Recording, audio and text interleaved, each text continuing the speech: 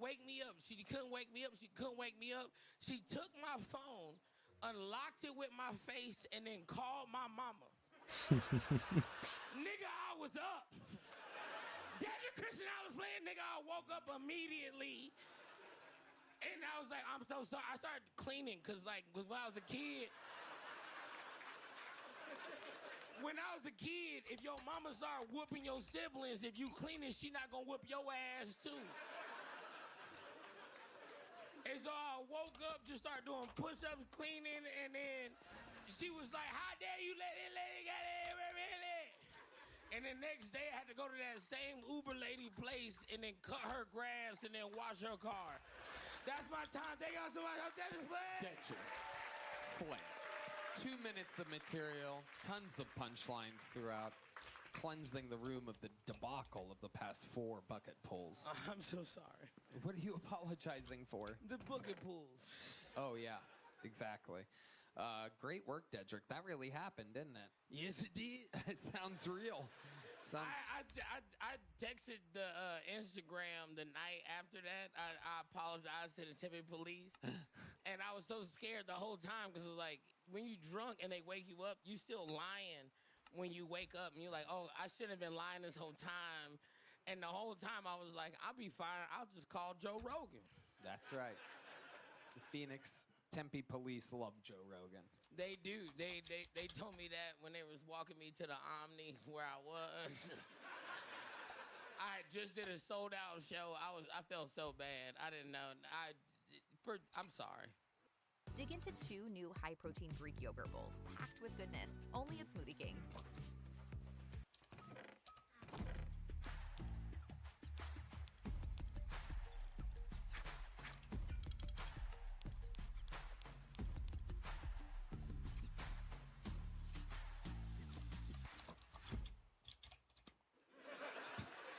I'm sorry, Tempe police, to the 2 officers, and I don't know y'all name. And the Instagram asked me that too. They said, what officers? I said, nigga, I told you I was drunk. That's amazing. That is incredible. I've never really thought about that. Falling asleep in a Waymo, there's no real... I heard that they start playing music really loud. Is what I don't know. Slept through that, too. They don't have good music. That's what fucked me up, because I was leaving Rochester, New York, and then I had a 5 a.m. flight, so I stayed up, went to that, flew, did 2 hours in Tempe, Arizona, and I was expecting to see my grandma, but my grandma was dying right now, and she lives in Tempe, and so I didn't know until after the show, so I got drunk, and I started hanging out, and I started getting sad. I said, you know what, I'm gonna leave. And then I got in the Waymo, and the Waymo, they have suggestions for music, but none of them are good. What are they? Music that you listen to. Dr. Phil music. Vertical Horizon? Sure. I love Shania Twain. Don't play with me, baby. I'm right at Hell yeah. Shania Twain, Mark Twain. He listens to it all. Sure, yeah. Well, maybe next time I'll fuck around that Waymo with you and we can go get some fish sticks or something. Or not. Or you can just look at me and say, we'll be right back, you know? That's right. Oh, don't do that again. That's terrible. Dedrick, I love those teeth. is there a specific song that would be on a Waymo? If you needed music to wake up a black person that fell asleep in a Waymo, as our senior black correspondent, what song would you pick? Too Short. How does that go? What Too Short song again? It's I go on and on. Can't understand how it lasts so long. That's right. I might have a superpowers. That's 203,000. That's as long as we can go without the copyright strike, so we get You it. play that, nigga, you can bring me out of the grave. That is...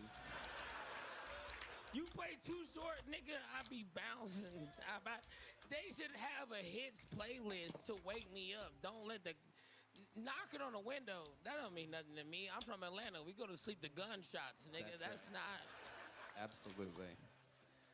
No. You think Pancho Sancho listens to Too Short as well? You live in Atlanta too, don't you? Yeah. No, I'm in New York. I thought you was in Atlanta for a while for True TV. No. Hey, Atlanta, this nigga's a liar. That would be a great sketch on Impractical Jokers. Just you guys going around the streets of Atlanta telling each other what to say. Say hello, my friend. Do you have an extra wallet to the guy walking towards you right now? No, but I'm about to, motherfucker. See, I'm playing both roles in this.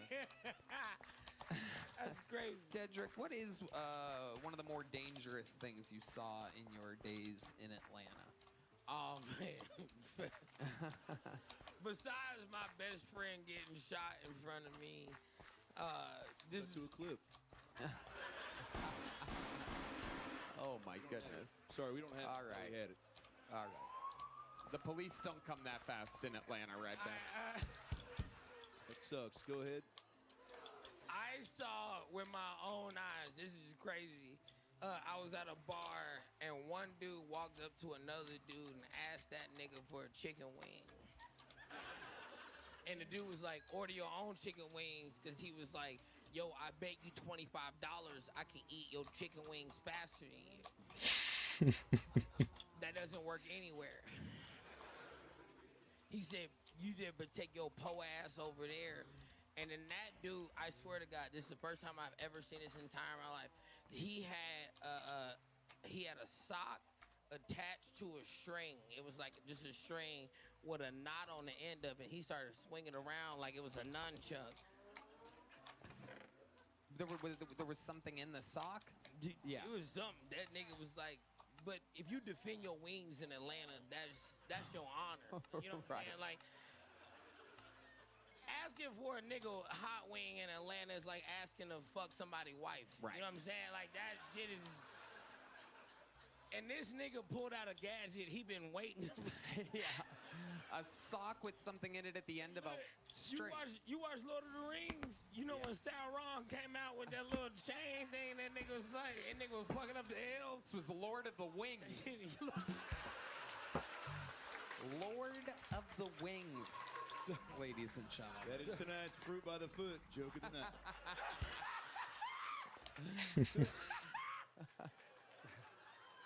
Just to summarize, the two craziest things you saw in Atlanta was your best friend getting gunned down in front of you and someone eating someone else's chicken wing. Yeah. And pulling out. Yeah, ho.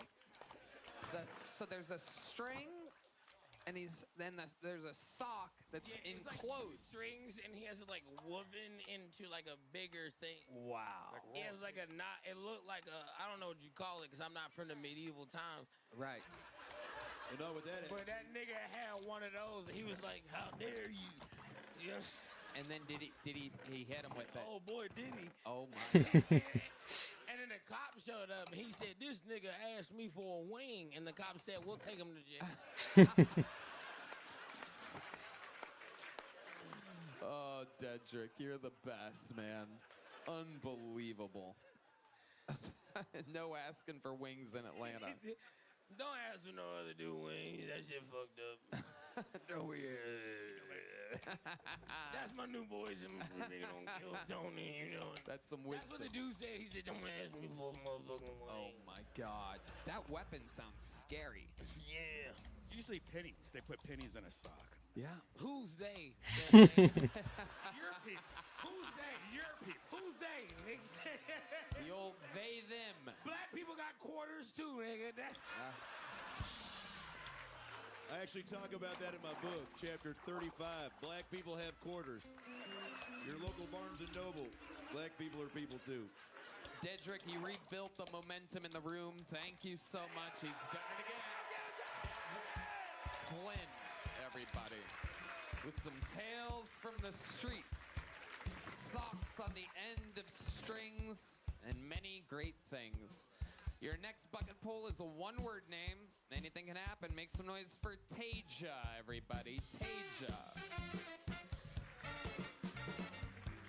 Oh my goodness. Hey, I just slept with my first white woman. Hey, I'm glad you proud, nigga, because my girl was pissed. For real, bro. It's bad. Nigga, this is bad. Fool. I had never been with a white woman before, but I come fast, nigga. I bust quick. Some people say premature. I like to say right on time. But now, as soon as I put it in, I bust like instantly, nigga. I was like, my bad. I'm sorry. Oh, my God. She said, no, Jerome, it's okay. I said, that's not my name. But I like the energy, though. It's real supportive, bro. It's very supportive. This white woman, though, she changed my life, bro. She fucked me up, nigga. She fucked me so good, I drink IPAs now. Are those the towering sliders?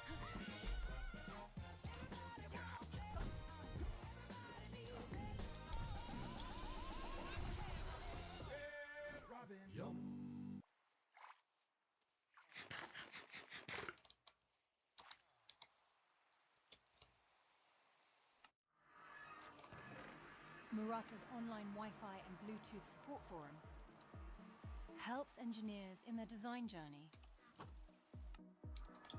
With 250,000 visits from engineers who trust our expertise, our forum gives access to design tools, information, and resources to help you on... I'm for real. My homie hit me up. He was like, you trying to go to the club? I was like, nah, you want to go to the brewery? We play cornhole and listen to Shania Twain. Nigga, Now, look, before we started having sex, she stopped me. She said, what are your kinks? What are your kinks? I don't have any kinks, though. She said she had a praise kink, which like words of affirmation, good girl, shit like that. That's not me, nigga. I don't think I did it right. I was like, ooh, you the GOAT. All right, that's my time, man. My name's time. Tasia, great set. Fantastic. You've been on this show before? Once. Yeah. This went better than last time, I bet, Yeah, right? yeah. Hell yeah. Well, welcome. How long you been on stand-up? I just hit 3 years today. Today's your 3-year anniversary. How about that? Amazing. What do you do for work? I'm an electrician. Okay. Yeah, I get up at 5 a.m. every day and work like 10 hours. Wow. Wow. Yeah. That's when Red Band goes to bed. New job, right? Huh? New job? Nah, Didn't I've been you used to work at Apple or something like that? Hell nah, nigga. I think you're thinking about one of from State Farm. the other day. Amazing. You ever get hit on when you're doing electrical work at a lady's house? No, I do like industrial shit, like Okay. data centers and shit. Okay. It was one time though. It was one time I went to a lady's house as a kindergarten teacher, and she tried to sleep with me and my coworker. Yeah. I ain't do it. I couldn't do it. I couldn't pull it off, but. Okay. I know, nigga. I'm not happy about it. You work at a data center. Yeah, I'm with the union, so I just get moved around. They just move me around. Do you know your data?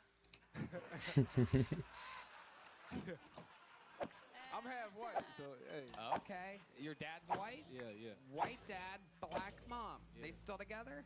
Hell no. No. Nah. Why do you think that ended? Why do you think that happened? Do you have brothers and sisters? Yeah. How old were you when they divorced? They were never married. They were never married. Right. No. I was like 1, but you know. Are you sure your dad's white? I swear to God. Okay. White as hell. All right. Super white. Okay. Yeah. And what does your dad do? He a realtor. And what does your mom do? Shit. Okay. The documents come in, and then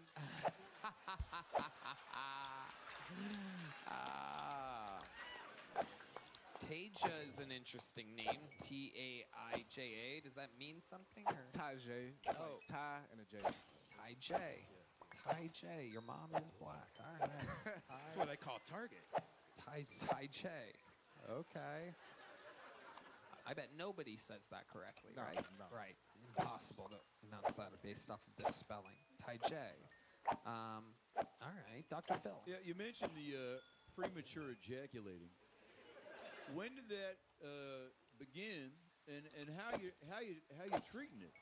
Because I would venture to assume not many women receiving that information are fired up, right? And I know you may. Let me finish. Some you're probably real used to hearing, right? Now, keep it right here. Yep. But what I mean by that, Tawana,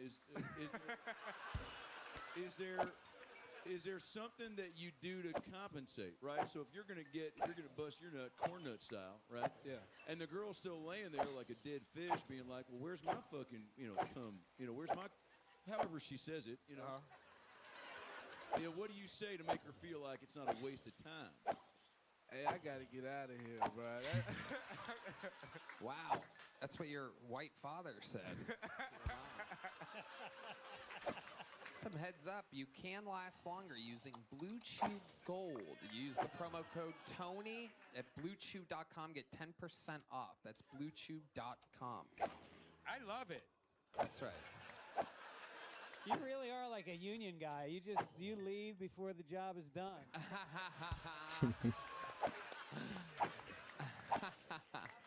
That is tonight's Frito-Lay joke of the night. Amazing. Ty J. What else do you do? What do you do for fun? I don't really have a lot of time. I just go to work and then I do comedy.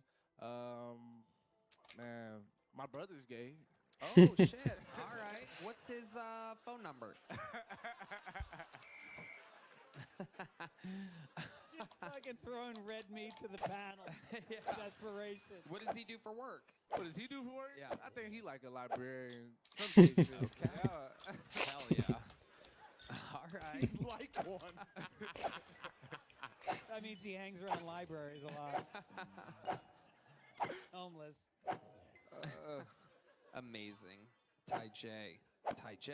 Some interest that he did just bring his boyfriend home for the first time. Oh, let's talk about that. Now, did he brought him home to your black mother or to your white father? To my white father. Ooh, okay. How did white dad take that? Well, I mean, he's... We'll be white dad. Go ahead. How did white dad handle that? He very supportive and shit. He's supportive. I was mad though, nigga. I didn't like it. Right. What do you think your black mother would say about it? Well, on my mama's side, I got a sister and she gay. Oh shit. Yeah, but she a stud. Oh. Yeah.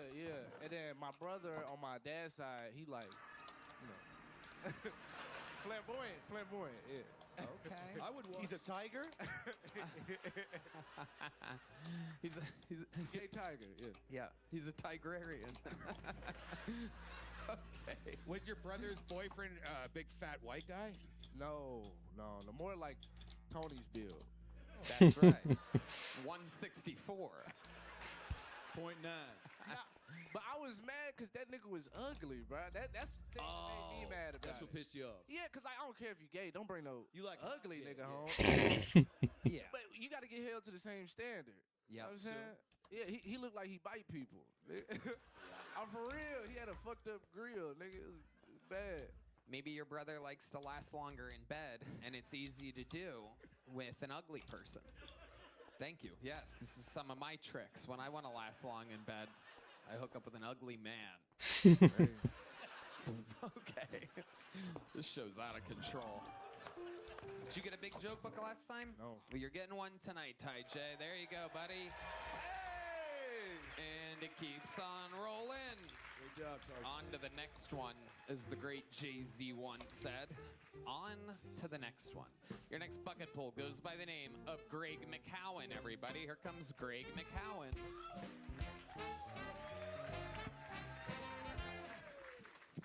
Yo, what's going on? Yo, Tony. Yo, recently I've been trying to date, but it's been very hard with an Android phone because for some reason, iPhone users always discriminate on me based off the color of my text messages. You know what I mean? It's always weird. Like every time I'm in a club and I'm trying to talk to a girl, I feel like Martin Luther King. I'm like, I have a dream that one day green messages and blue messages will one day come together. You know what I mean? It was great. Like, I can imagine I'll have like a group of Android supporters behind me leaving the club. They'll be chanting shit like green or blue, we don't care. Let us see your underwear. Like, shit's crazy. And across the street, you know what I'm saying, you'll see like the Android supporters, the iPhone supporters, and they'll be saying shit like, well, if he ain't blue, then he can't come through, or shit like that. You know what I mean? Yeah. Holy shit.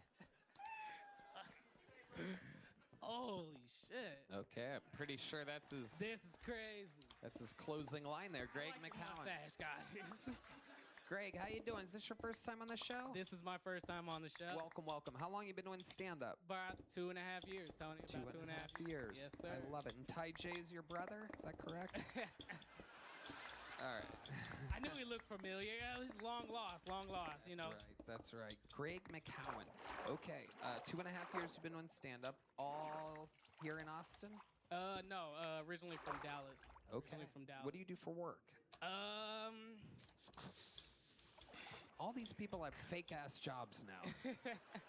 Currently unemployed, Tony. When's the last time you had a job? Last year, 2025, the last month of 2025. December. Yeah. Yes, that would be it. It took a little minute. It took a little minute to collectively get it. The last month of 2025. I think 2025 was a December. It landed on December. It's like correct. December in 25. Sometimes it's February. You never know when the last month's gonna be. What was the job that you had until December? I worked as a customer service rep for like Spectrum. Basically, I was just calling people about their bill, trying to help them out and shit like that. Calling people about their bills. Yeah. Dr. Phil. Yeah, I've recently been in too many Spectrum debacles. Oh Lord. So maybe we could do a little role play here, and you could give me some confidence in all right. in the establishment. All right. Up. Your phone's ringing, Dr. Phil. Hello, who the fuck is this? It's 10 a.m. You better be on fire. Thank you for calling. Thank you for calling. This is Spectrum calling about your bill. It's been overdue for about 3 months now, so we're calling because you have missed your payments, and we're trying to give you a little. Can you get to the fucking point, son? We're basically trying to give you a heads up to let you know that we'll be knocking some off your bill if we can collect right now. Collect a little bit right now. You know what I'm saying? Don't talk to me like that. I don't know what you're saying. First of all, how'd you get this number? I star 69 to your ass. You star 69. We got your number on file. We saw that you have been missing a lot of payments for a lot of households. Apparently, you just haven't been paying your bill. I don't know how you're not paying your bill. Actually. Well, it's been a rough. Ever heard of COVID, motherfucker? Oh, you know what? I got you. This is what we'll do. Well, if you go ahead and pay 100 right now, you ain't even got to worry about the bill, dog. Don't even worry about the shit. All right, let me call my friend Red Band real quick and see if he can Venmo me $100. Uh-oh, Red Band, pick up the phone. Yes. Hey, what's up? What's up? What's up, 257? Oh, shit. Positive affirmations help keep me grounded on and off the pitch. I am successful. I am talented. I am strong. I'm healing all areas of my life. Love your mind. I had my eye on the Calden sectional and the Neo upholstered bed. And the second I saw them, they're so delicious and warm. They elevate a space instantly. You know, I'm just here eating. What? So he's the one we gotta get the money from. So me and him are against you over there. Is this a three-way call? What is happening right now? Who patched You this need money? fucking guy in? I'm gonna call Tony. Hello? Is our fourth caller? Sorry, this is how we do things at the Phil House. I know you guys at Spectrum think you can fucking one-on-one this shit, but I got a whole half court ready to play, motherfucker. Got a whole. You ever played a pickup game at 24 Hour Fitness? Hell yeah. Guys just show up. Yeah. All right, go ahead, Tony. How exactly did you lose that job? Basically paying off a lot of people's shit, like just pushing through and shit like that. Just, helping some people out. Okay. They didn't like that shit. They didn't fuck with that shit at all. Okay. So how much money do you have in your checking account right now? Yeah. Fuck. Well, just give us a ballpark. Ballpark about $10. $10. Okay. Okay. A solid 10. When is rent due? What's your limit? Wait, you moved from Dallas, so you had a living situation in Dallas. You're sacrificing it all for stand-up comedy right now. Okay. How much material do you think you have altogether if you were to do your longest set? We just saw your Android material tonight. I would probably say between 10 to 15. 10 to 15. 10 to 15. Okay.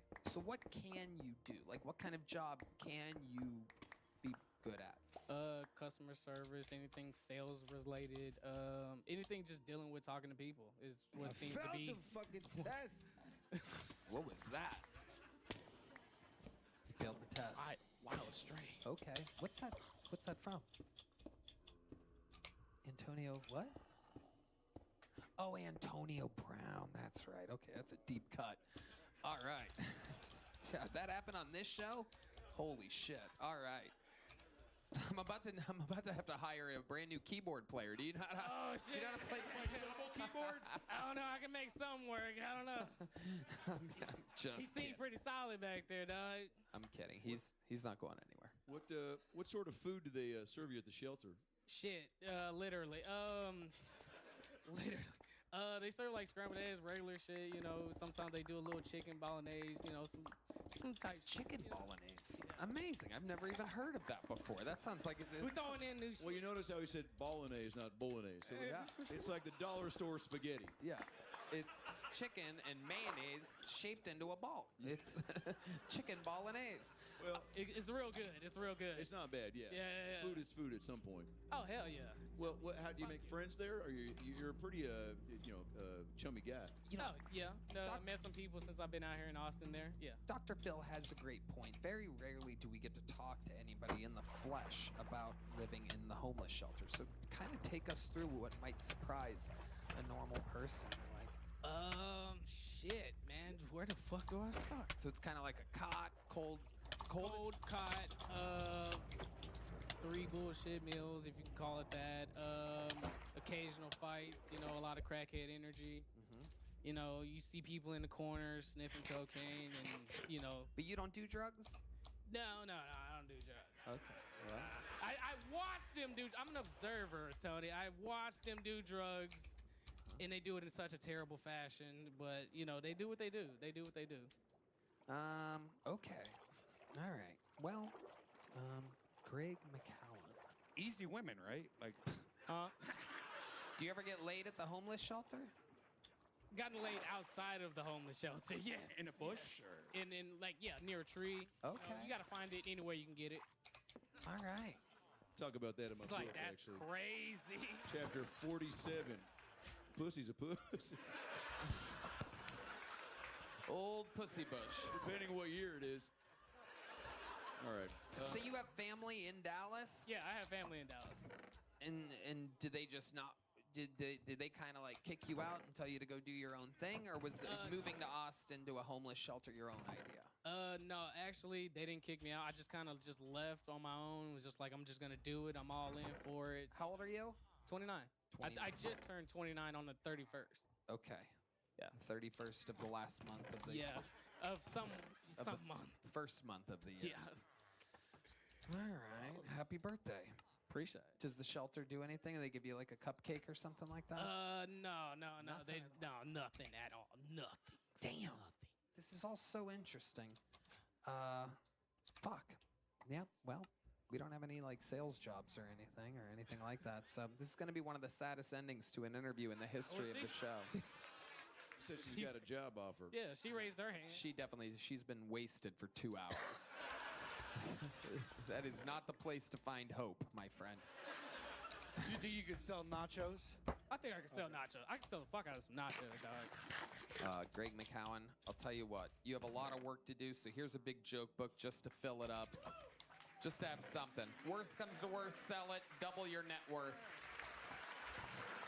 Yeah. There he goes, Greg McCowan, everybody. There goes Greg. Yeah, let's do that. Let's go with one of our golden ticket winners who's here to pop in, just visiting, swinging by in town. Ladies and gentlemen, this is a brand new minute from Jack Shaw, everybody. Here he is. It's Jack Shaw.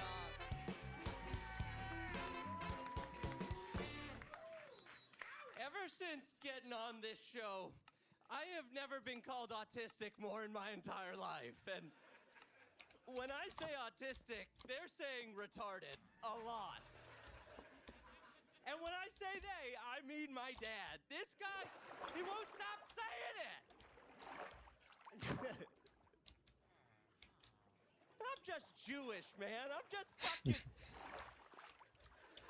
I mean, I'm so Jewish. I have family on both Epstein and Schindler's List, dude.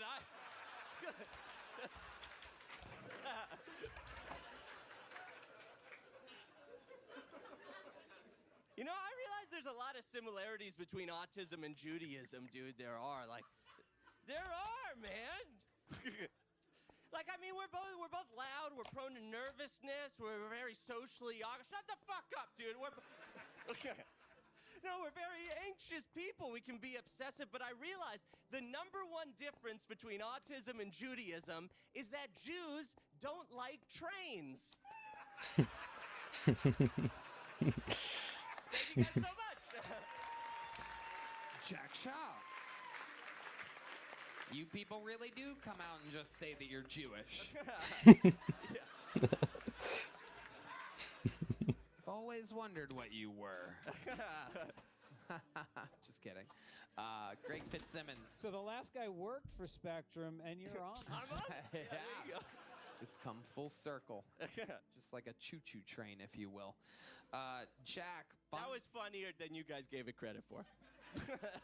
Or a juju train, if you will. Yeah. Oh, don't play that. Don't play that sound, please. There you go. There's a little something to cleanse the bones. Jack Shaw, how's life been going? Dude, it's been going great. You know, the last time I was on the show, Joe Rogan told me to do some props, so I bought some fucking props tonight. You had some successful props last time you were on. Is the show? Let's fucking... Who's ready for some Jew props, huh? It's Jew props. Actually, no, that makes sense. This first one is to make your Jewish friends feel comfortable on Christmas. Wow. Pretty good. I love it. Hey. Okay. Jew props. We're talking Jew props. We're talking My Jew dad props. really doesn't want me to do this one, but this is a Hasidic gas mask. Oh, god damn. Oh, you got it. God damn. We'll picture it. Oh, fuck. Yeah, just put it on. Put AI on it. Fuck. Just do it. Do it like it works, and then put the thing over your head second. This is a Hasidic gas mask. A Hasidic gas mask, everybody. There you go. All right, now He said it, not me, by the way. This is an ancient dick pic. That's my dick, dude. This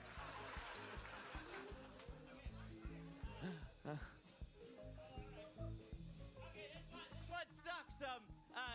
If anyone has a pig at home and that pig gets hurt, how about some ointment? Ointment? Wow, that's the dumbest thing I've ever seen in my life. There are so many reasons to love the play with the Arizona Lottery, like supporting children in foster care. Life can be chaotic. Gettles HVAC and plumbing experts can help. Our rejuvenation maintenance. Jew props. We're talking Jew props. We're talking Jew props. He's doing the Jew props. Jew props. Uh-oh. Whoa. This is a drawing by D Madness. I thought that was pretty... I think that's pretty good. It looks great. That's amazing. Great stuff. Great. This is health insurance for a healthcare CEO. Bulletproof vest. All right. Bagel and Lock's top. It up. This is Lego Epstein Island, everybody. I thought that was gonna go so much better. What the? Jesus Christ. All right. Well, we have an expansion pack with Donald Trump and Bill Clinton. I think. All right, Trump was never on the island, but keep going. All right, Clinton was. Stephen Hawking. 55 times. What's that one? Stephen Hawking. Yes, he was there. God damn it. That's right. Well, we tried it. So. That's right. Jack Shaw lives in L.A., so they will never let it go that Trump was never on Epstein Island. Just a fun fact. But he was never there. Okay, well, that didn't go great. It's like Sal Volcano. It's a little like Carrot Stop. Dude, that's what I wanted to ask Carrot Top. I was hoping Carrot Top would be here so I could ask him for some mentorship. So Carrot Top, I'll be Carrot Bottom right here. Whoa! You were ready for that. Yeah. That's amazing. Hey, you want this? Wow. Okay. That's a lot of red pews. You want this? Here, I'll You trade. can't have it. All right. I'll trade you. Oh, okay, thank you. There you go. You I can't use this. You could use that. You could use. Believe in yourself, Jay. If I scrunch it down enough, it's fine. You could just put your whole body into it. Yeah. Put it over my head. That fits one full Pancho Sancho. Take your time. Sound it out. Pancho Sancho Villa. Jack, it turns out we love good and bad props here. I loved it. Make some noise one more time for Jack Shaw, everybody. What a hoot. There he goes. The lovely Jack Shaw. Back to the bucket we go. This name came from the inside. Make some noise for BHC Tommy. BHC Tommy.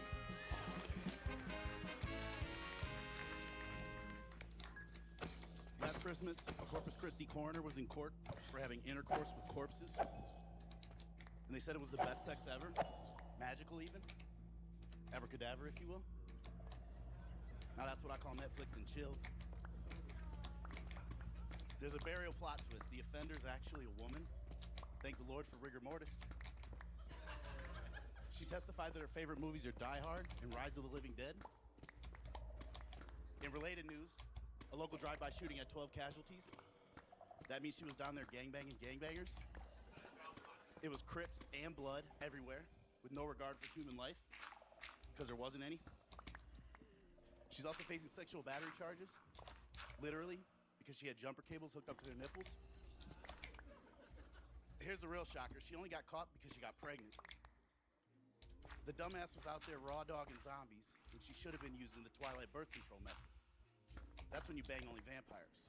And it works because a vampire can't come inside anywhere without permission first. That's it. Okay, BHC Tommy.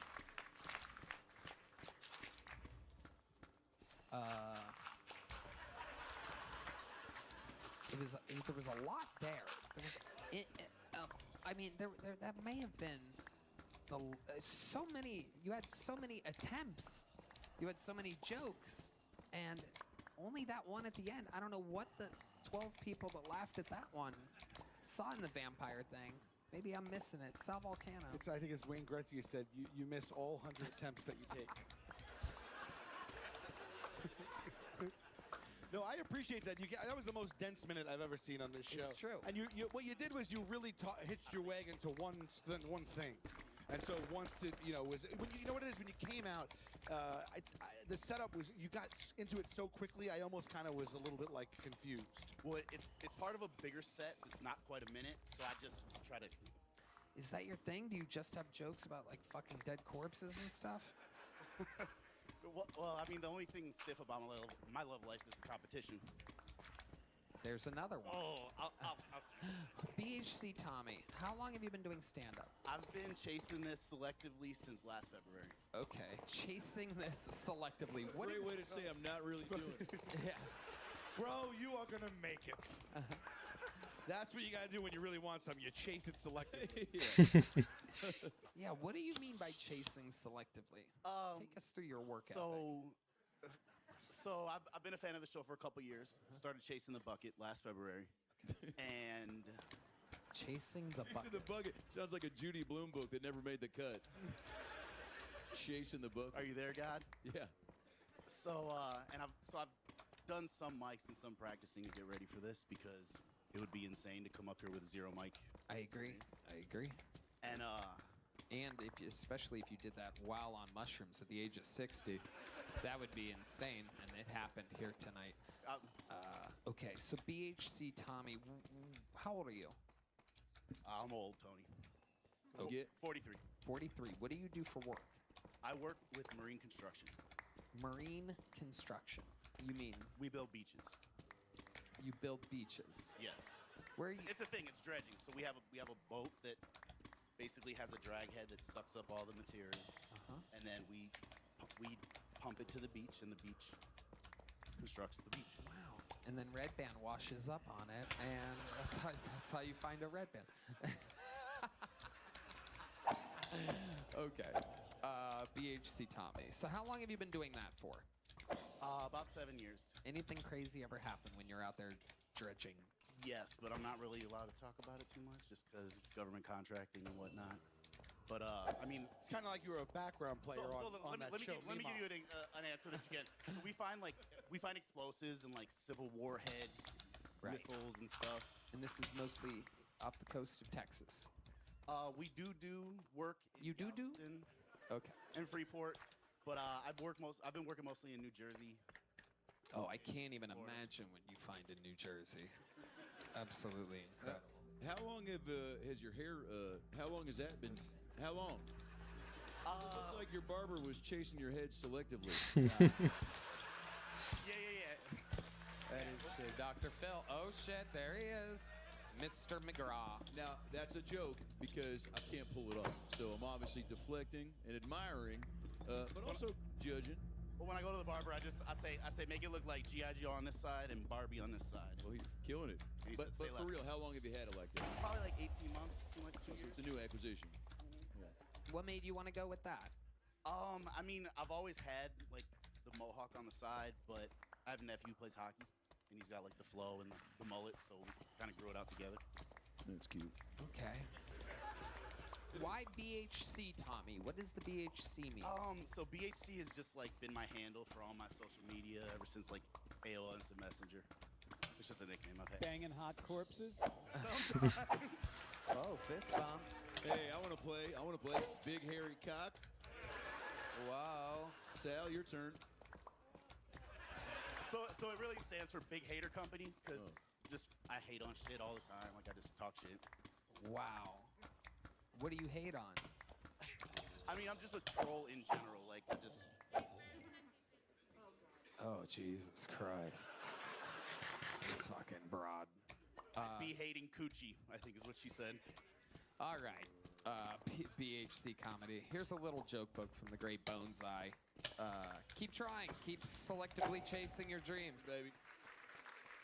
There he goes. BHC Tommy. Some people just try. Some people just hope for the best. You gotta try. If you don't at first succeed, well, maybe do something else. Is that in the book?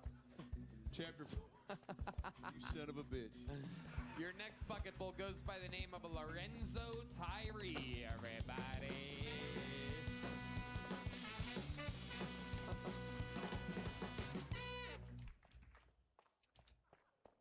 So, I don't do one-night stands anymore. I do two-night stands. Otherwise, it looks, makes the bedroom look uneven.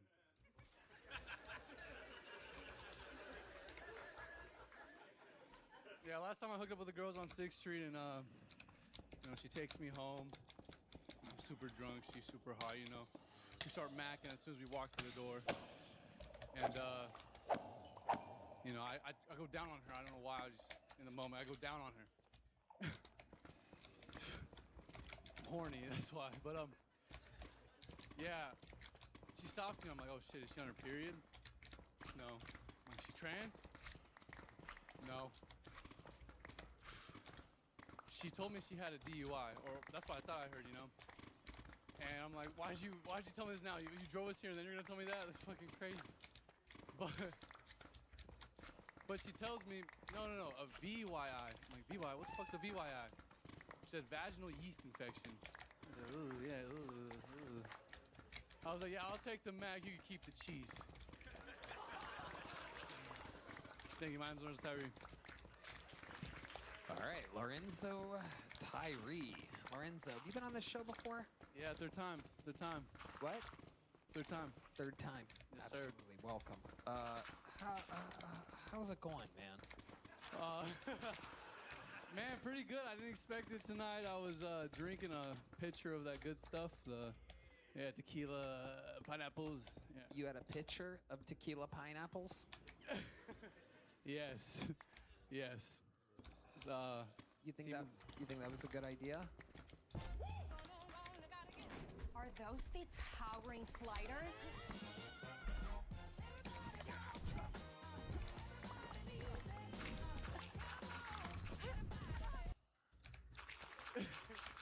yeah, I was like, you know, chill night. I love hanging with the other comedians. It'd be fun. Okay. Are you the second Aunt Viv from Fresh Prince of Bel-Air? I am not. All right. Making small talk. Thanks, Dr. Phil. Thanks. It is incredible. Well, yeah, I like your. I do want to say, you know, a lot of sexual content tonight, which is fair. It's a relatable topic. It's something we're all going through and trying to figure out. But you said a second stand, so you are out there trying to grease the wheels quite often, yeah? Well, it's a simple yes or no question. You're in active season. Preseason for what? WNBA? The fuck are you talking about? You look like breeding. My way of saying you look like a giant lesbian, Lorenzo. Thank you. Thank you. You're welcome. Somehow you look like every character from Sesame Street at once. It is so absolutely incredible. Ladies, any stud likers out here? This guy's built like a fucking palm tree. Look at this guy. Oh my God. Funny. Tequila pineapples. Do you ever make jokes though about your appearance? Because that isn't one way to get the crowd on your side, right? Is to be self-deprecating right out of the gate. Yeah, I got a couple. Yeah. I missed last season because I was in a Russian prison.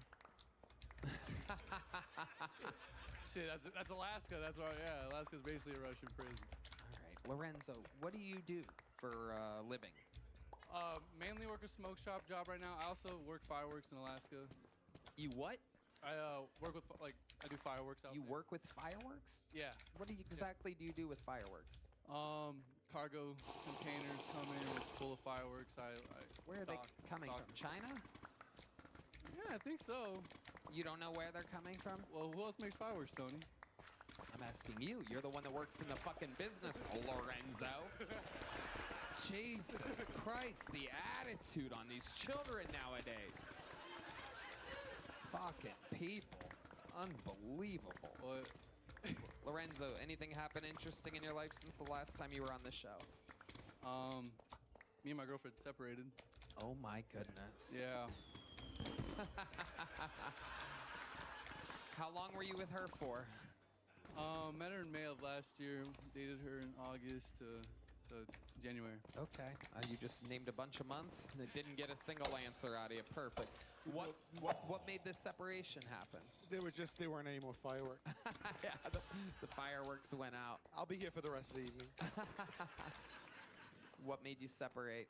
I just think we were too different, you know. Not the yin and yang type either. What do you mean, too different? Isn't she a woman as well?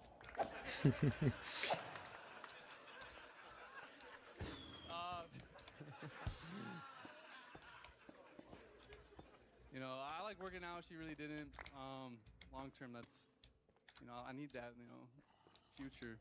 No, like going out, I didn't. She like what? Going out. I didn't like going out. You're a homebody. Kinda. I go out for mics and stuff like that, but you know, I like to be out too often. I get really drunk sometimes. It sounds like you do that a lot. If you drank a pitcher of tequila pineapple before the opportunity of a lifetime, I'm pretty sure you might have a drinking problem. Sorry, Grandma. What? That's his closer. That's how he signs off his sets. Sorry. Hey, that's my time. Sorry, Grandma. Yep. I'm actually not mad about it. It's a little bit better than Buckle Up. They're in the same department store, though. Lorenzo, we're going to keep it moving along. There goes Lorenzo Tyree, everybody. There he goes. You got nothing but little joke books, right? I'm guessing? Little and medium, so. Okay, little medium next time. Keeping it moving along. Make some noise for Sion Lazar out of the bucket. Go, you drunk-ass motherfucker. Jesus Christ. You thought it was, Sion Lazar. You thought it was one of those AMP doors that open? One of those automatic curtains. Hold on a second. Hold on.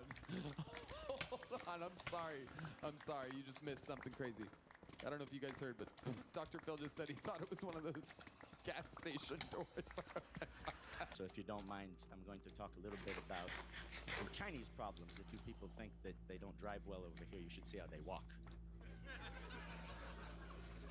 There's this one guy, he walked into me about 10 times. It's kind of like those remote cars, when they bump into something, you boom. They don't even look up from their phone. They just keep on bouncing into your ass until they just burn out. The other problem is they got a lot of metrosexuals out there. Does anyone know what a metrosexual is? If you don't know what a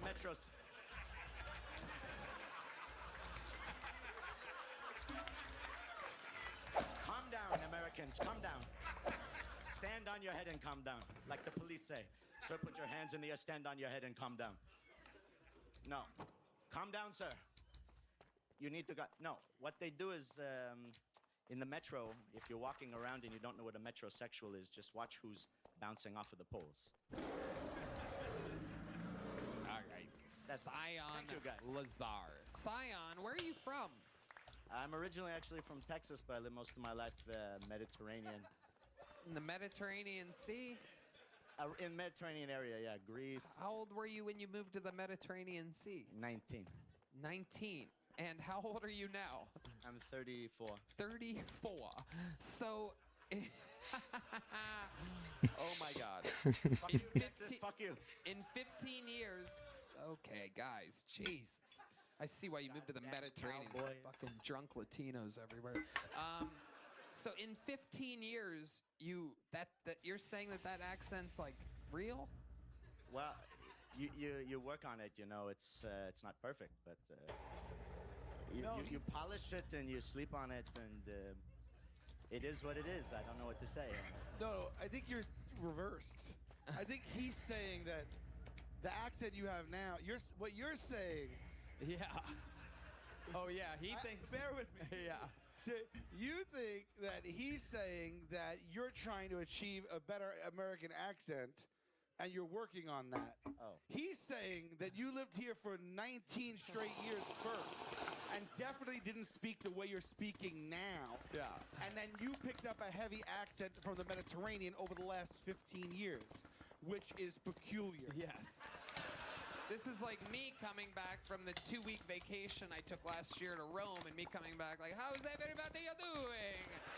I don't even know what you talk about. It's good to be at home to America.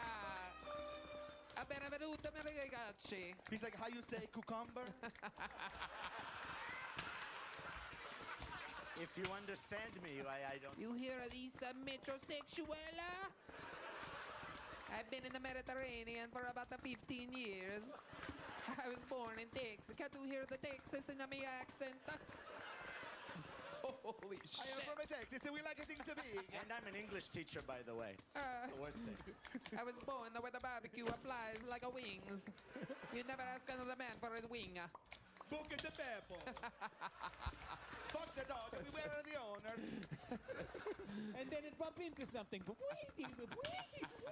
The fuck was that? The only accent they know is Italian. It's strange. Sorry, Grandma. Well, I mean... We did it to ourselves. If you got a rhythm, continue, gentlemen. I'm enjoying myself too. So the accent you would label that more as Greek? No, probably more Israeli actually. Okay. I speak Hebrew. I speak a little Greek and Turkish too. Okay. Yeah. Didn't take him long to bring it up, did he? Yeah, baby. He's back. Fitz dog. If you ask, you're gonna find out. That is tonight's Honey Nut Cheerios joke of the night. Wow. So, Scion, I gotta give you credit. Out of all the interviews out of the bucket I've had tonight, you do seem like the most interesting. You're answering questions. It seems as though you have some life experience. What have you been doing over there? What made you leave Texas and go to the Mediterranean? Oh, well, I teach English. Discover the ease of cushionless comfort.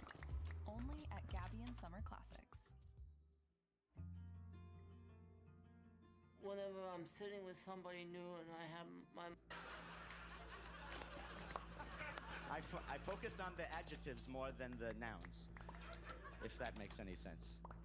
This is incredible. But not the pronouns. Over in America, things are very strange pronoun-wise. Go on. Tell us about that. Tell us about that. You have global knowledge. It's good what you're saying so that Americans can hear it. Go ahead. Well, so you see, you have the he, and then you have the she. But sometimes, in certain circumstances, the she, or usually the he, will decide that he would like to try the other side. So, he looks up a doctor, and the doctor says, turn around. And then he examines the size. That's the first thing. And if it's too large,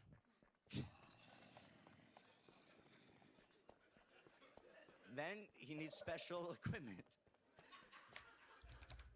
But sometimes it's minimal, it's nominal. And in that case, he just says, continue with what you're doing, put on a little lipstick, and you're good to go. Anyway, to the bride and groom. Yes. Worst wedding speech of all time. Can you imagine your best friend's getting married and he's up here going, hey, let's go to meet Zelda in the parking lot for some rubbing tugs. What the fuck was that? I'm sorry, I drank a pitcher of a tequila pineapple.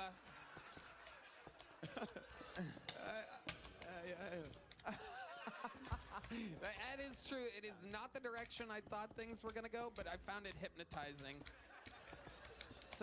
So you teach English in all those different places, and you kind of just go wherever you want. Yeah, well, yes, that's the way it is. It's kind of addictive, actually. Once you start traveling, you just can't stop. You just keep running away forever, and you convince people that this is the way Americans speak. So wherever I'm teaching, they're going to talk like me.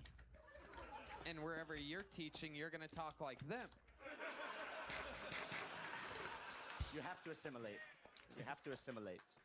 Hell yeah. I don't want to be a say racist. this is the one contestant tonight, panelist, guest, what do we call them?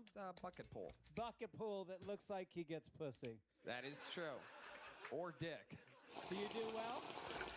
I've seen one or two. It's not. You present like everything you're saying is so much more important than it really is. And you might not think it's funny. I'm gonna go home and laugh my ass off. You got me hooked. I'm like, what happens to the he and the she? It comes from Genesis chapter 6. And they knew that they were naked, and they hid themselves in the garden. God agrees. We are getting word that God agrees with you. Were you nibbling on Christians? Where are the fucking Christians? Scion. Go ahead, Dr. Phil. Do you do drugs? Excuse me? Do you do drugs? Like, are you a casual weed smoker or? No. I live in China. They kill you for that. You live in China now too? It's the death penalty. Yeah, I live in China now. Oh, I live in China so long. I talk like this now. I teach English. What's up? Can you imagine? Have you ever heard a white guy with a Chinese accent? This guy was born in fucking Texas. It could happen. And I wanted to. What'd you say? If there's any Chinese people, you know what I'm talking about. Yeah, we have a very small Chinese. How dare you, sir? There's Chinese people in Texas. I talk about that. Not here. Actually, no. Is this a clan meeting? What the? All right, Scion, relax. Excuse me. A Wu-Tang Clan meeting, perhaps. Okay, so Scion. All right. What does Scion mean? Sion. It's like Zion in English. So, you are Jewish? Adonai Echad Yama'af. Okay, that's enough. There you go. Get down! Adonai Echad. He said, "Buckle up" in Hebrew. Tomato, Ray Romano. You know what I'm saying? If I killed your gods, don't mess with me. What the Don't talk about that in this book. But. All right. There's a lot of... If we killed God, seriously, do you want to mess with the guy who killed God? I'm just saying. Yeah. Is that what you use on a first date? Yeah. How you've seen two pussies? If they come at me with "you killed God," I'm like, so why you want to fuck with the motherfucker who killed God? You know what I'm saying? It's pretty badass, if you ask me. All right. I'm sorry. Like you put it on me. You put it on me. If a God killer, I'm gonna put that on my fucking sweatshirt.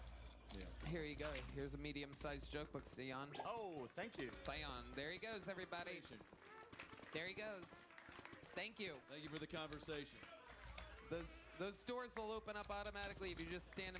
A lot of handshakes. All right, there goes. There they go. Thank you. So one more time for Scion, everybody. All right. Okay, we have one last bucket pull. Ladies and gentlemen, make some noise for Layla Ingalls, everybody. We know Layla. She's been on this show before.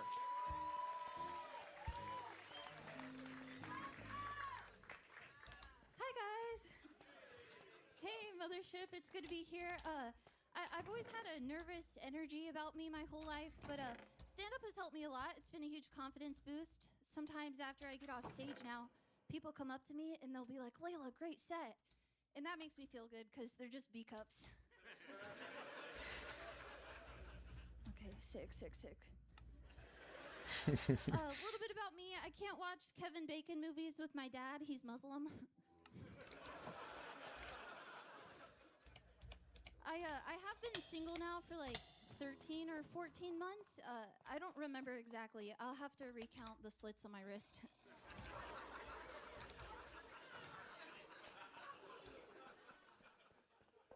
It's been 14.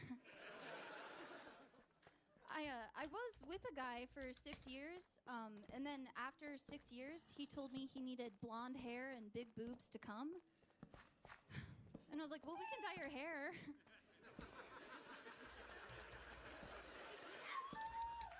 Okay, thank you. Layla Ingalls. Welcome back, Layla. How's it going? It's going good. Were you gonna say something else there?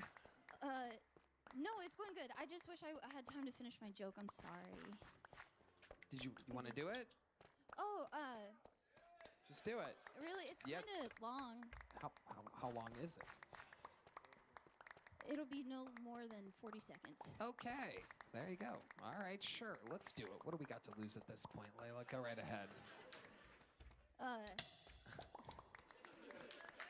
He told me he needed blonde hair and big boobs to come. And I was like, well, we can dye your hair. And then I felt like the meow interrupted it. But, I'll be quiet now.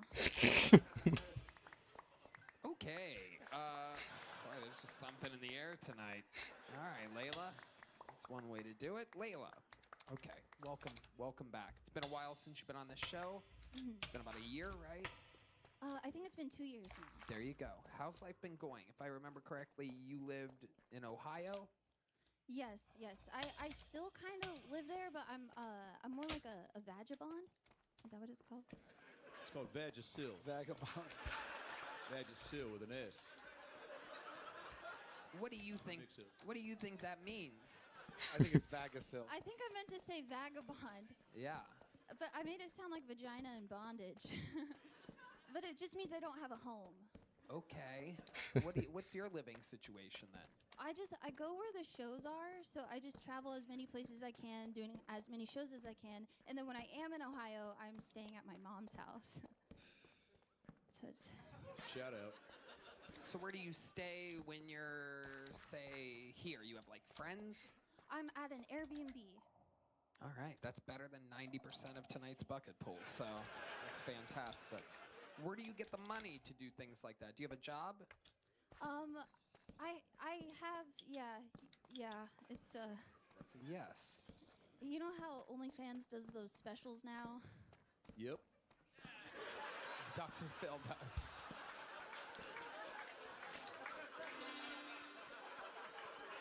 I mean, I've heard of it.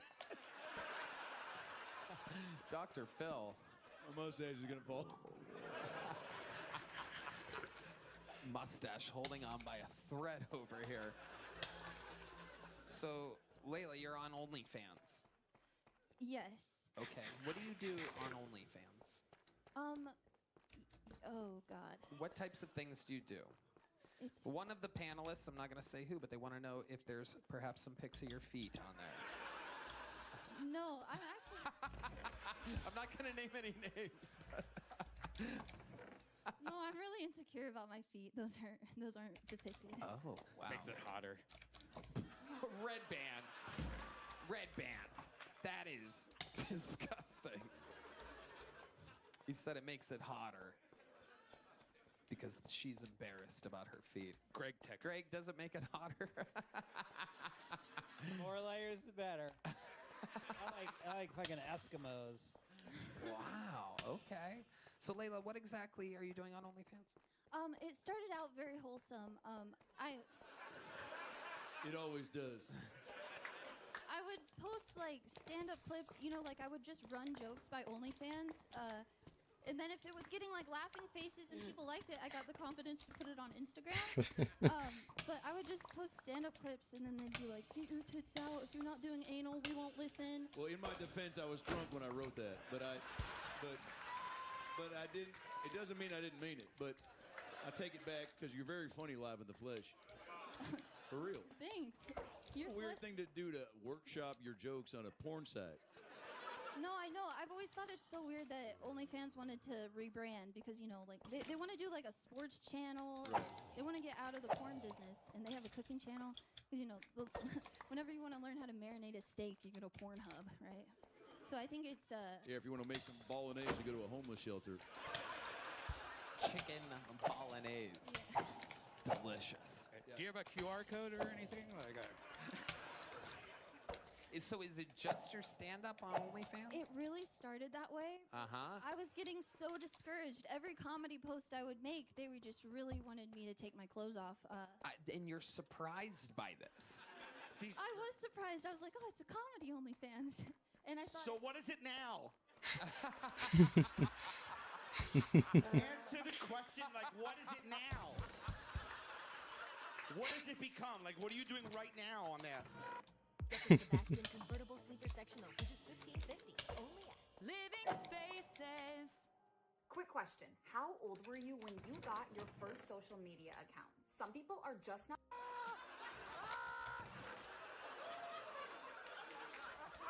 Speak. Just tell us. What are you doing on there right now? If we went on there right now and paid, what would we see? Oh my God. You're like... What has it evolved to? So now I have taken my clothes off. I haven't spread anything though. It doesn't, the flower hasn't blossomed. Okay. I'm so uncomfortable. Why? It's your life. You're the one on it. You're actually about to make vast sums of money now that you're talking about your OnlyFans on the show. I know. I am extremely blessed. It's the reason I can afford to like go places and get Airbnbs and not have to sleep on couches every night. So I am very blessed, but I'm just not like a real like sexy energy. Are you shaved? So, Red Band. Red Band, you can't ask female comedians questions like that. We're giving these people the opportunity of a lifetime, and this show is built to give people a chance to live their dream. Are you shaved? No, I'm kidding. I'm joking. It's a thing we do. Anyway. They have requested that I keep a bush. Wow, look at that. So Who's they? The cast of fucking Space Jam? I feel like it's gonna be you and Sal after this. Well, no, I'm happily married, but I appreciate the thought. I do like your sweater. Let me ask you this: do they ask you something so weird that you're like, no, I can't even do that, or is it all pretty hunky dory? Yeah, I mean, I have gotten requested to like if I could like jerk off a dildo with my feet and stuff, and I'm like, it doesn't even have skin to move. How am I gonna? Again, when I wrote that, I thought that I was being playful and jovial. The eyes, jovial. Jovial's the word I'm looking for. Yeah, but take 100% of the shots. You don't. What is it, Gretzky? Yeah. You missed 100% of the shots you say. We're moving on, Sal. Yes. It is. So you were like on OnlyFans, and you were like, oh, I have to check. It's either 13 or 14. I have to check my wrists, and they were like, jerk off a dildo with your feet. Yeah. No, Tough. it's for real. When I was contracted with OnlyFans, part of the contract was you had to go live twice a month. And so then it would just be me talking about like how comedy's going in my life. And then one day I was kind of sad, and I was like, guys, I'm kind of sad today. And then they're like, so do you do customs? And it's a lot. They don't give a fuck. It's a joke to try to do anything other than sex stuff on OnlyFans. they're not gonna have me back after this. I think you're gonna be just fine. Disagree. I think you've upped the ante. Well, you said you haven't spread your wings, and then you said yet. Is there a date we're all looking forward to? Is there a big January 6th. payoff? I don't want to say I don't want to say I'll never do anything because I've already done way more than I ever thought I would. Like what? We know what you haven't done. You haven't spread it. Yeah. But what have you done? What could someone, let's say, one of the millions of people watching this, what have you done? It's a fair question. Let me remind you, you could have gotten a fucking job like everybody else did, but you wanted to take the easiest possible route, which is posting clips of your stand-up on OnlyFans. This young buck came on the show, won a golden ticket, and then took over. Just complete, full control. Became one of the most intimidating forces in the history of the show, so much so that I let him do whatever he wants. It's been a while since he's been on. Ladies and gentlemen, this is the long-awaited return of the one and only Timmy No Breaks.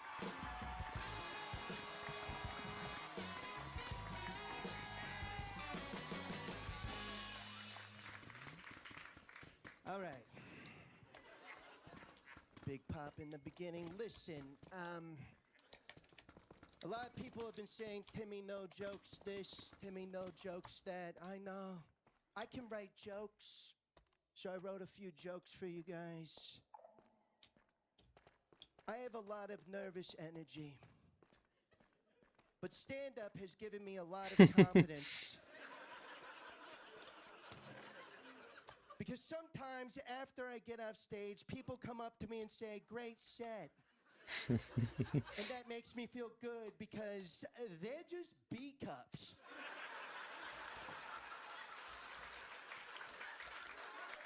Take notes, you fucking dumbass retards. It's pretty fucking easy. Here's another one. Sam J, ladies and gentlemen. She's a black lesbo, which means she doesn't eat pussy. She, oh, hell knows on it. Relinquish my time. Wow, what the fuck? Wow. What's up, gay guys? How we doing, everybody? We good? Timmy motherfucking No Breaks. Absolutely incredible. Oh, thank you. That, I recognize some of that material. Well, yeah, Tone, it was a cover. I mean, what are you talking about? In music, we do covers. I do a lot of music now. I'm not just a comedian, so it's totally normal to do covers. The #1 comedy album on iTunes. I am the well, yeah. #1 comedy album on iTunes, but if you have an iPod Shuffle, you're probably bumping that shit all the time. I bet you love my shit. Yep. Make some noise for my fucking album, you retard. There he is. No mercy, no breaks. The only person that we should actually buckle up for. I totally agree. I totally agree with that. Thank you. Timmy, unbelievable. Oh, look at this guy. Is this Dr. Phil? Yeah. What's up, player? Hey. Timmy, good to see you. Good to see you, too. What kind of doctor are you? That's a personal question, but if you follow me on Facebook, I'll give you a couple responses that might direct you towards what I have. I haven't been practicing for quite some time, Timmy. But originally it was psychotherapy, and then just social work stuff. Okay. Just kind of a lot of parenting. Oh, so you're not a gynecologist? You're fucking gay. You're gay. That's fucking gay. Little fun fact for That you. shit got a way bigger pop. What the fuck is going on? I call him gay. I've seen a couple of vaginas. Your wife's, right? You saw your wife's vagina? Wife, and every 4th of July we try to spice things up. She brings a friend over. Usually somebody I follow on OnlyFans. Anyways, what else is going on, Tom? I was just going to say a little fun fact for you Kill Tony diehard fans out there. This is the first time in which Timmy No Breaks and Dr. Phil, or any form of Dr. Phil, have ever been on the same show at the same time. This is quite the eclipse. Very exciting. Yeah. It's like the Traveling Wilburys or something like that. Two all-time greats. All of a sudden, wait a second. What is that? What are you talking? I mean, it grills. I'm doing good, Tom. I mean, you have a grill now too? Yeah, I'm making money. I'm doing good. I got a fucking entourage now. It's pretty good. You want to meet him? Yeah, guys, come on out. You have an entourage? I got a fucking entourage. Oh my god. Holy. Whoa. Yeah, give it up for my fucking entourage, everybody. Oh my god. Yeah. Oh. Give it up for my fucking entourage. This is Ladainty. He's my weed roller. This is Le Sweetwall. He yells at waiters for me. This is my driver. I don't know who the fuck that guy is, but I mean, Johnny Drama. Everyone's black except for that one. No, he's black. That is. This is a black man. What are you fucking talking about? That Asian guy? Yeah. What does he do? Teach English in Atlanta? Is that callback? I don't know what that was. Yeah. Well, anyways, we wanted to do a quick rap if that's okay. I want you guys to hold off on doing any of the music, but I'm just going to start with a little bit of a cappella. So here we go. Okay, a cappella. Timmy No Breaks, who is obviously black now. Oh. He brought his own microphone. Is that hooked up? Shut the fuck up, Tone.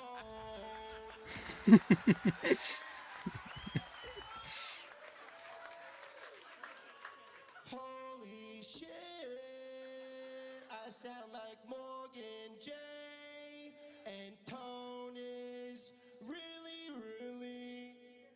nigger. What the fuck was that? Get the fuck out. You're fine. Get the fuck out of here, guys. Tom, I'm sorry. That's crazy. You never can say the N-word, Tom. But Jesus Christ, that was intense. I thought that was hilarious. Well, now I don't have an entourage. I need a fucking entourage. Who wants to be a part of my entourage? This guy, that black guy right there. All right, I'm coming over there. Sorry, Tone, I gotta head over there. Give me a sec. Dig into 2 new high-protein Greek yogurt bowls, packed with goodness, only at Smoothie King. We all do it, hoping a good luck ritual will somehow keep things running smoothly. Hey, John Dees, play the keys. There's no black guy over there. Hit me with a spotlight. Tickle those keys, John. This guy is not fucking black. This guy's not black. I can't see shit. Everybody looks fucking black, all right?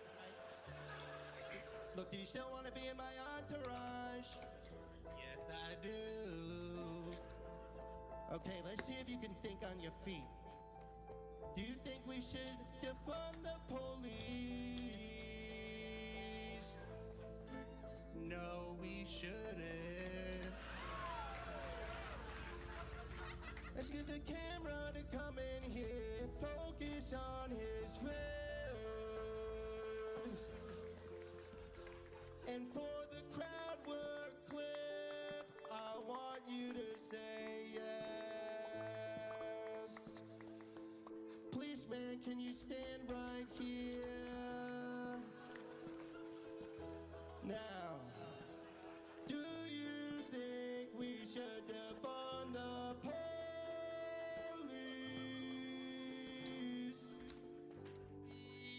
No, I'm good. Can you sing him his Miranda rights?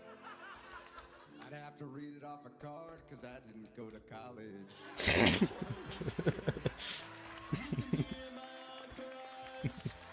Shoot this guy in the fucking face. Where else should we go? Who wants to be in my entourage? Let me ask you. Let me ask you. Do you think ICE should have shot those people? Fuck no. You can't be in my entourage. You can't be in my entourage. Not in my entourage.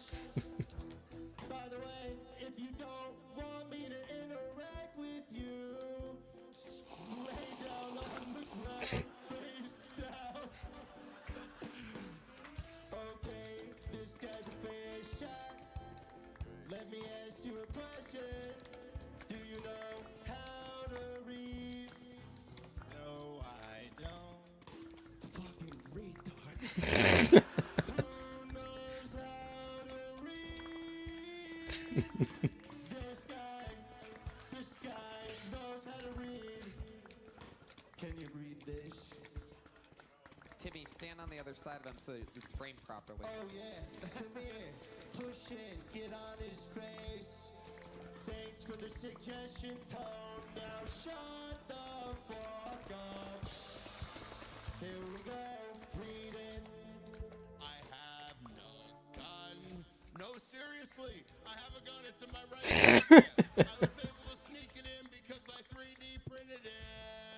Allah is the one true God. Oh my God. I found the person for my entourage. These guys in my entourage. We have an entourage.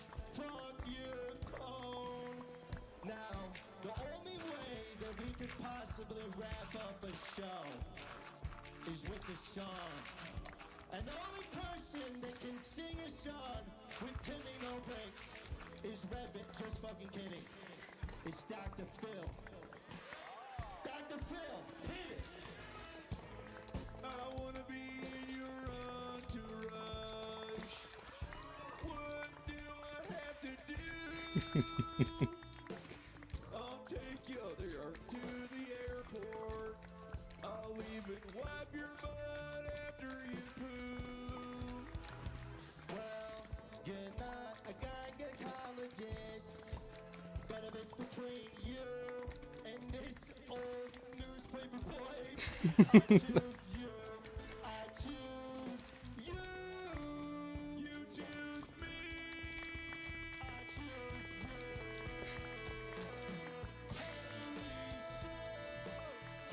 Holy shit, and that is true, but this will stop. I'm in your entourage. I'm in your entourage. I'll let you have fun.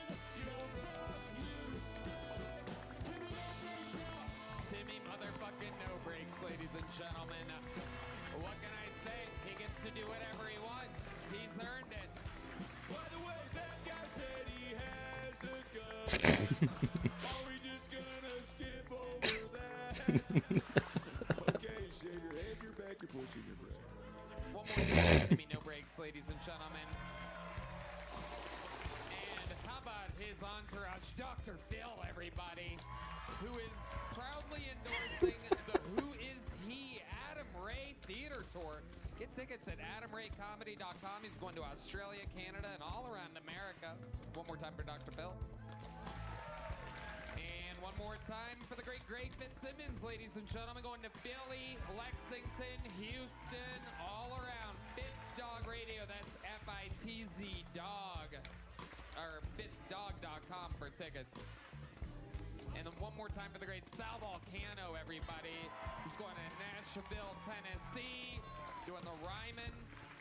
SalVolcanoComedy.com, his podcast Manouche, and new episodes of The Impractical Jokers every Thursday on TBS. We're going to the Intuit Dome in Los Angeles, California, a large state-of-the-art arena to make our return back to where Kill Tony started in LA. How exciting is that? How about one more time for the best damn band in the land? Red Band. Check out Cap Red 7 on iTunes and Spotify. We love you guys. Fun times tonight. You guys have a good time? Thank you. We love you. Good night, everybody.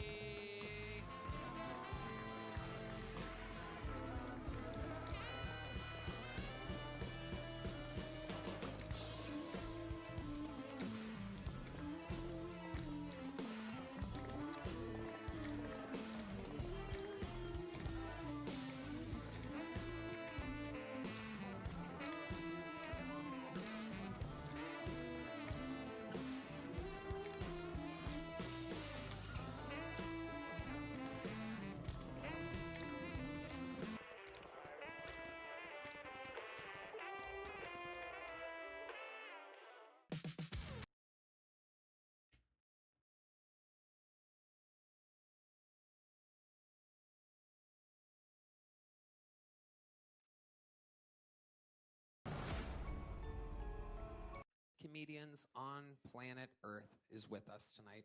One of my favorite humans, a guy who I can say I've literally basically watched grow up over the past decade and a half, and now he is a phenom.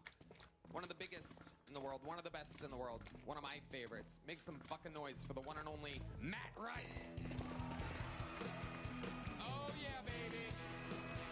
Who? The man, the myth, the legend is with us. Matt motherfucking Rife on a Monday evening in Austin, Texas. Oh yeah. Matt does arenas. He's doing Jacksonville, Louisville, all over. MattRifeOfficial.com. How's it going, buddy? Dude, good, man. Happy to be back in Austin. So good to see you. 48 hours. Thanks for having me. You're such a relief on my eyes. I'm used to looking at Red Band, and I get to look at you. Are just a specimen. Stop. Charming, good looking. I mean, absolutely incredible. I'm in heaven Thank here you. tonight.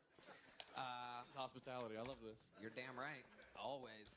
We've had so much fun in the past. You know how the show works, Matt. I have a bucket with about 300 comedians' names in it. It's absolutely incredible. I'm going to let this woman whose mother got kidnapped a couple weeks ago pick the first name out of the bucket. Good for you. Little special treat. You're getting away from all the stress, having a night out of laughter. Good luck with all that, by the way. If your name gets pulled out of the bucket, you know how it works. They get 60 seconds uninterrupted. That means their time is up when you hear the sound of a kitten. You have to wrap it up then, or else you bring out the angry West Hollywood Bear, which just loudly interrupts their set. And then I conduct an interview. Anything can happen. The entire thing is improvised. You guys ready to start tonight's fucking show, or what? Well, we have a special treat for you guys. Normally, this guy would close the show, but tonight he is opening the show. He is the record holder for all-time appearances on this show, all-time interviews. What a way to get things started. Some people call him the Vanilla Gorilla, the Memphis Strangler, the Big Red Machine. This is indeed the one and only William Montgomery.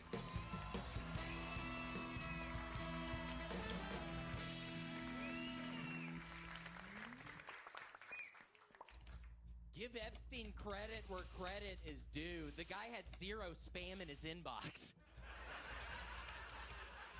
Meanwhile, StubHub emails me every hour asking, want to go to 17 concerts this weekend? I don't even get Viagra spam anymore. They're probably like, nah, dog, this dude helpless. Don't even waste a digital stamp. Okay. Quick housekeeping note, probably not the best timing, but when I was in Tucson recently, somebody stole my Razor scooter, so, any help from the local authorities would be greatly appreciated. Okay, that was that one. Let's keep moving. So the mother of a morning show host goes missing, and all y'all freak out. Where were y'all when the old Blippi went missing? Oh, look, new Blippi. No explanation, no outrage. They replaced the Blues Clues host, and we stormed the Capitol. Okay, that's my time. Thank you. Exactly 1 minute of, I can only describe as pure insanity. Yeah, I was hoping the Blippi stuff. I finally got some sort. I've been watching a whole bunch of Blippi recently, Tony. It's a children's show, and there's some new guy that is not the original Blippi anymore, but nobody's talking about it. What's a blip? What is Blippi? Yeah, Blippi is a character in a children's television show, and there's some new guy parading around as Blippi, but it's not the same Blippi, and it just pisses me off. It's like the woman on the fucking Today Show, her fucking mom's gone, and everybody's it's this uproar with everybody. And Blippi, are you looking at who Blippi is? Yeah, we're trying to look up new Blippi. We're trying to follow this conspiracy of yours. Make some noise if you heard of Blippi before William talking about it. Oh, wow, look at that. Matt, looks like me and you are too busy. If you don't have kids, you know what that is. You're a fucking freak. Yeah, that is true. That's great. Why are you it's watching great. this? I don't know. It makes me smile. It makes me laugh. I love it. It's better than Toddlers and Tiaras. I've been watching that a bunch recently. Seriously, no, but in a sweet way, because I think if I ever have kids, I want them to do that. I think so. That's why I'm calling the police, dude. See, that's sad. That's what my parents say as well. Seriously, it's sad. That's why I'm watching Blippi. It's a fantasy of mine. How Maybe a little child episodes sitting. of Blippi do you think you've watched, William? Fuck, 30 or 40 the past week. What is it about doing the row machine and then watching Blippi in the afternoon? Did you say this week? This week. Oh my God. 40 episodes. Yeah, it's been real weird, Tony. It Give really us an has. example of some of the things that happened in an episode of Blippi.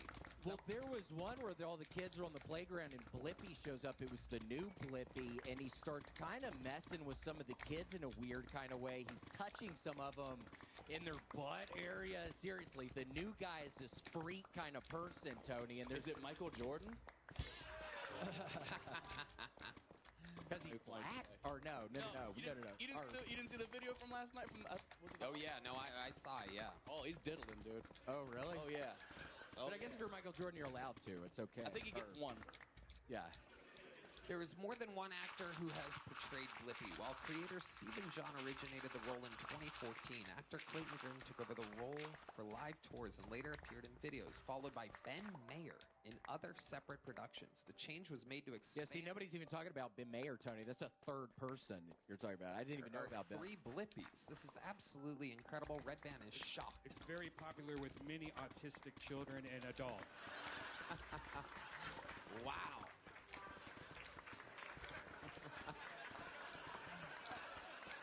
Red Band, how would you describe yourself? How would you say yourself is? But I do love it. I recently watched your 12 hours of just cartoon noises and static noises. I watched that. That was a great new video of yours, Red Band. And fucking 12 hours of cartoon noises. That was genius. It's for and sleeping. you can do it when you're sleeping. Yeah, I was awake when I watched it. And it was Red really good. But it was 12 hours of that, Red Band. That's nuts. That's nuts, Red Band. Red Band specializes in making videos that help you fall asleep. The black screen with muffled cartoon sounds. You can also use any of the podcasts that he does. Or any of his stand-up comes on in the background. Yeah, the dolphin's having sex. We get it. You always say that joke, dumbass. No, I'm kidding. It is a funny joke. People having sex with dolphins or whatever. It is a funny joke. So let's talk about it. We went Epstein, spam, StubHub. What was the joke in between the Epstein? I love the Epstein emails. Being in Tucson, just quick housekeeping announcement. I need my Razor scooter back because I was in Tucson when I was there. It was a couple of months ago. I left my Razor scooter. I had it locked up on a telephone pole outside of the comedy club, and when I went back out there, it was gone. And nobody's helping me. You take your own personal Razor scooter on the road with you? I've been doing it recently. I get really fast in the airports. I was flying in Chicago recently, Tony. So you use that as your carry-on? Yes, I have it in my backpack. A Razor scooter can go down and it goes out of your back. But I can't bring toenail clippers. You can have an entire fucking scooter in your carry-on. What do you mean you can't bring toenail clippers? It's a weapon. You're kidding. No, you can't bring like small, sharp objects. You're bringing an entire blunt object on an airplane. That is true. Razor scooter, that is but a weapon. Especially with the guy walking through with a face like that. Like, oh, we can trust this guy. Nothing suspicious about him having a Razor scooter. Yeah, you can have a Razor scooter, but not an actual razor. Interesting. Yeah, that's the time we live in. What else do you sneak through TSA? Give us an example of what's... I don't think I need to be talking about what I'm sneaking through TSA. Give us an example. Please. Name some things that are in your carry-on bag. What else is in that bag? How many of you want to know what's in William's backpack? Ooh. The world wants to know. Shit, Tony. I mean, a lot of the time I got a couple boxers in there, Tony! What else? Wait, what was that? Boxers. Like boxers or boxer brief. Oh, yeah. Can you back up half a step? Sorry. Please. Thank you. I have a bunch of cords in there, Tony, for different charging stuff. Yeah, that one wasn't. Yeah, not that exciting. Okay, what else do you got in there, William? A whole bunch of marijuana, Tony! Whoa! I'm kidding. I never travel with that. Really? You can. It's okay. They don't care about that. What else? Always my notebook, Tony! Because I gotta look at my jokes on the set, so I gotta... Right? Come on, give us something that's a little off the beaten path. Do you have anything in that area in the front where it's like a bunch of little things kind of clanking around in there. Oh, he's thinking hard. This is going to be good. Look at him thinking. This is what people that watch Blippi do with the microphone against their face. It makes them feel comfortable. Like a fire truck. A lot of Blippi fans. Oh my gosh, no, Tony, you know what I have been bringing? I got this really nice little, Winnie the Pooh, Squishmallow, a real small one, and I sleep with that at night, and I've been bringing that with me.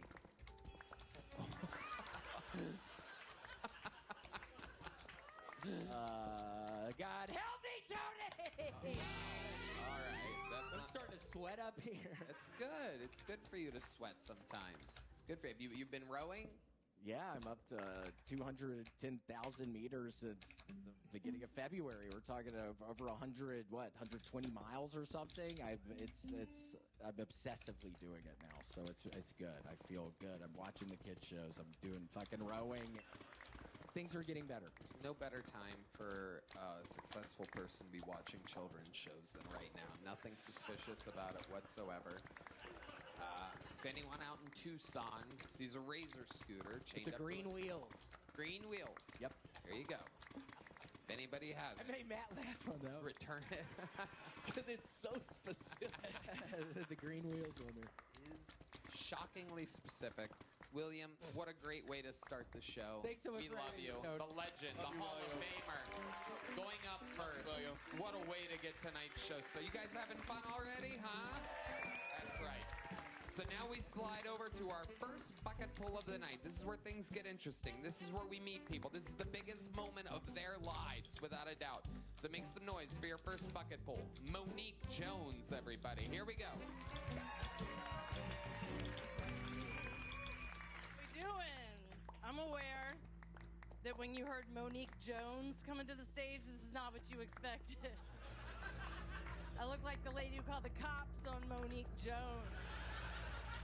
Dude, your Cabbage Patch Kid grew up, right? Makes it easy to look me up. It's Monique Jones, and I'm the white one. I first became aware of the racial profiling of my name in high school from North Carolina. Anybody? From the South? Hell yeah, grits, baby, what's up? How you doing? I went to meet my boyfriend's parents at his house, and his mom answered the door.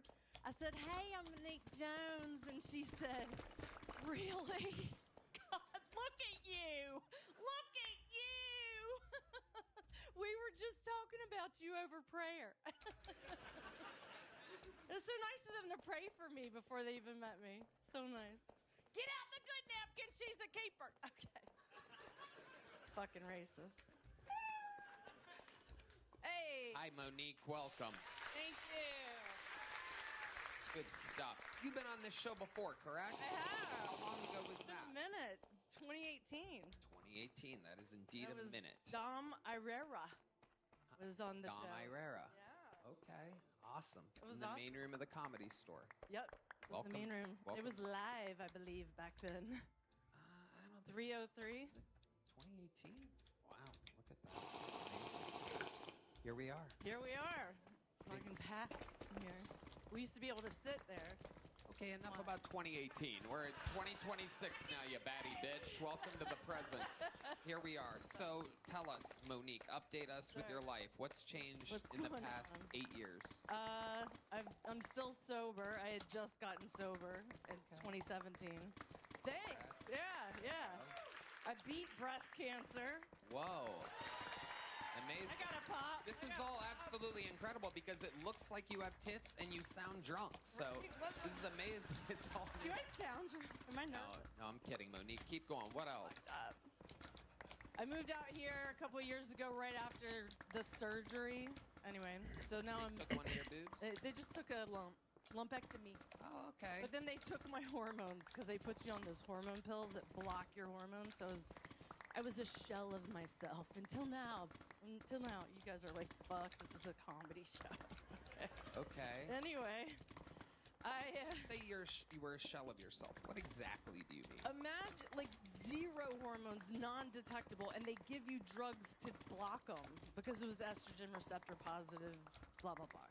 Anyway, like you can't get, you don't want to get out of bed. You want to fucking die. I mean, And then one day you're like, oh, okay. And then I do some comedy, and then anyway, it was just, you know. How did you get out of it? What I started taking hormones again.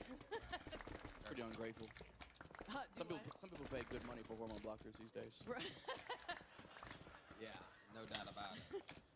A lot of lumpectomies going on around. Where do you live now, Monique? Don't recommend it. I'm here. You live in Austin, Yeah. Texas. Yeah. How long ago did you move here? I moved here end of 2023. Okay. Yeah. Have you been signing up for the show since then? I have. Take a little break? It's been intermittent. I wasn't right up. I mean, I actually got here. I did some showcasing for Adam. My body was not ready. That was a year and a half ago. You bombed in No, front I of can't- Adam, no. the booker, and you're blaming your hormones on that. Yes. Fuck yes, dude. I was like, but he called me back twice. So, Okay. yeah. So I've gotten a little bit of. Look at that. Sounds like you had one of the breasts out of the night. All right. There's no getting that one back. That lump is gone. Okay. What are we doing? So Monique, tell us about what you've been doing for fun. Give us something exciting about your life other than your lack of hormones right. and whatnot. I was like thinking, like, what do I say? What am I gonna talk about? I went to acting school with sorry, now I'm gonna forget, Paul Rudd and Adam Scott. So I thought that would be interesting to talk about. What year was that? That was like in '94 I graduated. Ooh. They graduated in '93 and ~91. I was born in '95. I know, dude. Oh, You're killing it. Trying to. You could be my fucking kid, dude. Wow. That's wild to think about. Mom. That is insane. No, my mom's got huge tits. huge tits, dude. I guess Cancer-free tits. I guess the funny skipped a generation with this family over here. Oh no, Monique, my name was Monique. I'd have the great first joke too. You gave me on that show. Yep. I look like the lady who would call the cops on Monique Jones. You're exactly right. So technically, I wrote your one good joke for you. There you go.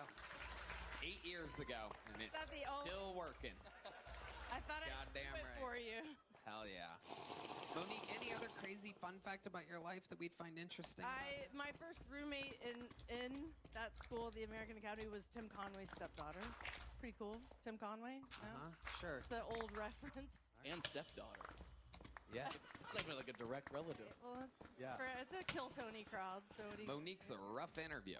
I'm like, what's interesting about you? She's like, I once Uber drove for Blippy number 3. I'm a massage therapist. Oh, okay. Now Red Band's going to invite you to the Secret Show on Thursday. Congratulations. Yeah. Got something out of Massaged this. Oliver Stone for 2 years. Whoa, really? Yeah. Wow. Oliver Stone is Heard of him? the director, Yeah. right? In Los Angeles. Monique, over here. I don't know why you keep fucking looking over there. Man, how bad of an actor can you be to massage a famous director and still not get work?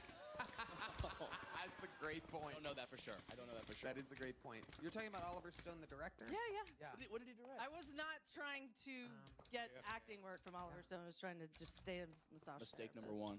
And you're exactly fucking right, dude. I would have jerked him off He's so right. fast, dude. I wasn't trying to get that kind of work, though. But no, I should have fucking, I didn't. What did he direct? Red Band said JFK, Natural Born Killers, I do believe. There's some good ones.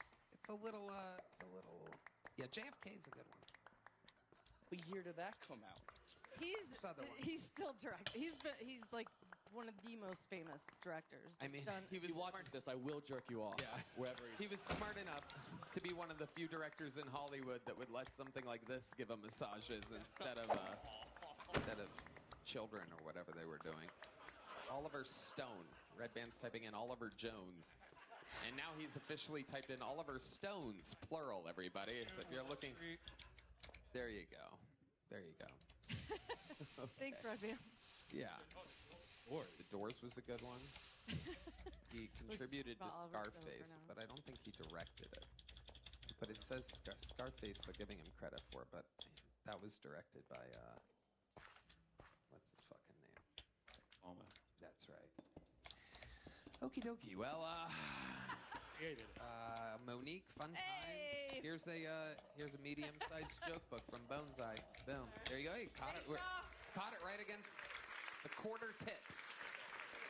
There goes Monique, everybody. This is Kill Tony. It has begun. All right. To the bucket we go. Oh, my goodness. Wow. 2 blonde bombshells at once. I can't handle this. I thought it was William again for a second. It scared the shit out of me. Hello there. This podcast is sponsored by Shopify. You know, when we started this little tiny podcast, it seemed like we had to figure it all out on our own. Who's going to go up, set up, filming, schedule, logos. It was super overwhelming, and every day seemed to introduce a new decision that needed an answer. When you're starting off with something new, it seems like your to-do list keeps growing every day with new tasks, and that list can easily begin to overrun your life. Finding the right tool that not only helps you out, but simplifies everything can be such a game changer for millions of businesses. That tool is Shopify. Redman. Tony, Shopify is incredible. It's the best business tool out there. Shopify is the commerce platform behind millions of businesses around the world and 10% of all e-commerce in the U.S. And household names like Mattel, Gymshark, to brands just getting started. It is that for commerce. Get started with your own design studio with hundreds of ready-to-use templates. Shopify helps you build a beautiful online store that matches your brand's style. Accelerate your efficiency, whether you're uploading new products or trying to improve existing ones. Shopify is packed with helpful AI tools that write product descriptions, page headlines, and even enhance your product photography. Start your business today with the industry's best business partner, Shopify, and start hearing... Sign up for your $1 per month trial today at shopify.com/killtony. Go to shopify.com/killtony. That's shopify.com/killtony. That's shopify.com/killtony. That's shopify.com/killtony. Hey, shopify.com/killtony. What? Hey. Well, this seems too good to be true, everybody, because we've seen this guy before. This must be different than the name, because this guy's a legend on this show, if this is who I think it is. Ladies and gentlemen, make some noise for Jeremy? Oh my God. Oh my God, it is him. And it's the... What's up, comedy mothership? Make some motherfucking noise! If you have HIV! Gotcha. So, what's up? My name's Jeremy. A little bit about me. Recently tried to get a job at Burger King, but the closest one to me was within 500 feet of a school, so I guess I can't have it my way. And that's what's up.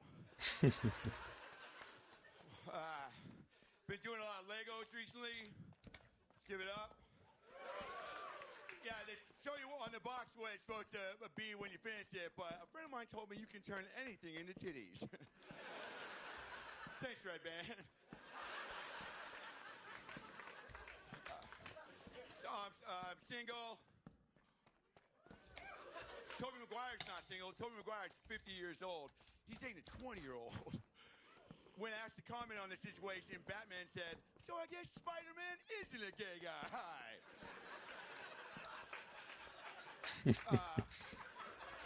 My dream girl is Erica Turk. Oh yeah, I'm thinking about shooting my shot. Oh my God. No, she's hot. She fucking got over him quick. She was like, she was sad for 2 days, and then she was like, it's all good. And then she was like, who wants some merch? My mom took my Pokemon cards when I was 7. I still haven't forgiven that bitch. That's what's up. My mom's boyfriend, Jerry, fuck him. I hope he dies in his sleep. He's always calling me a virgin. I'm like, that's not what your fleshlight said last night. No, but I can't wait to have sex.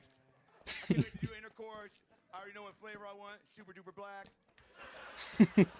But not like Halle Berry or Queen Latifah. I want that fucking girl on TikTok who sings Dr. Pepper, baby, good and nice, Lulu. That's what's up. I'm gonna fuck her so good, she's gonna be like, Jeremy's got a sweet dick, but he comes too fast, Lulu. All right, fuck, that sucks. I got a few others, but I was nervous if I do these real quick. I used to ride scooters in Austin, but then I got hurt.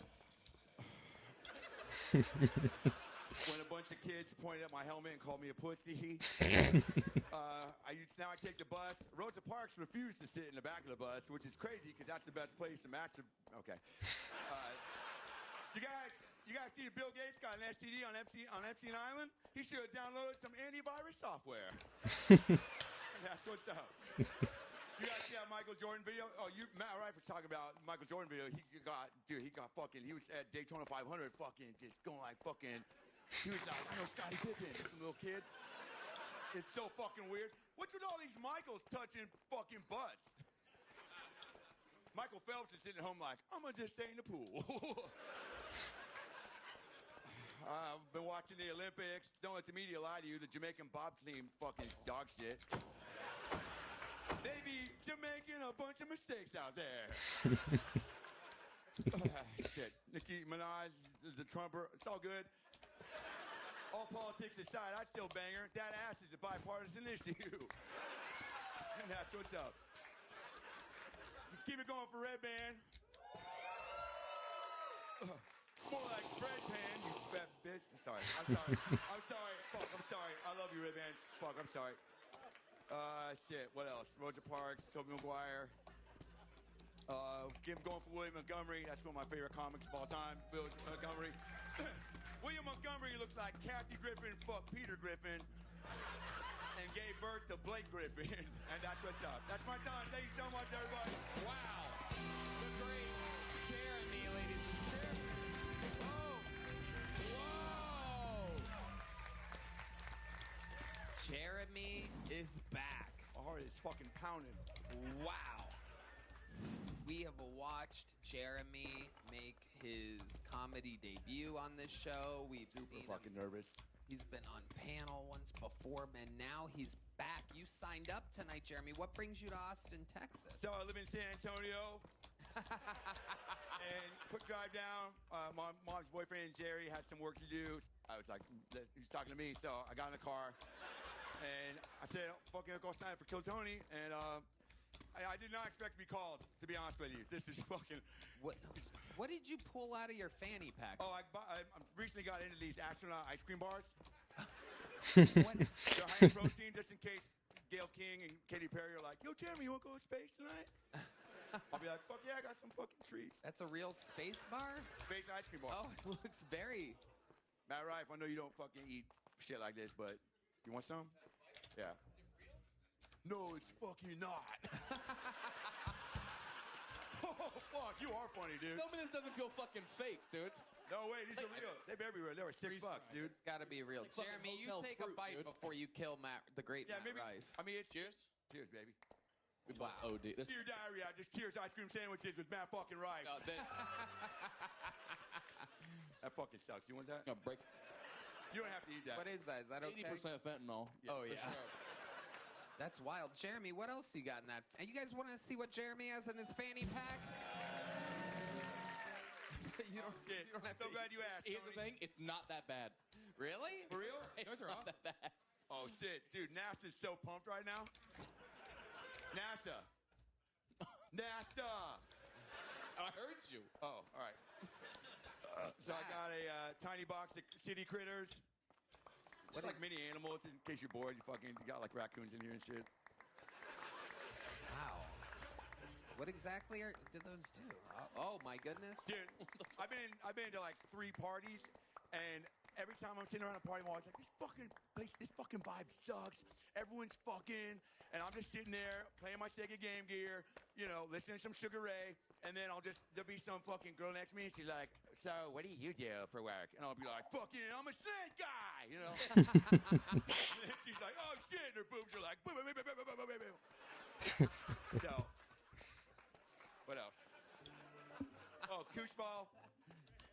Oh, how many times have you been sitting around just being like, fucking, I'm so fucking bored, and then you just go, oh, fucking. Wow. Not bored anymore. It's amazing. You have so many fun things. Oh, I got this at Buc-ee's. Whoa.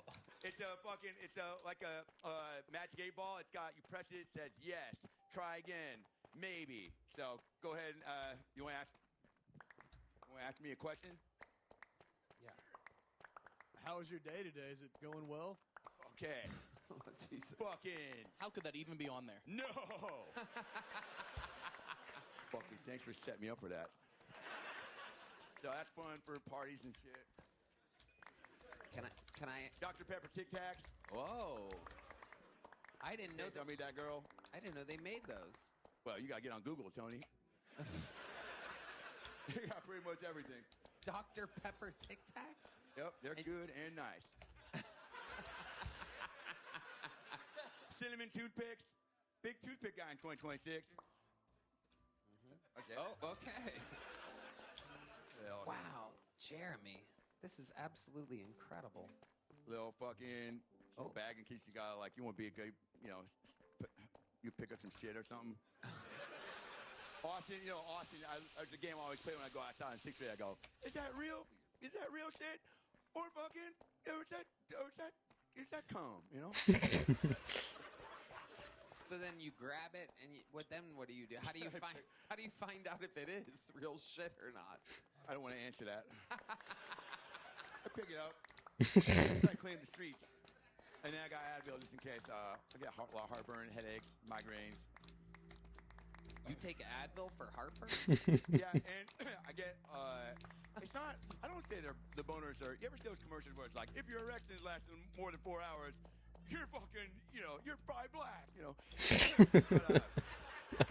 But last doctor I went to, he was like, Jeremy, you got to start taking Advil for your heart, your cholesterol, and like, I get random boners and stuff, and like, I'm only 38, so I'm like, fucking, that's what's up, but I don't want to be, it's just, I don't know. I probably take too many pills, but, wow. Matt, right, if you take pills, you take supplements and stuff, right? Dick pills or supplements, like vitamins and stuff?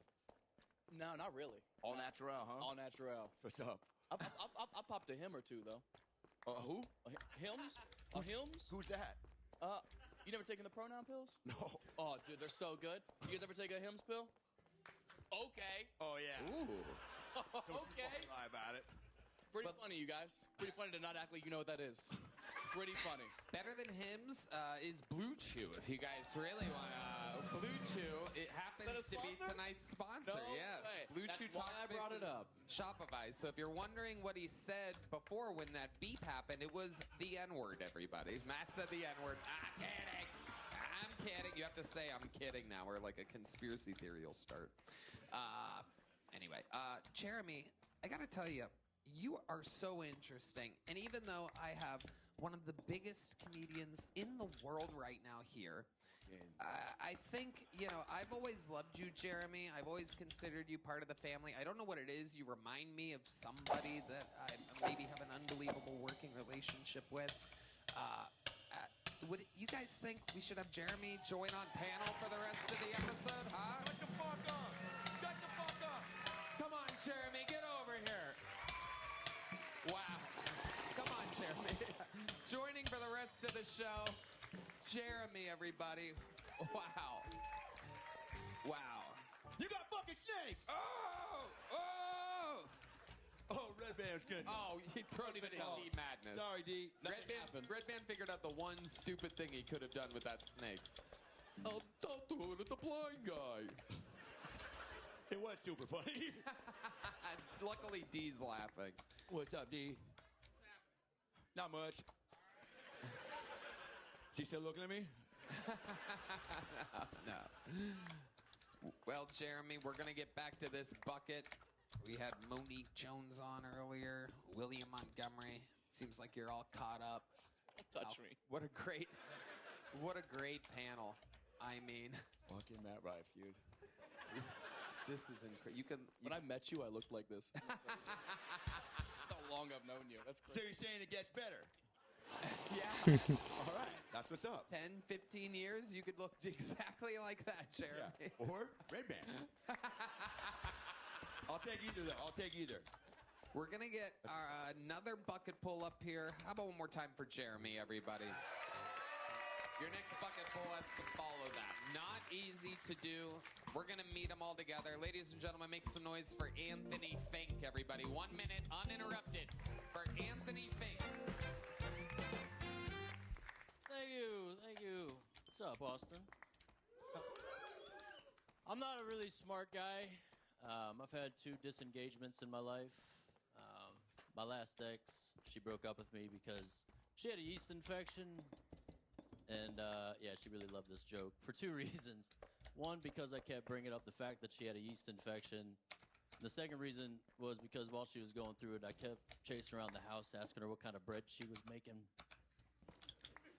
Like, is it sourdough? And then she'd get mad. I'd be like, well, you're definitely being a bit of a sour puss. Sorry, guys. I know you're tired of these bread jokes. Much like her, she got over them pretty fast. Just a real gluten for punishment.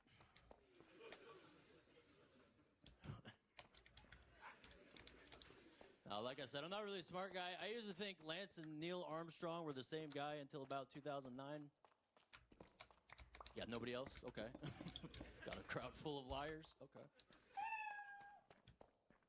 I don't have time to finish it. That'll work right there. Yeah. Wow. All right, Anthony Fink. Anthony, do you have a hilarious stuff in your fanny pack by any chance that could help this? They took it backstage. Anthony, how long you been doing stand-up? 5 to 7 years. I took a few years off during COVID, but I started back. When you say a few, do you perhaps mean 5 to 7 years? Yeah, 5 to 7. It's more like.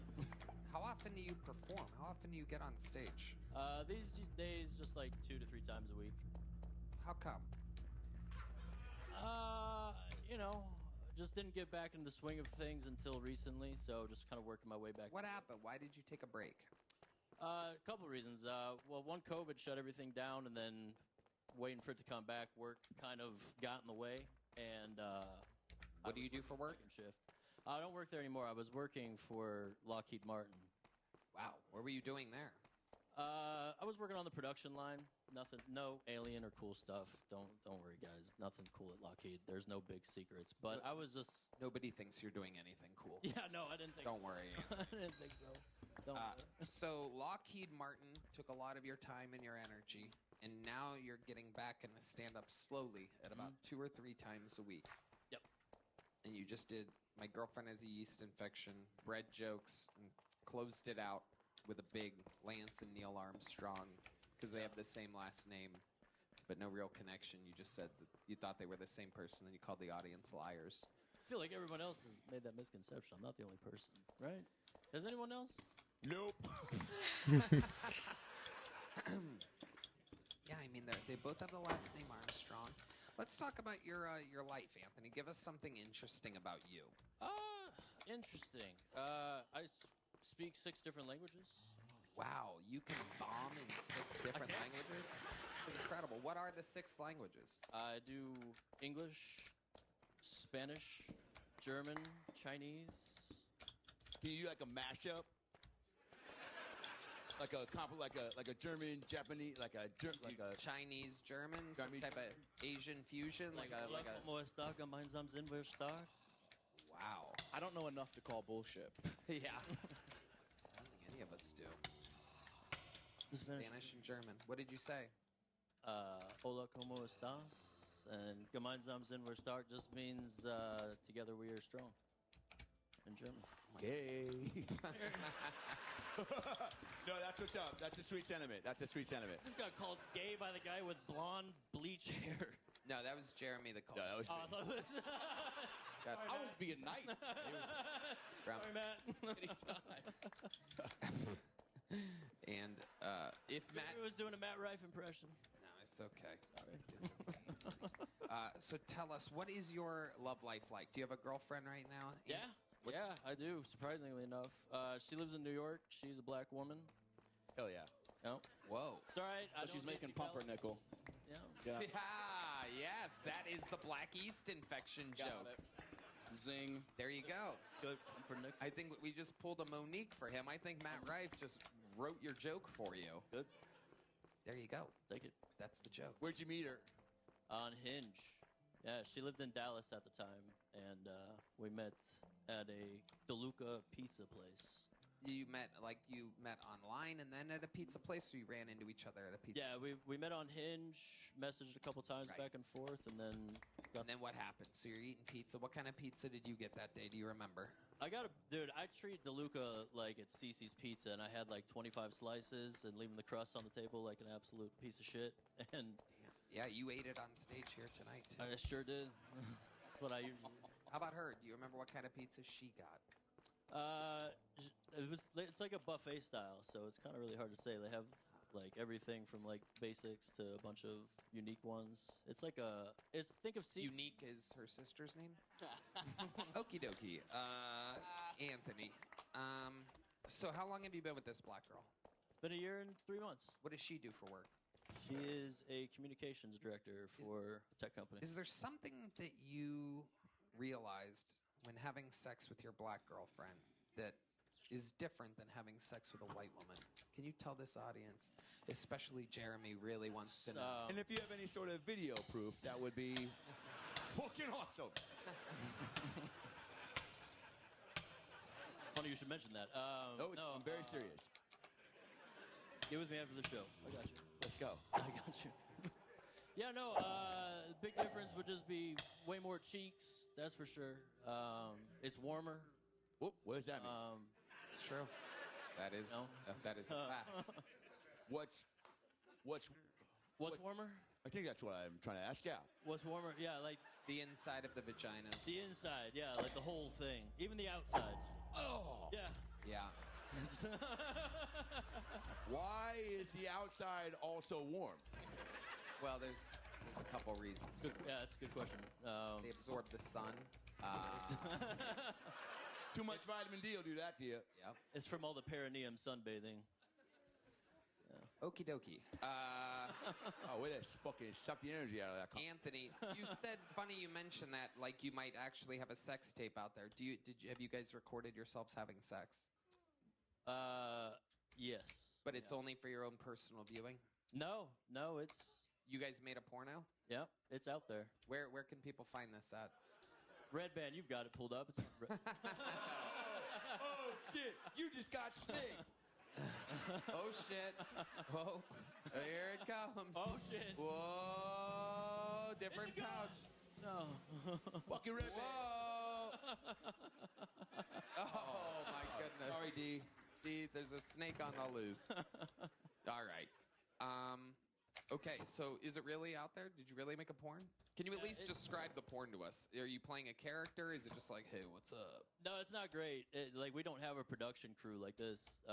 Didn't you go to acting school with Paul Rudd in '94? Do I look that old? How can people find it? How what?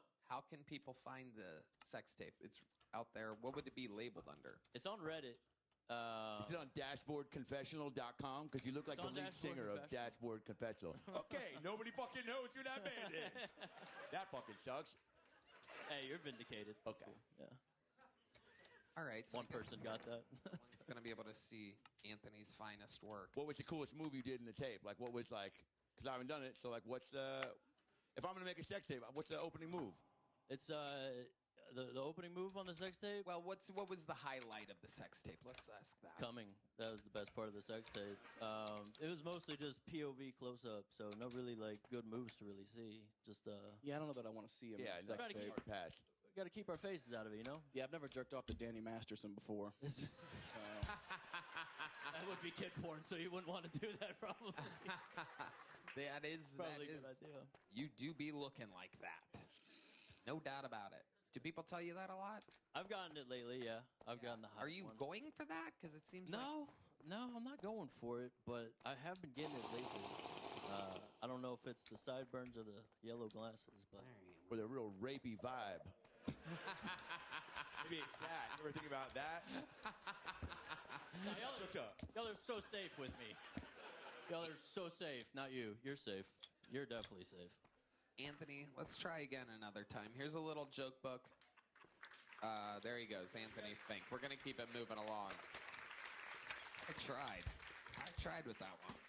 All right, let's meet somebody else. This looks like a new name. Make some noise for J.P. Leonard, everybody. Oh, there's Heidi. Make some noise for Heidi, everybody. J.P. Leonard. I am from Louisiana, Cajun country. Settle down. And everyone wants to come to Cajun Country. They want to see all the stuff we have. And I'm like, look, I live there. My favorite place closed during COVID, and that was an all-you-can-eat Popeyes buffet. That's right. I don't know if you know this. Lafayette, Louisiana is home to the only Popeyes buffet in the world, and it was beautiful. Full menu, fried chicken, white meat, dark meat, all the sides you can have, and all the biscuits and ketchup you can fucking eat. And people ask me, was it good? And I'm like, you shut your damn mouth. And then I look them in the eyes and I tell them, in May 2018, world-class chef Anthony Bourdain came to Lafayette to film an episode of his TV show. And he ate at that Popeyes buffet 3 days in a row. And less than 6 weeks later, he killed himself. So, was it good? You goddamn right it was good. All I'm saying is, how do we get Bobby Flay to Waffle House? So. All right, that's it. Okay, 56 seconds of JP Leonard. JP, you look like you're new here, right? I am, first time, yeah. Welcome. How long you been doing stand-up? A little over 10. 10 years. Where at? Lafayette, Louisiana. Okay, you've been there the whole time. Yeah. You still live there? Yeah, I run a scene out there. Yeah. Oh, nice. You have a family? Yeah, I do. Wife, 2 kids, 2 dogs, 3 cats. Wow, look at that. Yeah. I love it. I love it. What do you do for work? I'm education, so I work from home now, so virtual school. Nice. Virtual school. What are you teaching? I'm not. I do special ed stuff, IEPs, all that good stuff. Oh, Jeremy, this may be one of your... You speak my language. Yeah. I also love Popeyes. I know. Good to see you again, though. Good to see you. Yeah. One of your former great teachers. Yeah. Yeah, I definitely did. I did all that shit all the way through grade school. It was, I was one of the more advanced, everybody was like chewing on shit, and I was like, let's fucking Yeah, go outside, play you can some swallow. dodgeball. Yeah. What's that? You can swallow, so. I can swallow. Yeah. What?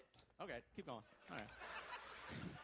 I might be a virgin, but I still like girl. Yeah. Yeah. What the fuck was that? None. No. JP, can you Get him, Tony. JP, can you give us an example of times where you've noticed something funny while teaching special ed online? I didn't teach for long, so I do like IEPs and stuff, and I was a supervisor and all that. IEPs? Like the plan, Jeremy, you got it. The plans for special education kids, it's like the document, yeah. But I was a assistant principal before that. I've kind of been everything, so mostly out the classroom my whole time. So. Okay. Is it easy doing that for the special ed industry? Because like I would call them an industry, but yeah.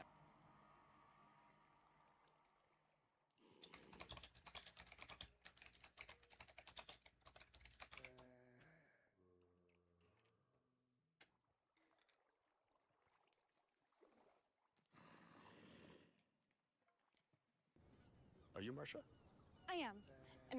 I am. Thanks for meeting me here. Here's everything you need to build.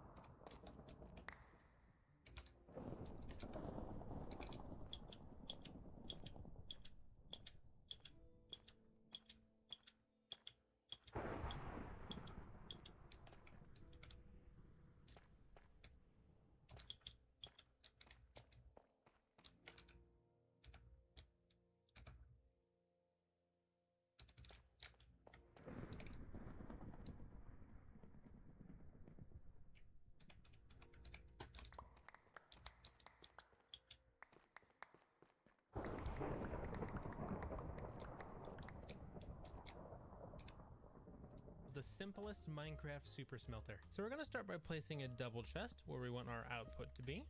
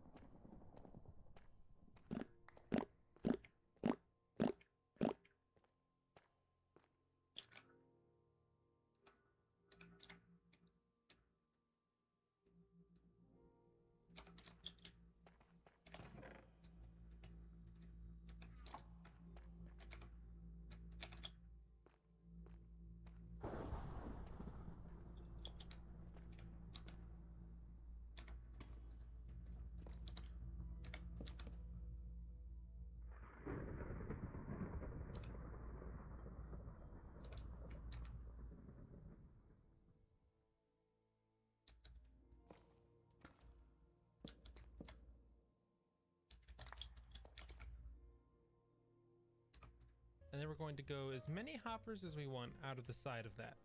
I'm going to go about 9, 6, 7, 8, 9, just like.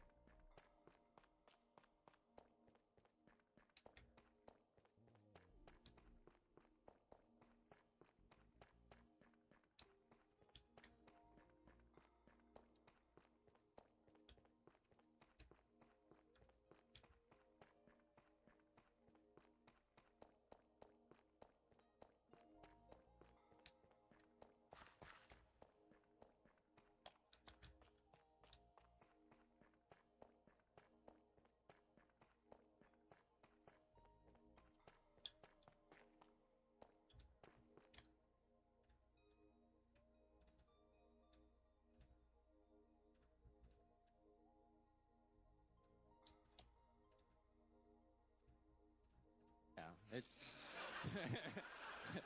I mean, they're not on the dial, but you know. They're on the dir. Yeah. You said it. Amazing.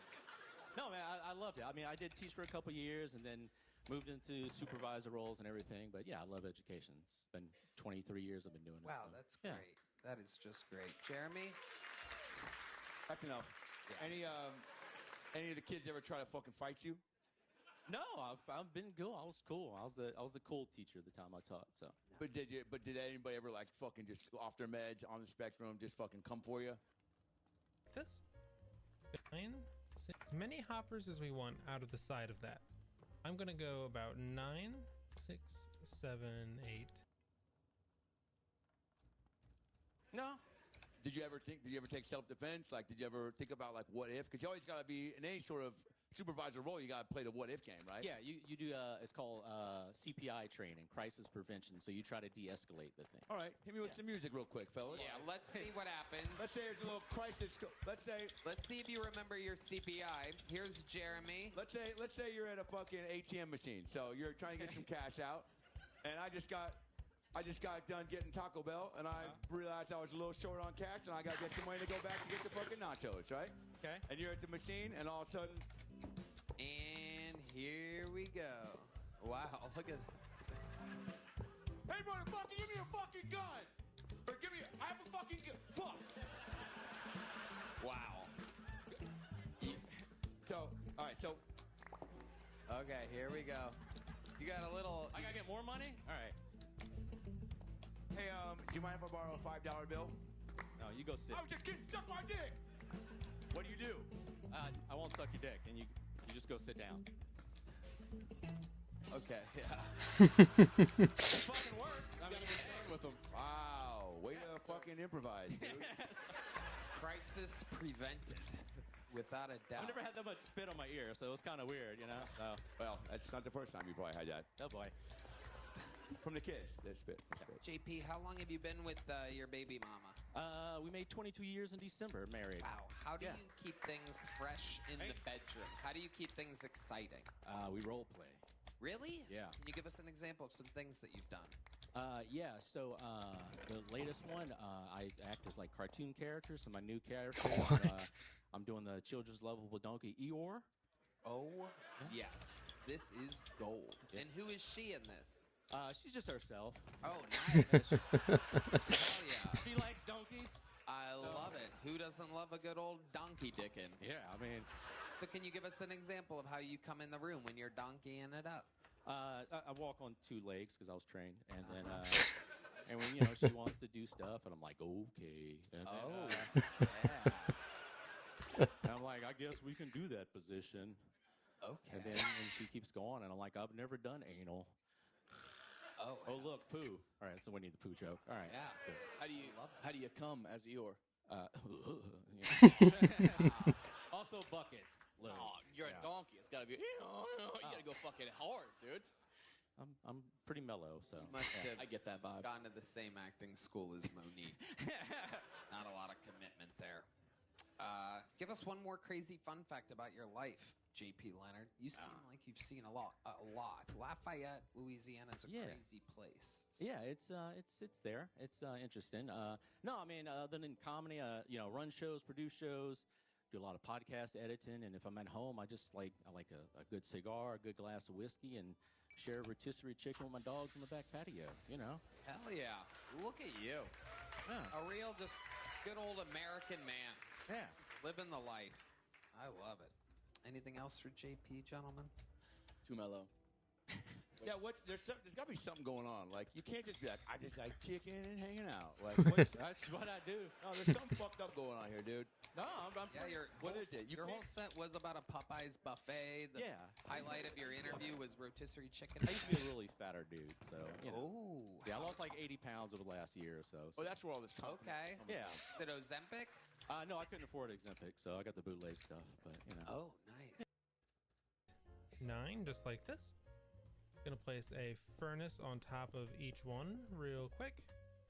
Should look like this so far. We're gonna go around the back. I'll actually start on this side. We're going to point a hopper into the back. Yeah. Just eating right, you know, and working out, I guess. All right, you don't have to look at my pecs.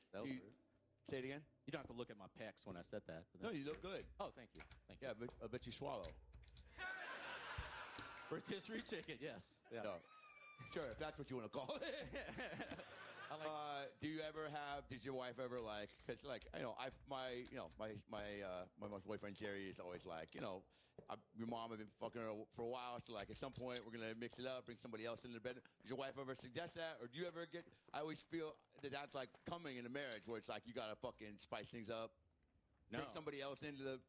No, the biggest thing I did, I got a vasectomy, so that's it. So Oh, I could just prove it. Give me a cup. All right. Oh shit, gross. JP, fun times. Here's a medium joke book. Nice to meet you, buddy. All right. Make the trip again. See you another minute. It's a one-word name coming at you right now, so anything can happen here. What we've learned from many years of the show is one-word names can be a little bit more wild than two-word names. So make some noise for Kyle, everybody. One-word Kyle. Guys. So the last, since for an hour, I was talking to a real comic, and he was telling me dude, this is the worst thing that could ever happen to you. Coming up on stage your first night. I'm like, well, shit, I don't want to do that. And, dude, here we are, of course. But, my minute, I don't know when it started, but, when you come to sign up for this, they're like, why do you think you would be good? And I'm like, well, you're right. I don't think I'd be good. And I just I heard there's this exquisite joy from failing, public humiliation that you can't get anywhere else. And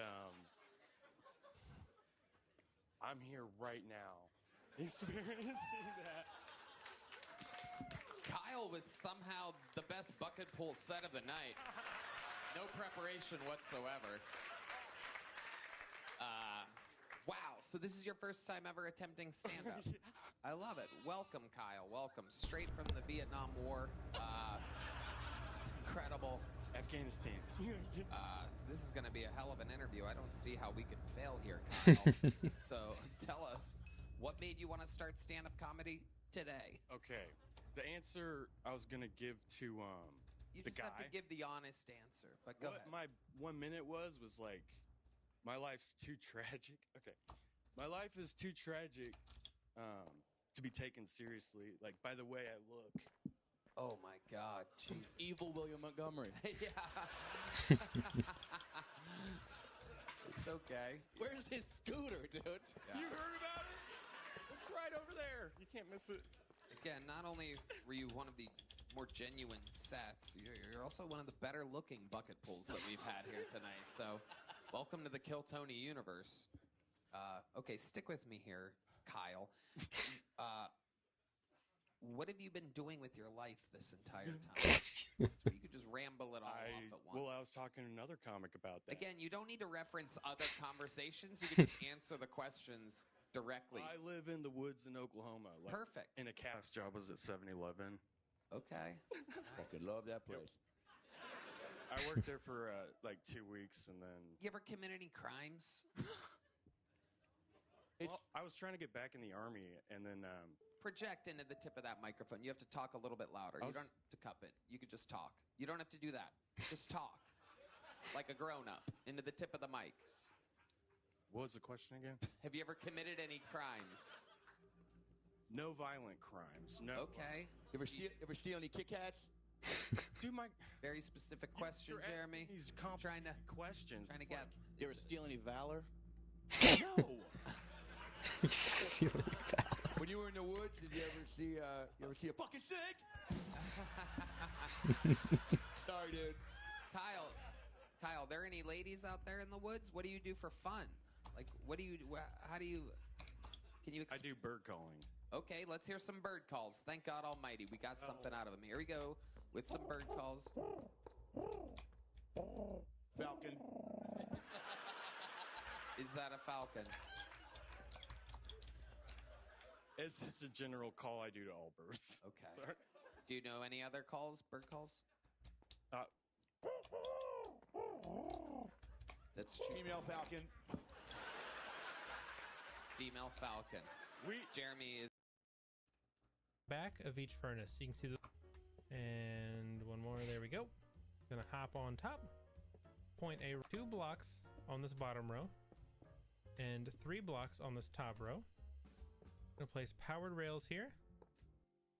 I think 3 blocks. Then we're going to build out 2 row of hoppers into the top of the furnaces. Then we're going to build out 2 blocks on this bottom.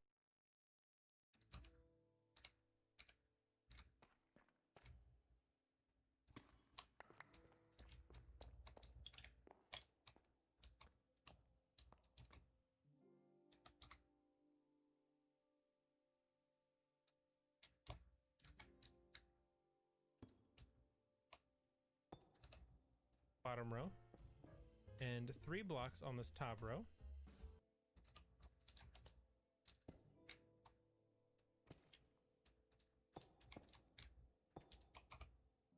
I'm gonna place powered rails here and then connect this all the way across. I'm gonna place powered rails here.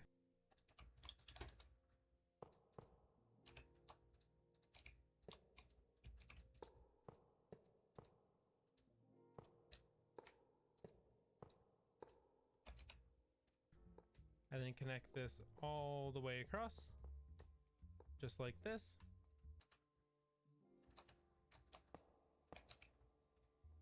Then you're going to go powered rail here and connect these all.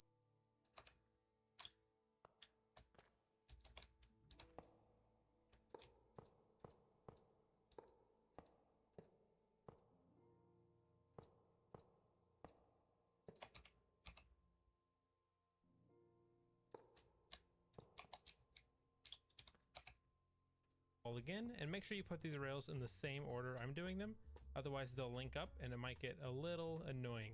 And you want to stop one before right here. We're going to break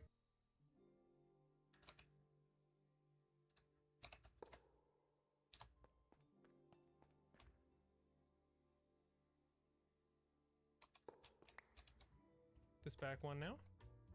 Place blocks on the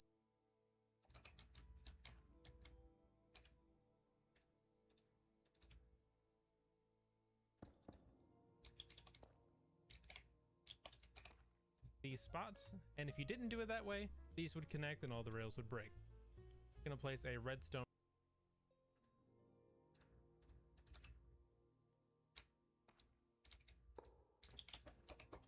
block here. I'm gonna go to this side and do a similar thing. 3 blocks on top.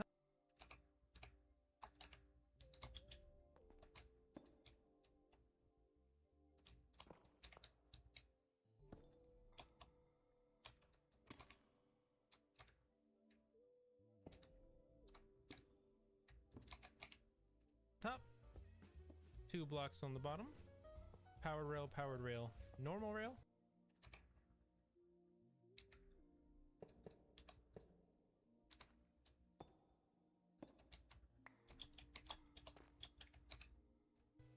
Powered rail, normal rail.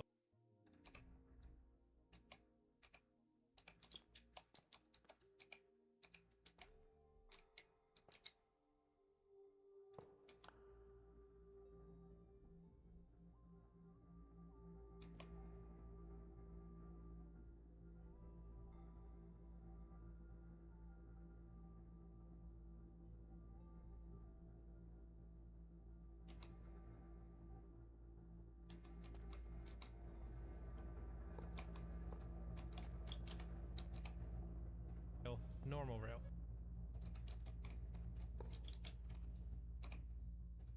In that order. Break this, block,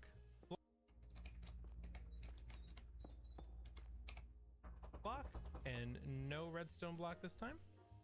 You want to come somewhere in the middle, or if your thing's really long, just every so often, you want to break a couple of these rails. They'll probably end up in this somewhere, and you want to put powered rails again and another block of redstone.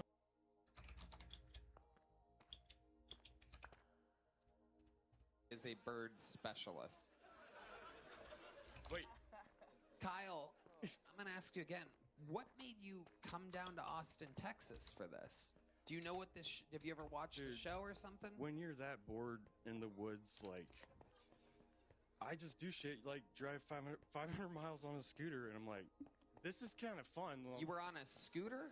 Yes, a scooter. Did you find this scooter in Tucson, Arizona? Green wheels? No, I bought it in Plano, Texas. Thank you. Sorry. People that appreciate a good call back there. Wait, like Dumb and Dumber style? You fucking came all the way here? Let's go. Yeah. All right. You ever ridden a train? Yes. Steam engine? Not a steam engine. You should try it. I want to. I think you'd love it. I would. I think you'd fucking love it. How'd you know I was autistic about trains? Because you look like a conductor from a kid's show. That is true. That is true. Fuck it. Looks like he could be the... That's actually my dream job right now. Okay. All right, Kyle. I recommend preparing for this, writing, memorizing your set, and signing up again sometime. Come back, sign up again. I'm going to send you back to Oklahoma with a little joke book. I think you got to give Jeremy his snake back. Here you go. There you go. Boom. There you go. All right, there he goes. Woo-wee. Welcome to Kill Time. Will you let this fucking guy go? What the fuck is going on? I felt bad. He was going to take it, and I was like, he's just by himself. Maybe he could talk to it, but then I was like, I really fucking I didn't want to get away. I heard Jeremy say, I paid for it. Like, what the fuck? At 7-Eleven, ironically. Unbelievable. All right. Ladies and gentlemen, we have a special treat for you. We love this guy around here. He's so different than everybody else. Here with a brand new minute. Make some noise for Sir Winston Pickles, everybody. Ooh, listen to the pop for Sir Winston Pickles.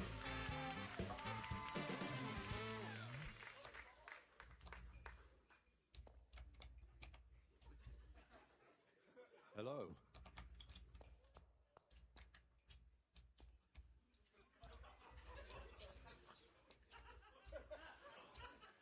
This, by the way, is Little Kwame.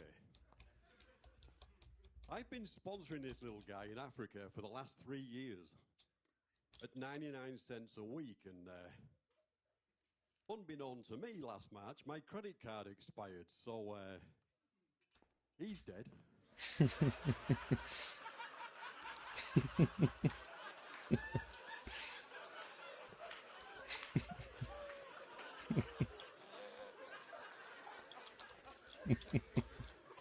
No worries, his family's still getting a little bit of money. They sold his shrunken head to a tourist.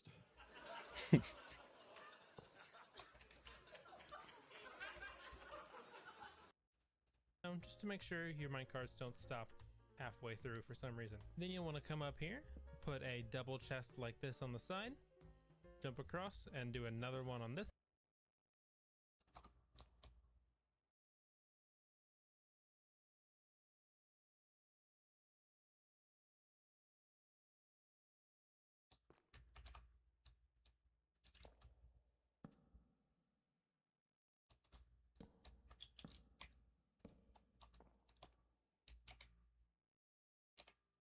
Side, and you want to put a hopper minecart on both of these powered rails down here.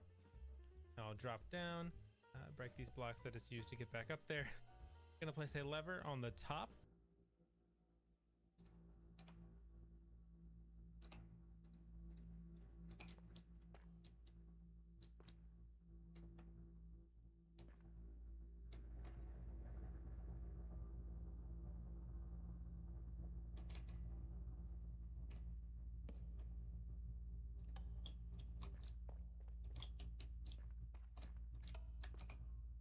Or I guess the bottom of the top block here. And now you see, if I put stone in this top chest, it loads very quickly into the top minecart.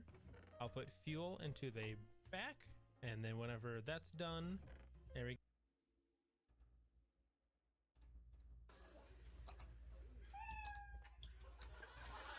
I love America, right? It's the only place you can go to work, especially Olive Garden, start your shift as a chef and end up as a head chef. Thank you.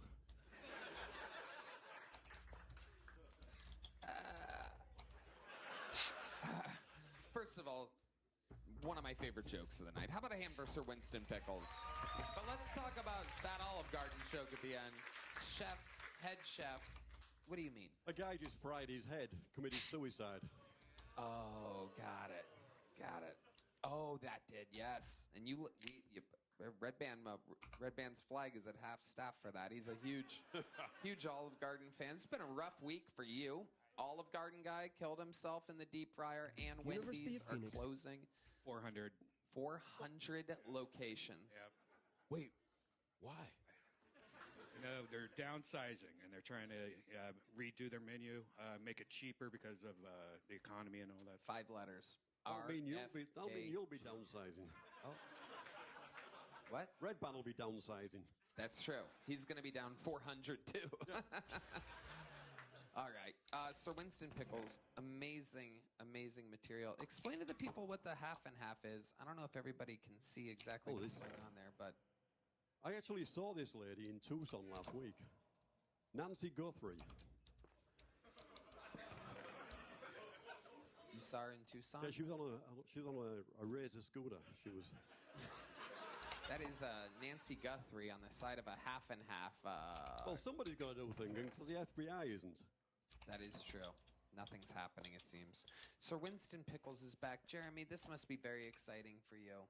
Yeah, this is a real treat. I am afraid of clowns, but you're super fucking funny, dude.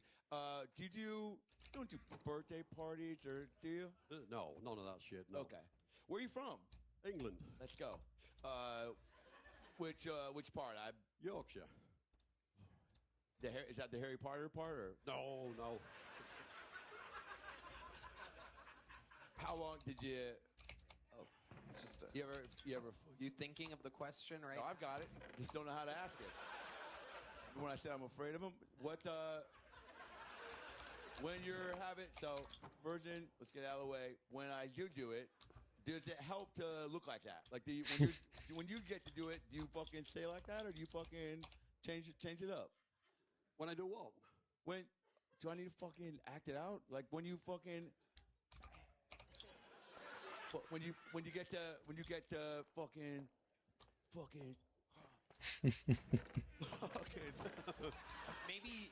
maybe use your words. Yeah, just when you get to fucking do intercourse and shit. Yeah, of course I do. Yes. You stay like in that. character, yes. Let's go. Yes. Do you have a little squeaky toy too? Yes. Squeaky toys, yes. Oh, let's go. All right, that's it, Matt. Well, how far do you go with the paint? Is it full body? Just finish it at the chest. Okay. Yes. That makes sense. You black under there? Yes. I'm not hiding from ice. Yeah. Black people can do that. Black people can do whiteface. Really? Yeah. Cool. The other way around, you get a problem. It's true. Or a career. Yeah. You do any tricks? No. The fuck? I don't own 3 of anything at home just to deter jugglers. Well, we got news for you. If you want some tricks, we got Jeremy right here. Yeah, I only have one trick. So, all right. So, close your eyes. Imagine you're on a beach right now. Yes. Give me some beach music, guys. Here we go. You're on a super, super sexy beach, right? And there's nobody there. It's just a lot of drums. I don't know if that's beach music. Yeah, it's a Caribbean beach. And there's a lot of people that are out there, a lot of big ass titties, right? Everyone's hanging out, a lot of sexy women, and all the women start coming up to you. They go, "Oh shit, what's up, man? You black under there?" Keep your eyes closed. And then all of a sudden there's like 30 women, and they're all like, "Hey, I don't know if those clothes come off easily, but we would like to." And then open your eyes, and then there's a fucking snake in front of you. Sorry, dude. That was so fucking disrespectful. I'm sorry. You could have thrown it at his chest. You didn't have to hit I fucking front of hit his the face. face. I'm so sorry, dude. We got him. Don't give him a back. God, it's 7-Eleven. He has a snake. But you really don't do any tricks, huh? No. So you're just the scariest drag brunch ever. Yes. Oh my god. It's terrifying. I love his dark jokes. The "he's dead" punchline was so crisp. I absolutely loved it. Yeah, crisp. It was there was a decisive delivery. It wasn't like really anything we've seen tonight. Jeremy tagging with that's what's up. Yeah. And then there was a bunch of people that have done it for a total of 55 years that talked about bread and yeast infections, Popeye's buffets, and grits, the South. He's dead was my favorite punchline so far. You're welcome. So, Sir Winston Pickles getting us through another great set. Thank you, Sir Winston. You're welcome. Thanks for having me. Fun times. Sir Winston Pickles, ladies and gentlemen. Nothing quite like him. A British evil clown. They don't make him like that anymore. It is terrifying. One more time for Sir Winston. You guys having fun out there? Back to the bucket we go. As you've seen tonight, absolutely anything can happen. It could be a evil British clown. It could be a man from the woods in Oklahoma. Anything can happen. Make some noise for your next comedian out of the bucket. Hey, Bolstad. Hey, Bolstad.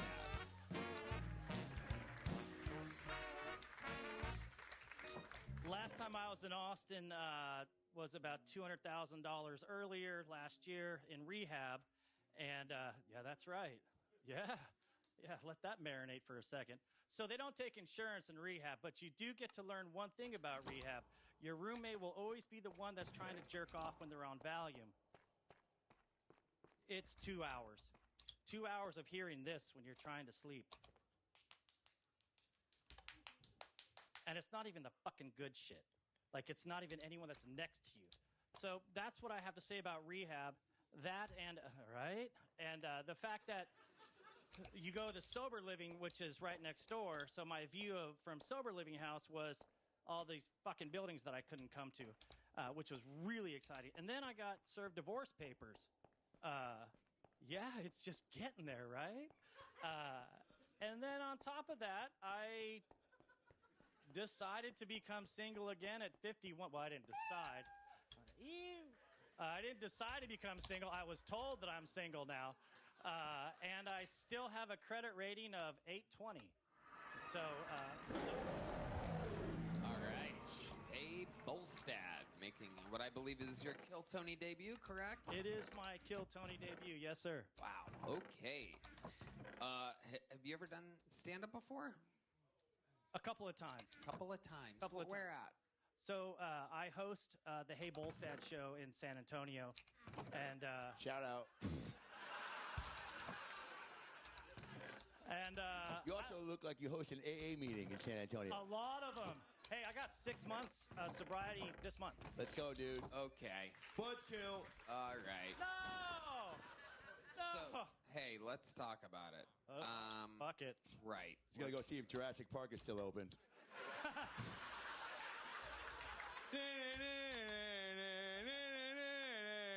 Oh, it's a tough crowd. Are there gonna be any dinosaurs in this dinosaur tour? Where we're going, we don't need roads. Or that's a different movie. Oh shit, a different movie. I've only seen Jurassic Park 2, by the way. Hell yeah. Hey, Bolstad. Yeah. Let's talk about it. How old are you? I'm 51. 51. You don't look a day over 65. That's incredible. jiu-jitsu for me. Jiu-jitsu makes my life a lot easier. You do jiu-jitsu? 15 years. What belt are you? 4 stripes on my blue belt. Get ready for my purple. Wow. Ooh, is that your new catchphrase? Getting ready to... Yeah, why not? Get ready for my purple. All right. Can I get one little scenario? All right. I'm ready. Hey, fuck it. Let's say you're at the ATM and I just got back from getting some Taco Bell. I'm an ATM? You're supposed to be helping me. Don't hurt him when this happens. Hey, Bolstad, don't hurt him. This looks like it could be a real... Yeah, pretend... money out Right. Face the ATM. That's the ATM. Give me all your money, punk. Word. Don't hurt him. Don't hurt him, hey. Okay, all right. This is a bad idea. Jeremy, this is a bad idea. Oh, no, give him a minute. Give him a minute. Oh, whoa. Oh, shit. Jeremy. Jeremy, get back here. You're a lawsuit waiting to happen. I love you. Get ready for my purple, bitch. All right. All right. All the way in. Dude, we just start dancing out of nowhere. The only person having any purple up here is John D's and D Madness. their beverage of choice, buddy. Purple. Nah. Bullstat, I have 1,000 questions for you. Let's get into it. You're 51. You're 6 months sober. Yeah. What kind of party were you having exactly to where you had to go to a $200,000 rehab facility? Ready? Fuck it. Let me see. 1.5 gallons of vodka a day. No one's allowed to tell me no. Basically fly wherever I want, do whatever I want.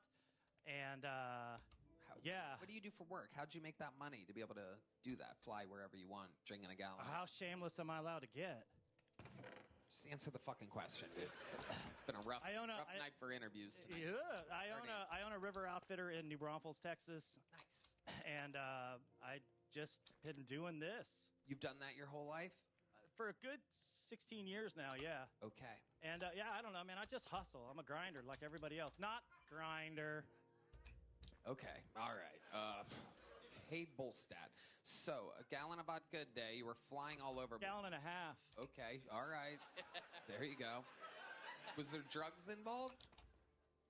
Cocaine is always going to be a beneficial thing to almost anything. If you want to stay up for a couple of days and shit your brains out. But it's a skinny drug. I know. What the? He's 6 months sober. You're right. You know what?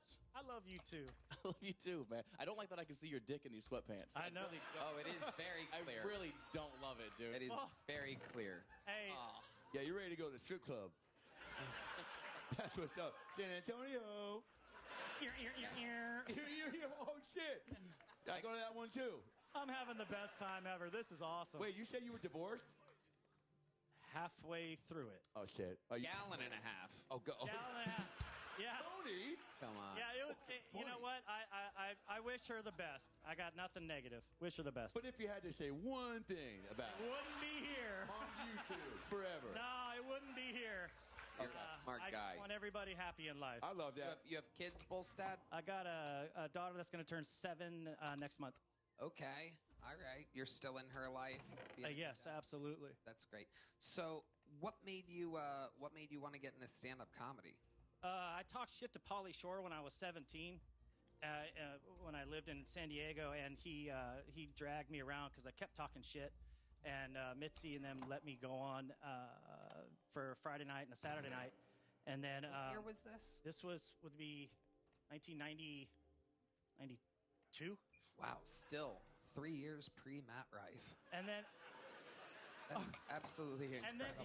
and then after that I went surfing, and then went and got a job and whatever the fuck else happened. What was the job? Motivational speaker. What were you speaking about? Positivity and how to raise money for high school athletics. And if I would tell the football players, if you have 2 girlfriends, you make them both sell. That one that sells the most, you keep her. The other one's a loser anyway. Sell what? Chocolate. You gotta say that. Chocolate and, bro.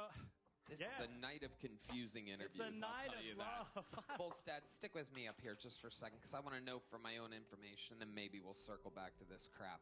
But you talk shit to Pauly Shore, so you're basically like... Yeah, he was walking by. He had 2 blondes, one on each side. And then you said... I went and I was like, man, what'd you do? Yeah, that ain't shit. I had no Got him. idea. I'm 17. But you definitely knew who he was. Yeah, because he had 2 blondes, one on each side. And also because he had the face and hair of Pauly Shore. Well, that he also, I think, Encino Man or something. Something was out, and he was... No shit, yeah. Word. Okay, that's the answer. So you knew who Pauly Shore was. You talked shit to him. I want to know about, you met the actual Mitzi Shore? Yeah. And then she I also met the man with the crutches. That had he had all the stuffed animals on his crutches. Okay. And they made me they made me sit outside in the back in the parking lot because I couldn't come in. Correct. That makes more sense. Because earlier you said that they put you on stage. They did.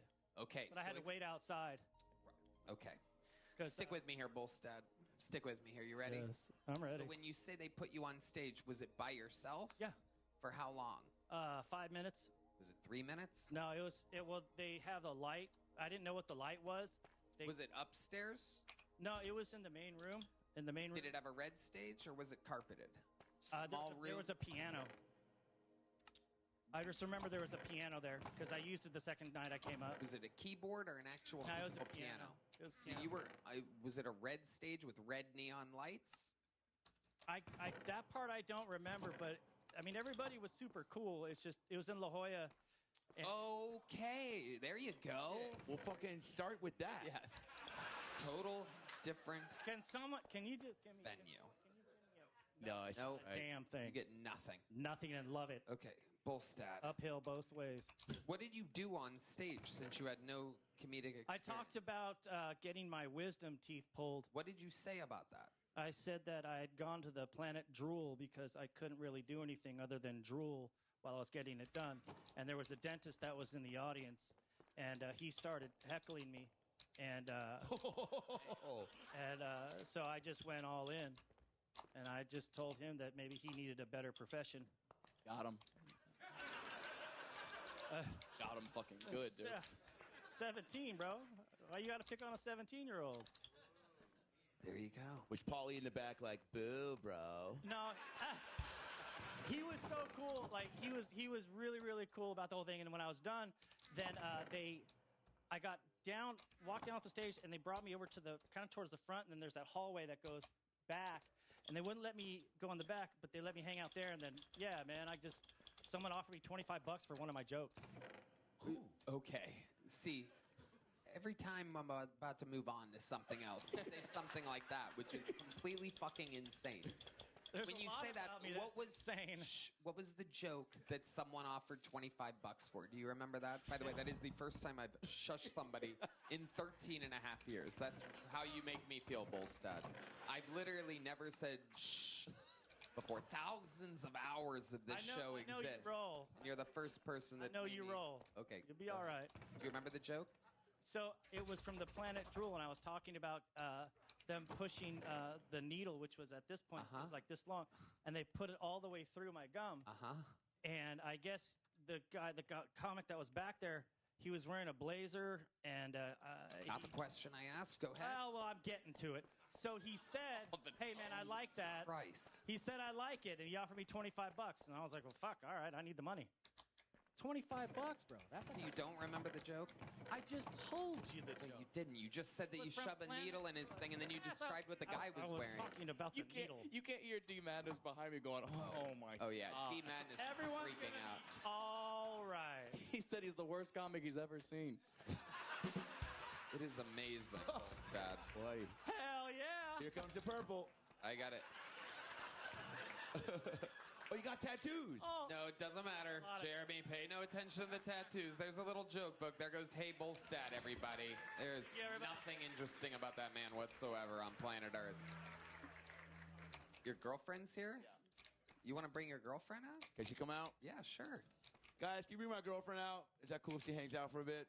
Jeremy's Stay with you're bringing your girlfriend out? Yeah, drove up from San This is insane. You dropped your This is one of the most carnival-esque episodes of Kill. Oh my goodness! What? Wait, what? What in the world is going on here? What? What? What is going on? Check. Oh my God! Wait. Don't worry about it. Don't worry about it. Oh my God! What the fuck, man? Oh my God! What's up, Matt? Good to see you again. What is your girlfriend's name, Jeremy? I'm right here, Tony. Oh, what's your name? It's Lindsay.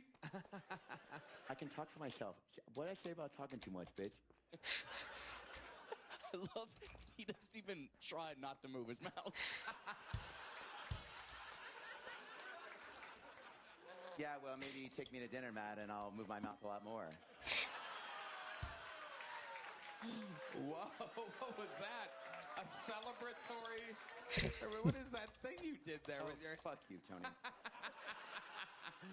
This is the first time we've ever had a lady like you on this show. Lindsay? Yes. Lindsay, you sound a lot like Jeremy, I gotta tell you. You guys must hang out a lot. Well, I have a cold.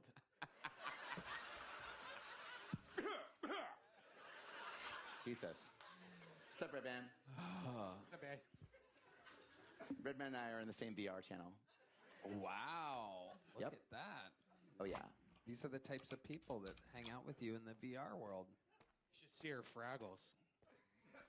All right, back What the fuck to did you say to me? This is amazing. Is Lindsay going to join us for the next bucket pull? Is that cool? Yeah, no, that's You guys fine. mind if he hangs out for a couple? She's real to me. Ooh, that sounds exciting. Someone's got to be around here. Oh yeah, we're doing mostly mouth stuff. A lot of so these far. people have been. How much of a lower half on this one?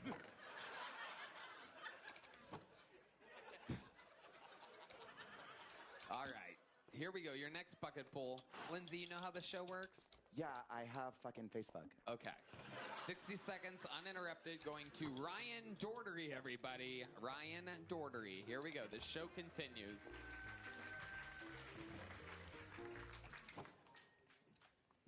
I know I look like a Mormon CrossFit instructor, or maybe only an extra in a Viking movie. I didn't get a supporting role. I have no lines. Despite that, I have the emotional and financial stability of a 14-year-old with a stolen credit card and divorced parents. I spend most of my money at the strip club on escorts and on weed, honestly.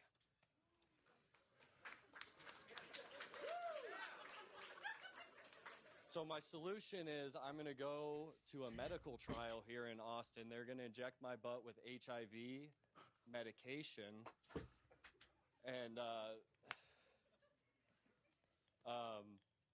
in the cheek, not in the hole, in case anybody was wondering. I'm really afraid of public speaking, so the only reason I did... You want to finish that? The only reason I did this was to try to get Kim Congdon's attention. I tried to send her flowers here. Holy shit. Holy shit. This is a live stalking? This is what this show's come to? Yes. The show has arrived. It was one thing when everyone was bombing, guys just coming down from the woods to get all their socializing out of their system at once. But you are here to get Kim Congdon's attention? I drove 25 hours from Wow. Ladies and gentlemen, you are witnessing a part of Kiltony Live in which will one day be on one of those fucking crime shows. Incredible. It's happening in real time. Yeah. Okay. Wow, Ryan. So is that really why you're here? Where did you drive 25 hours from exactly? Carson City, Nevada. Carson City, Nevada. I've been there.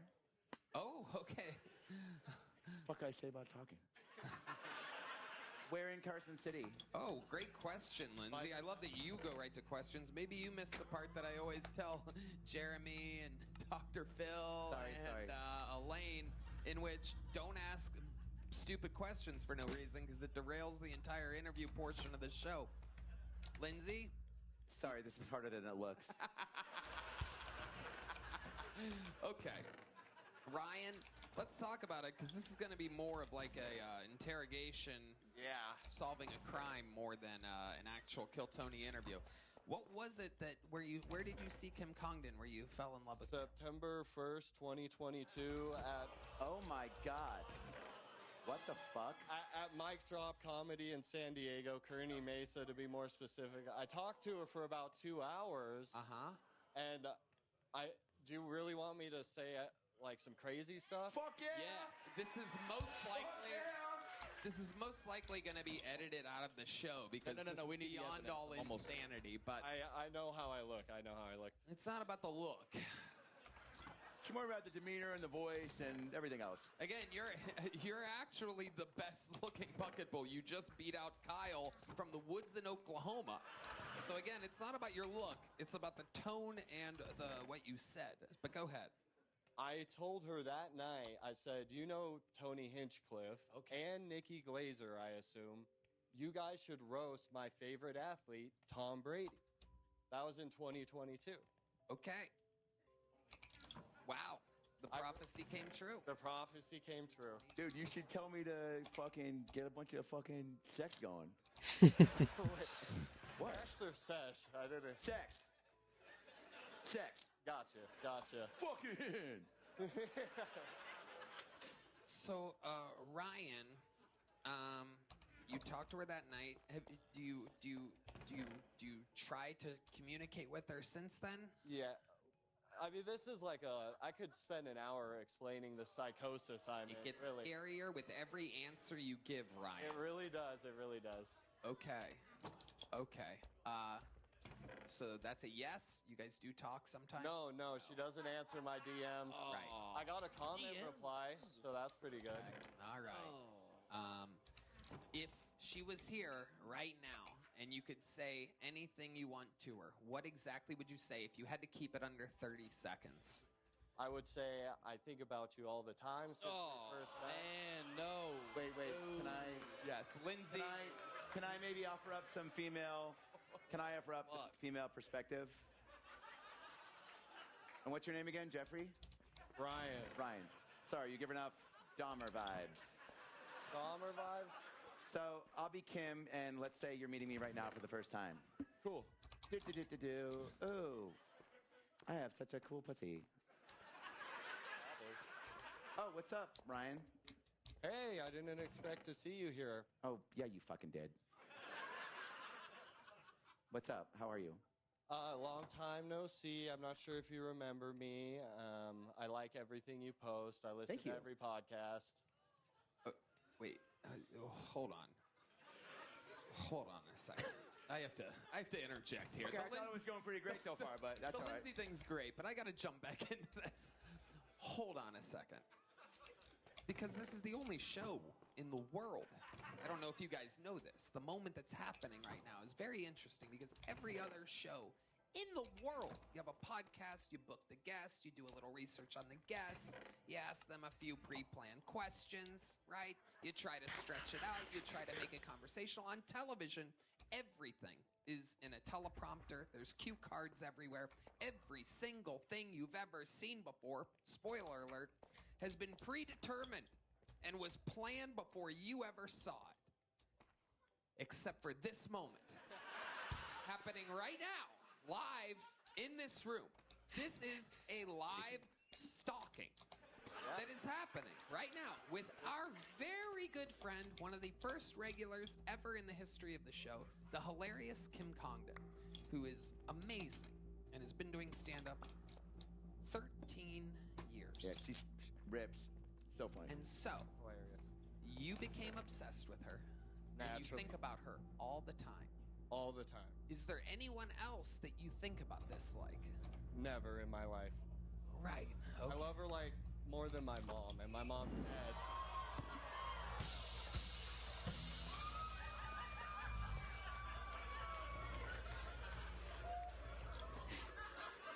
Okay. When you say more than your mom, do you get along with your mom? She's dead, so I like her a lot more now. Okay, Ed Gein, Jesus Christ, man. Plot twist. Oh my God. Did you do that to her? Dude. Did you do that to your mom? Maybe with my personality, I don't know. Oh my God. Kim's gonna turn into a fucking lampshade, dude. Oh my God. So you've sent her flowers. She hasn't responded. He has, what does that say? A ring and flowers. You have a ring and flowers for Kim, is what I've got. I've been handed a note. Is that true? Yeah, it's in a bucket and back. I didn't bring it on stage. Right. We don't allow people to bring things on stage, and because they might end up like you. So, Ryan. Boy, again, this is real. Pretty much all I can say right now. You've stumped me. And yeah, very, very highly likely that this won't make it to the show because it's kind of nuts. Tony. Go ahead, Matt Rife. Can I call Kim and let him talk to her?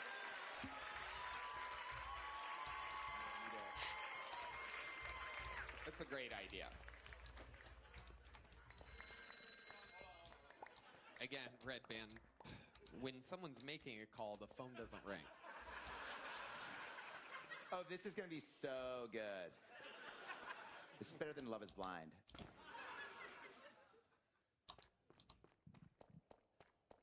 Wait, put it on speaker. Hit the speaker button. Hey, it's Kim Condon. Wait, what? Wait. Oh, yeah. Hello?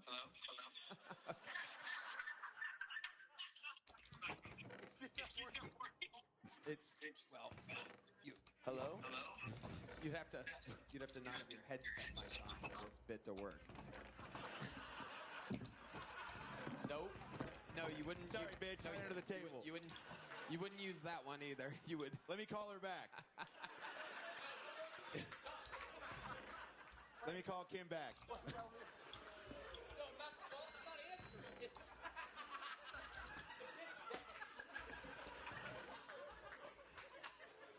Ladies and gentlemen, this You is just got snaked! Or Dr. Pepper Tic Tac! Fuck!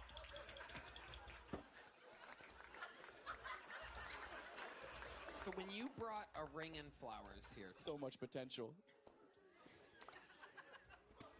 you're expecting what exactly to happen? To run into her? That she'd be here, perhaps? You want the realistic Yes. perspective? Yes, we do. Realistically, I expect to be rejected, but just for closure, I have to, you have to swing. But what kind of closure exactly are you looking Either she's like, yeah, we could date, we could see how it goes, or no, like, this is crazy. This is a weird way to approach a woman. A lot of women at the same time just said, that's it. Yes, that's it. Almost every woman, for the first time I've ever seen, agrees on something, on one thing. They all agree on this. They're all looking at me and shaking their heads yes all at once. It's almost incredible. Let's check in with Jeremy. Well, I got no experience here, so I think what you're doing is pretty fucking chivalrous. But Thank you. Someone's on my... also, some girls like a guy to play hard to get, right? Or they want you to chase them. I mean, not literally chase them, but... I'm fast. You're fast? See, that Hey, feels like stop. something you should not say. Stop. But so this is what I want to know from the ladies. At what point, when he's giving a gift and she doesn't respond, does he just fucking take a hint? Like That time. The first time. What'd she say? Let's see the ring. Oh, good question. Oh. Is it a real ring? Is it a legit ring? How much, where'd you get it from? How much did you spend? Not a lot, $250. Wow, that's a lot. That's a lot. It's a... Well, open it and I'll explain it. We have it. But let me ask you this, Ryan, because you've met her once before, right? Only once. And she hasn't communicated with you since then. So, wait. She used to talk to me on stage at the Belly Room. Wait, so you went to her show? All the time. Dozens of shows. And sometimes she would respond to you if you asked a question or heckled? Is that what you're saying? Yeah, it was kind of conversational. Right. During her set. Yeah. You would yell something out. She would address me and then I would respond. Right. She would make fun of you, she would make a joke, and then you would respond. Yes. Yeah. Right. Okay. Fuck, I can't remember It's a good what the fetish. fucking question was. Hold on. God damn it, god damn it. Hold on. Fuck. Nope. Hold on. So, I'm getting suggestions from the crowd for questions, by the way. Again, that's another first in the history of the It's such show. a good documentary, dude. Yeah. This is incredible. Because don't you think that if you talk to her one more time and she said to you, Ryan, this is kind of wild, you're not my type, right? I'm not into this. Don't you think that since you've only talked to her before, once in reality, that you're going to only like her more? Probably, yeah. Every time I hear her talk, I tend to like her more, so... Right. Okay. Which is either stalkerish or nice, depending if I'm attracted. It's the first one. Stalkerish, Ryan. Ryan is one of the scariest things in the history of the show. Have you ever had another girlfriend? Yeah. Okay. Don't say it like that. Yeah. I'm 29. I'm 29. Come You're on. 29. Okay. Dick's been dry 29 years. It's very possible. This is Jeremy right here. Okay. Your belt is at the end. That's the loosest setting. That is an unbelievable observation. There are 32 waist. I'm a 32 waist. No more loops left. It is incredible. What's the longest relationship you've ever been in? 10 months. 10 months. Did the girl know that she was still in the relationship the whole 10 months? Yeah, but she was AI. I'm kidding. You can't make jokes like that, man. Ryan, we're going to let you out of here. I'm not sure whether this is one of the most compelling interviews and moments in the show's history, or if it will... You're going to set them loose back in the club? No, it's not going. They go right out the back door from this part. And I can tell you, there's a lot of security guys looking at me very concerned. I'm nonviolent. I know, we can tell. You seem like you have good intentions, but it is a little creepy, Ryan. All right. There he goes, Ryan Doherty, everybody. No joke book. No nothing. Oh, Lindsay's slamming her hand on the table. She liked him. I thought he was hot. But I'm a crazy girl. You are a wild girl, Lindsay. All right. You know what? Let's cleanse the stage. Let's sage the stage a little bit with the return of a golden ticket winner who hasn't been on this show in a very long time. Here, ladies and gentlemen, could be a story of redemption, and who knows? Anything can happen. He's one of the wildest characters in the history of the show. You know him. He has the record for most all-time appearances on one episode of Kill Tony. Ladies and gentlemen, this is the return of Drew Nickens.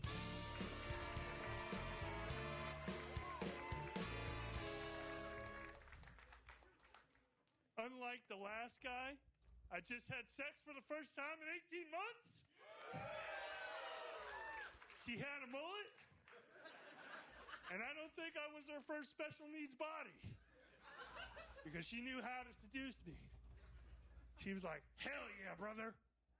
You look like Mar from Home Alone and a sexy Napoleon Dynamite." Trying to go back to my hotel room and watch YouTube?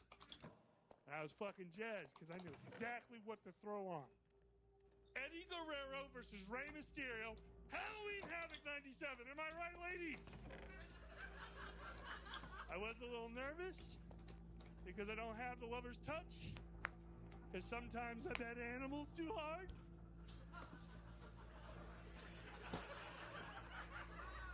But we got it cracking, dog. It's so much clapping and screaming during that hotel room session. People thought we were watching a black high school graduation.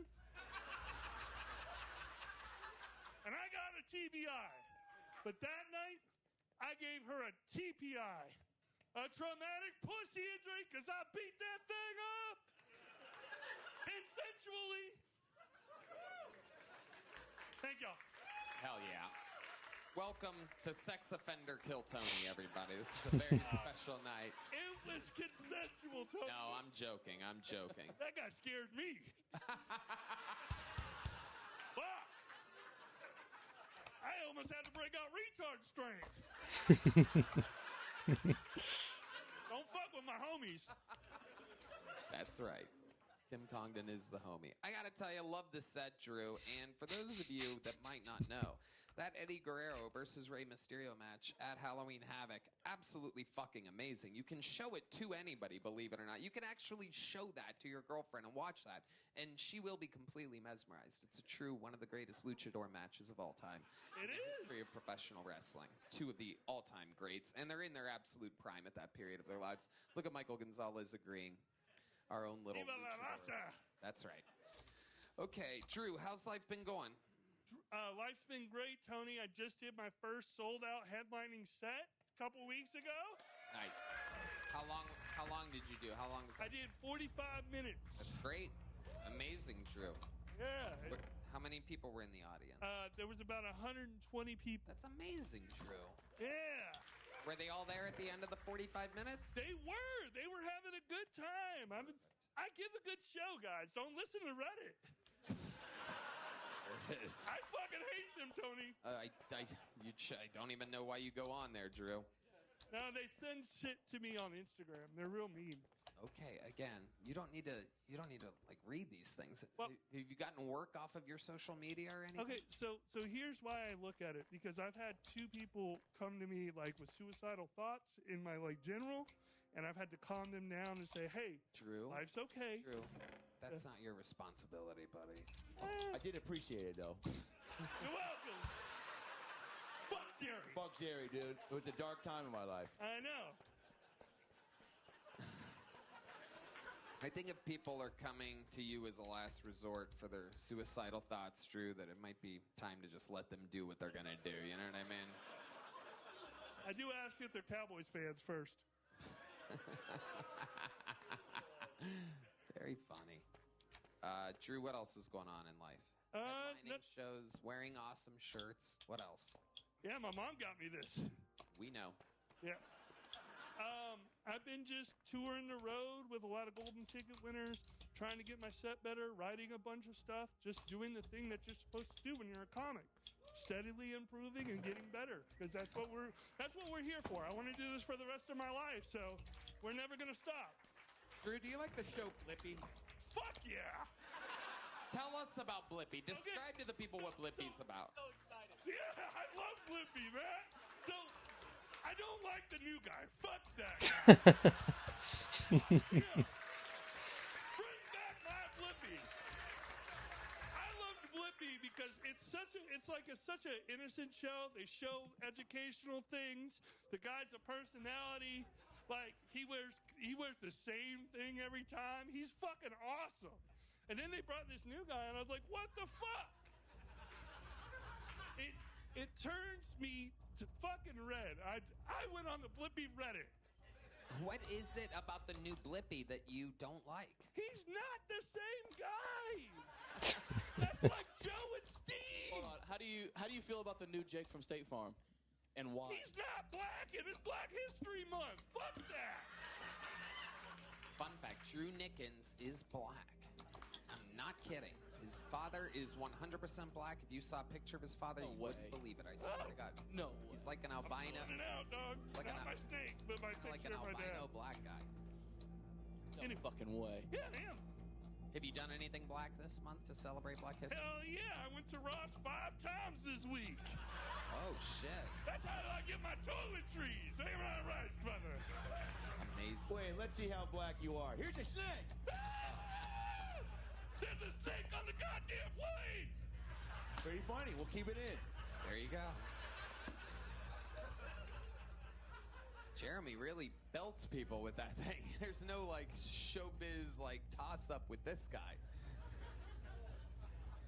Still looking for a picture of his dad. That's how black he is. He can't find a picture of his father. If you needed any more confirmation, let the 2 minutes that it took for him to find a picture. This guy's Puerto Rican at best. Dude.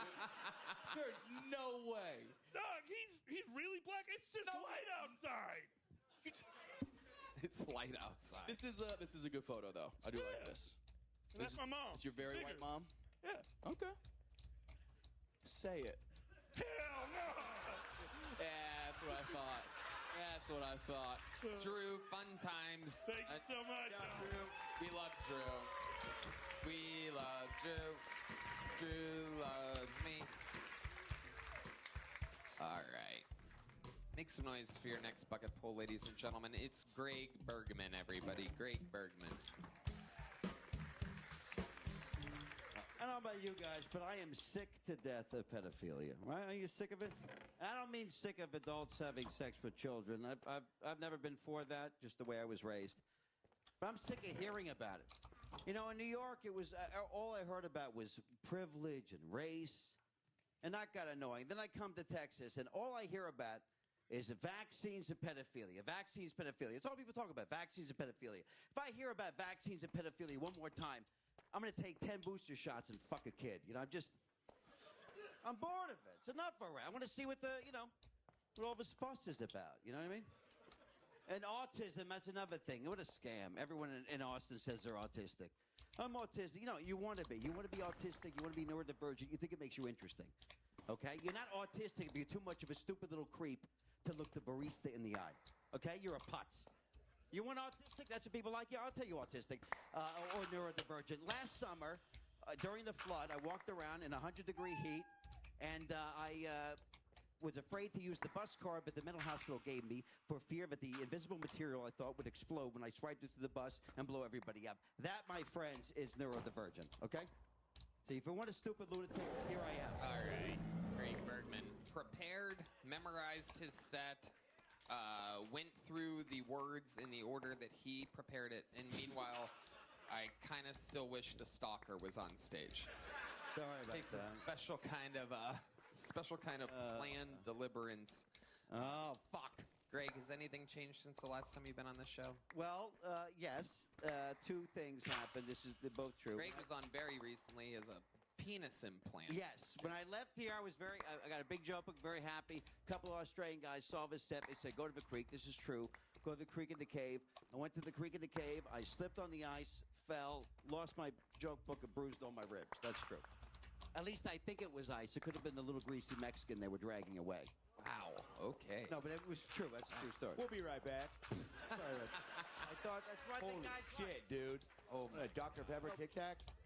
No, that was true though. It's destiny. When God takes your big joke book from you, I know. That's how you know it was never meant to be. Oh boy.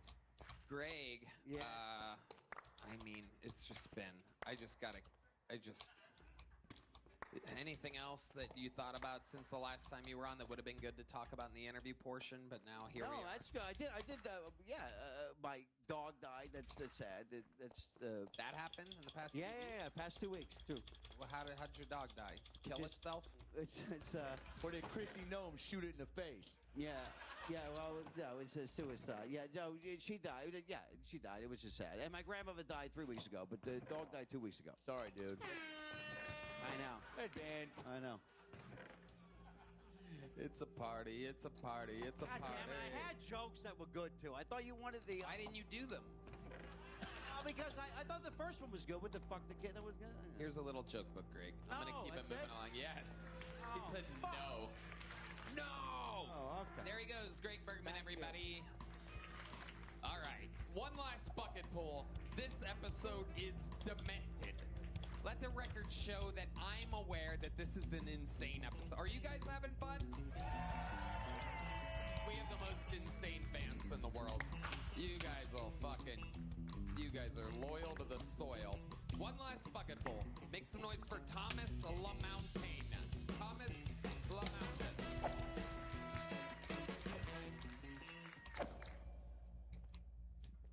I like having fast sex with old women. Yeah, I said I like having fast sex with old women. I call it going 90 to 70. Yeah. I love it. Fast sex with old. I love having call my balls Werther's Originals. The way I like these hip replacement hussies sucking on them. You know what I'm talking about? I like having fast sex with old women, ladies and gentlemen. Am I the only one here? Do I look? The only one looks having fast? Yeah, no. No way. I like having fast sex with old. Oh my gosh, folks. You know what I hate though? I hate having slow sex with young pussy. I hate having slow sex with young pussy. What am I running the government? No.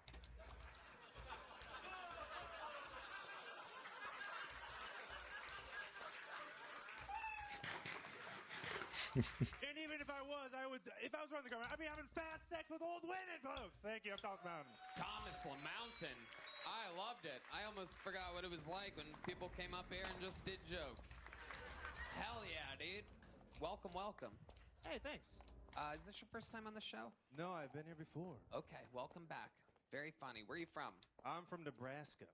And how long have you been in Austin? I've been in Austin for 8 months now. 8 months. Fuck yeah. You've been on the show only once before? Only once before. What did we find out about you? What was the most compelling? What was my favorite part of that interview, you think? Oh, well, you found out that I used to be a male model, and you made me take my shirt off, and you liked it a lot. Yeah, I did. Hell yeah, now I remember. Having flashbacks. Yeah. I love it. Hell yeah. So how's Austin been treating you? What's been going on now? It's been pretty good, man. You know, I got a cool job now. I've been doing a lot of spots. It's amazing. I love it here, man. What's the cool job? I have the greatest job of being I'm a fucking bellhop for a hotel, dude. Hell yeah. Yeah. Yeah. Jeremy? La Quinta? No, I'm a rewards member there. Oh. So if that's where you bellhop, then that's what's up. La Quinta has rewards. La Quinta has rewards. What kind of rewards? We can't all fly on fucking private planes, man. What kind of rewards do you get at the La Quinta Inn? Oh, breakfast before everybody else. Really? Yep. Do you have to wake up earlier? This is a crazy deal. That almost seems like it would be... I thought this was a safe space. That's really hostile towards fun stuff. Breakfast before everybody else? Oh, yeah, so I wake up at 4. Breakfast is at 7. Also, I get the first dibs on clean seats. I usually get like, I don't know, like sometimes they have only a certain amount of waters behind the front desk. So I get first dibs on like the coldest waters. They're all room temperature, man. They're all of them. La Quinta has only room temperature. That is your mind. Okay, well, you're clearly not in the rewards program, so you get cold ass water. But so bellhop, that's cool. You love it? It's a dream come true, truly. It is. It's a dream come true. I've always wanted. My dad was a bellhop. My grandpa was a bellhop. I hope someday my son is a bellhop. Live on the legacy of hopping bells. That's right. You know how You it have is. a girlfriend, Thomas? No, I don't. I just recently got out of a relationship. Oh, how'd that end? Why'd that end? I'll start commitment issues. What's up, Matt? Right?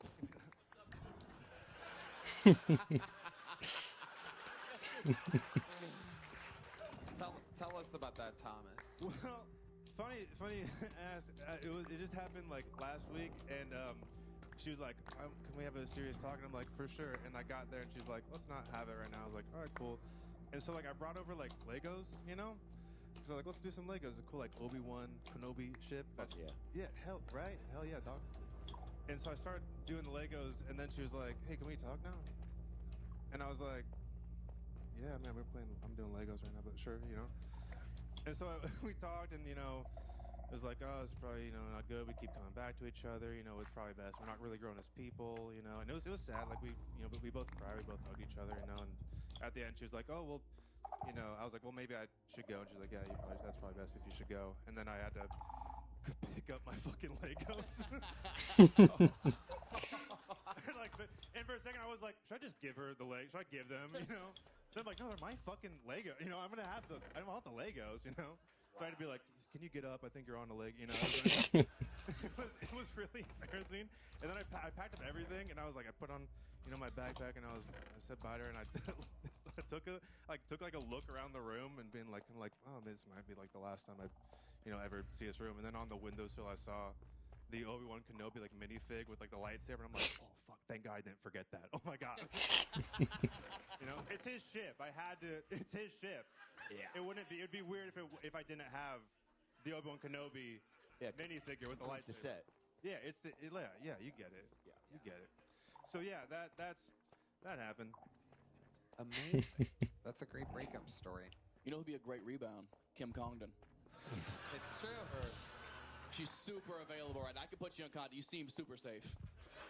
Does she fuck with Legos? I'm sure she does. Almost positive. Call her. Call her and see if she fucks with Legos. Did you get a big joke book last time you were on? I did, yes. Perfect. There you go. You already have it. There he goes, Thomas LaMountain, everybody. And now we've arrived at the end of the episode, and we have one regular that's going to close it out. Ladies and gentlemen, this guy is an absolute fucking sensation. Formerly the Dark Storm of Atlanta, he's now the Dark Storm of Austin, Texas. Make some fucking noise for the one and only Dedrick Flynn with a brand new minute, everybody.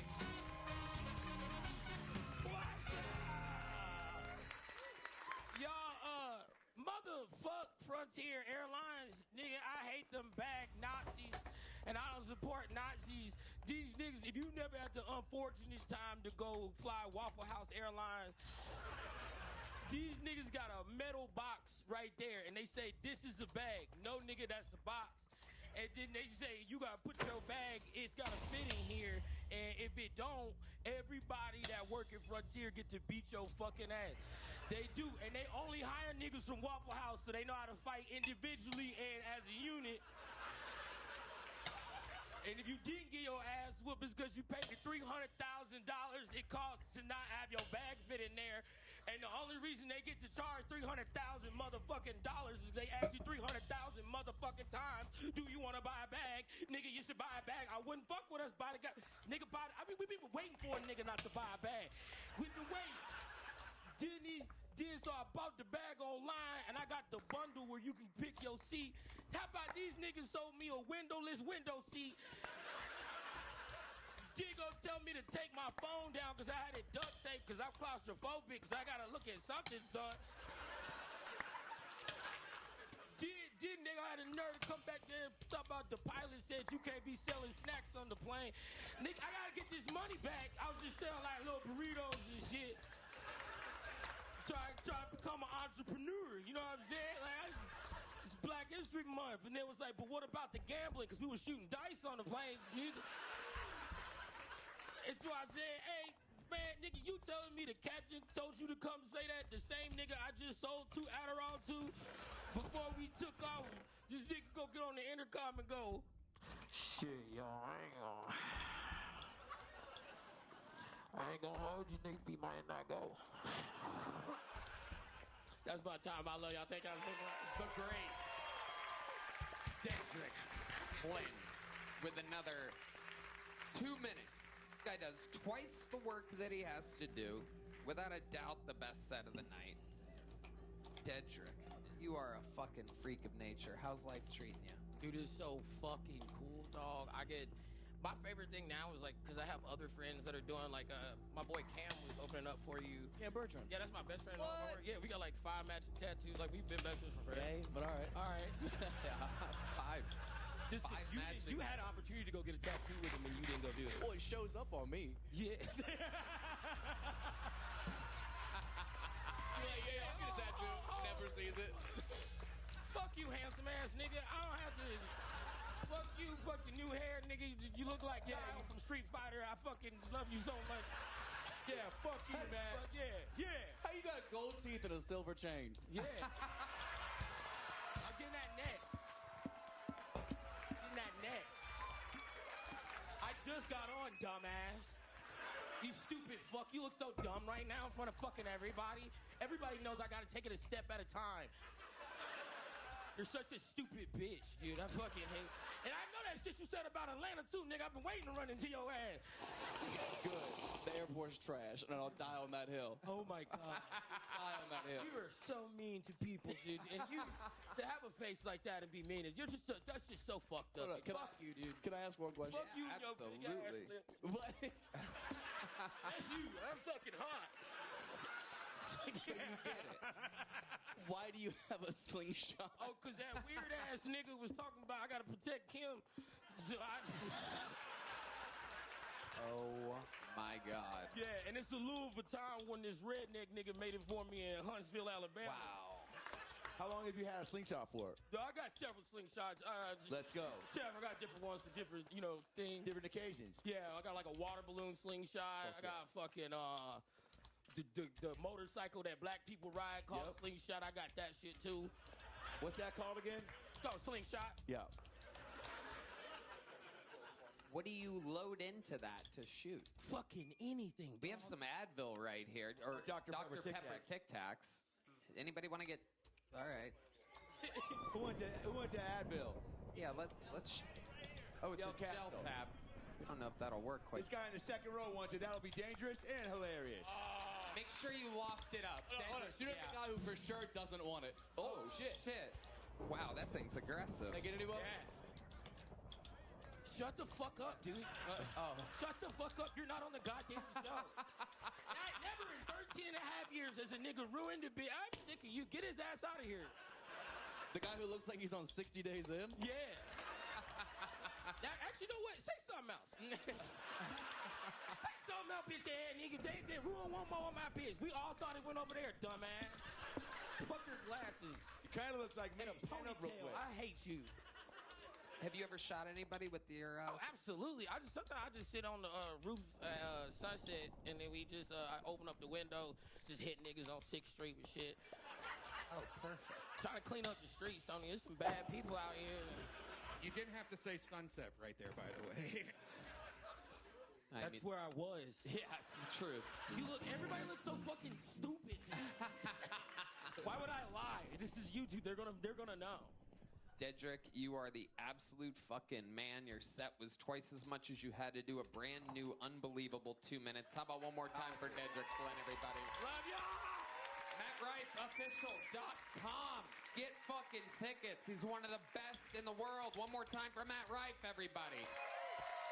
Jeremy is representing Adam Ray tonight. AdamRayComedy.com. Jeremy's a big fan of Adam Ray.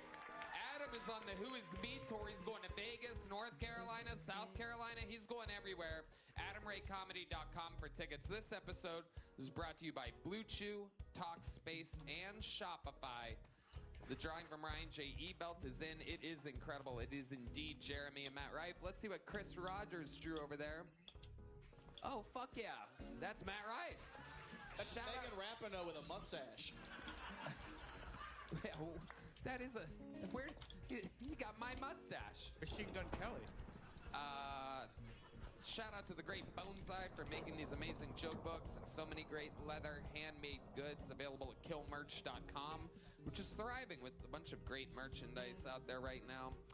Red Band? Check out The Secret Show every Thursday at the Sunset Strip, ATX.com. Thank you. All right, people, we did it. We love you. Thank you. Good night. God bless this audience. God bless the United States of America. Thank you, everybody. Bye, guys.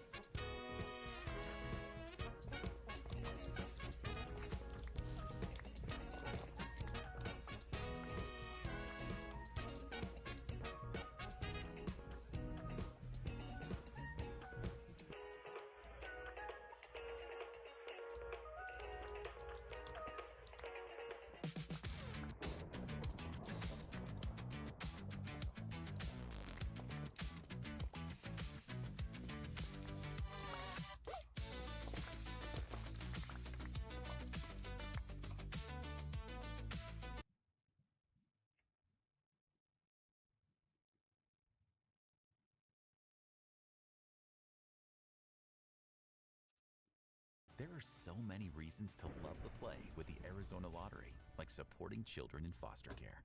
At Inspired Closets of Arizona, there's no space we can't transform. Visit one of our showrooms.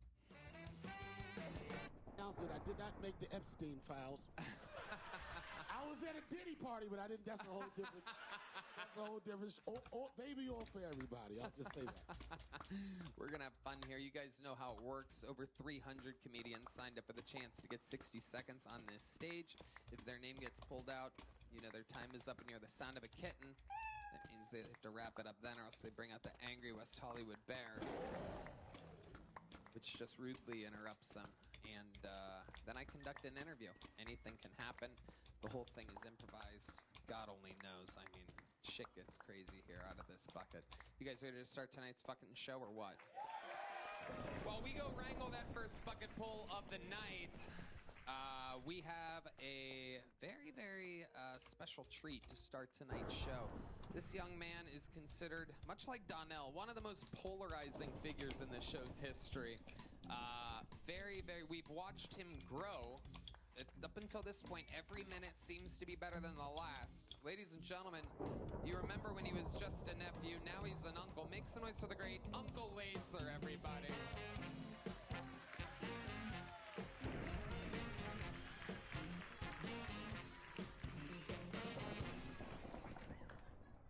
How we doing, Austin? You all right? You okay? Happy Black History Month.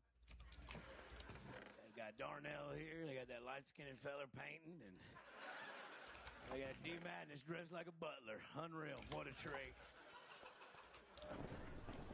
Before we get started on these, listen, I don't care what you are. Okay? It's your right as a human being. Whatever you do, don't impede on what someone else does. That's your right as a human being. Like, I don't care if you're gay. I don't care if you're trans. I don't even care if you're black.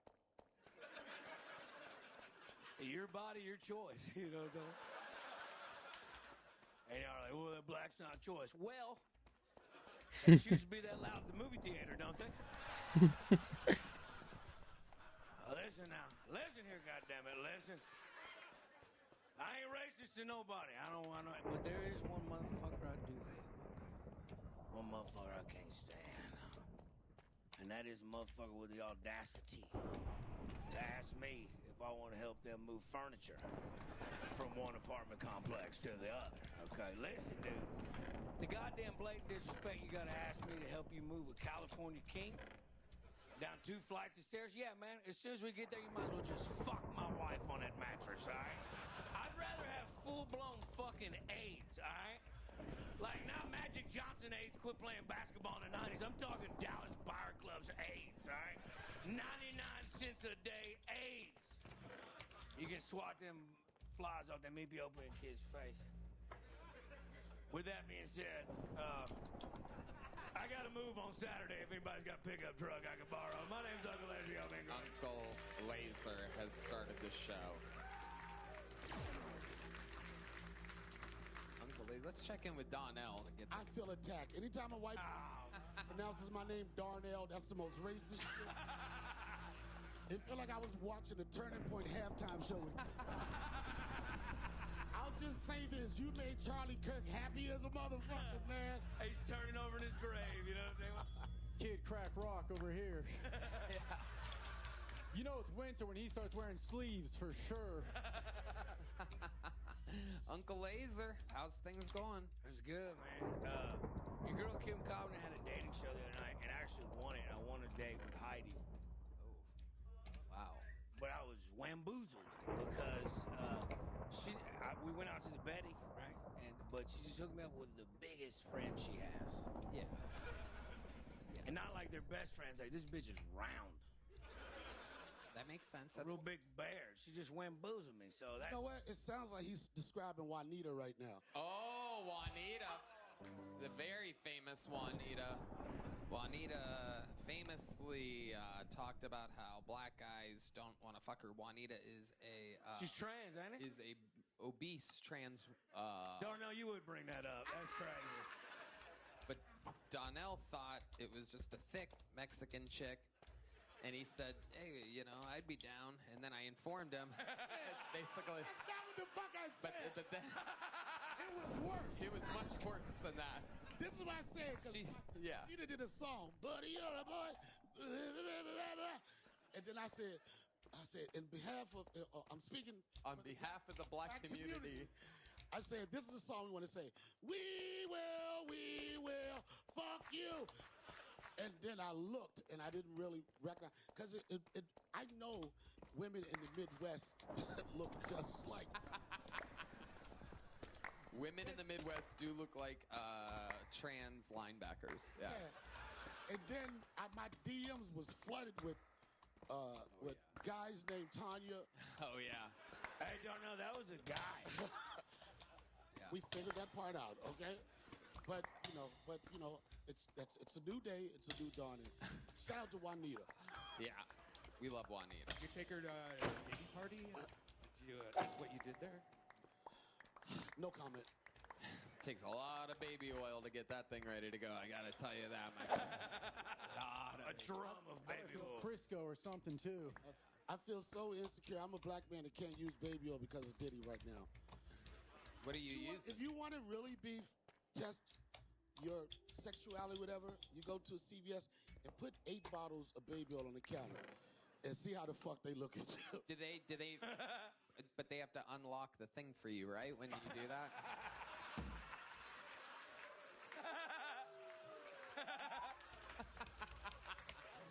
The new Darnell is not going to respond to that. Uncle Laser. So what did you end up doing with the big girl that Heidi hooked you up with?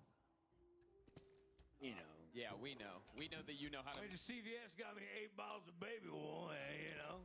Let's just found the wet spot. Let's just say you moved that furniture around, huh? Yeah, I helped. It's a team lift. I love it. Well, Laser, great way to get the show started Thanks for tonight. You came out with a bang. There he goes, ladies and gentlemen. Thank you, Uncle Laser, everybody. And now we go to the bucket, everyone. And now to the bucket we go.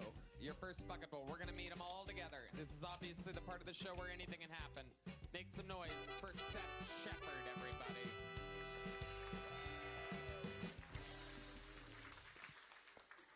Howdy, y'all. I found out recently I'm 1/8 black. It's our month now. Now, this doesn't mean that I can say any of the fun words, but I sure have been thinking about it. I lost my virginity with a soft dick. Y'all might be thinking, wow, that's got to take a hog to work, right? You'd be wrong. All it takes is a girl that believes deep enough and keeps drinking after she pukes on you. I was 17, she was 22. She knew what she wanted.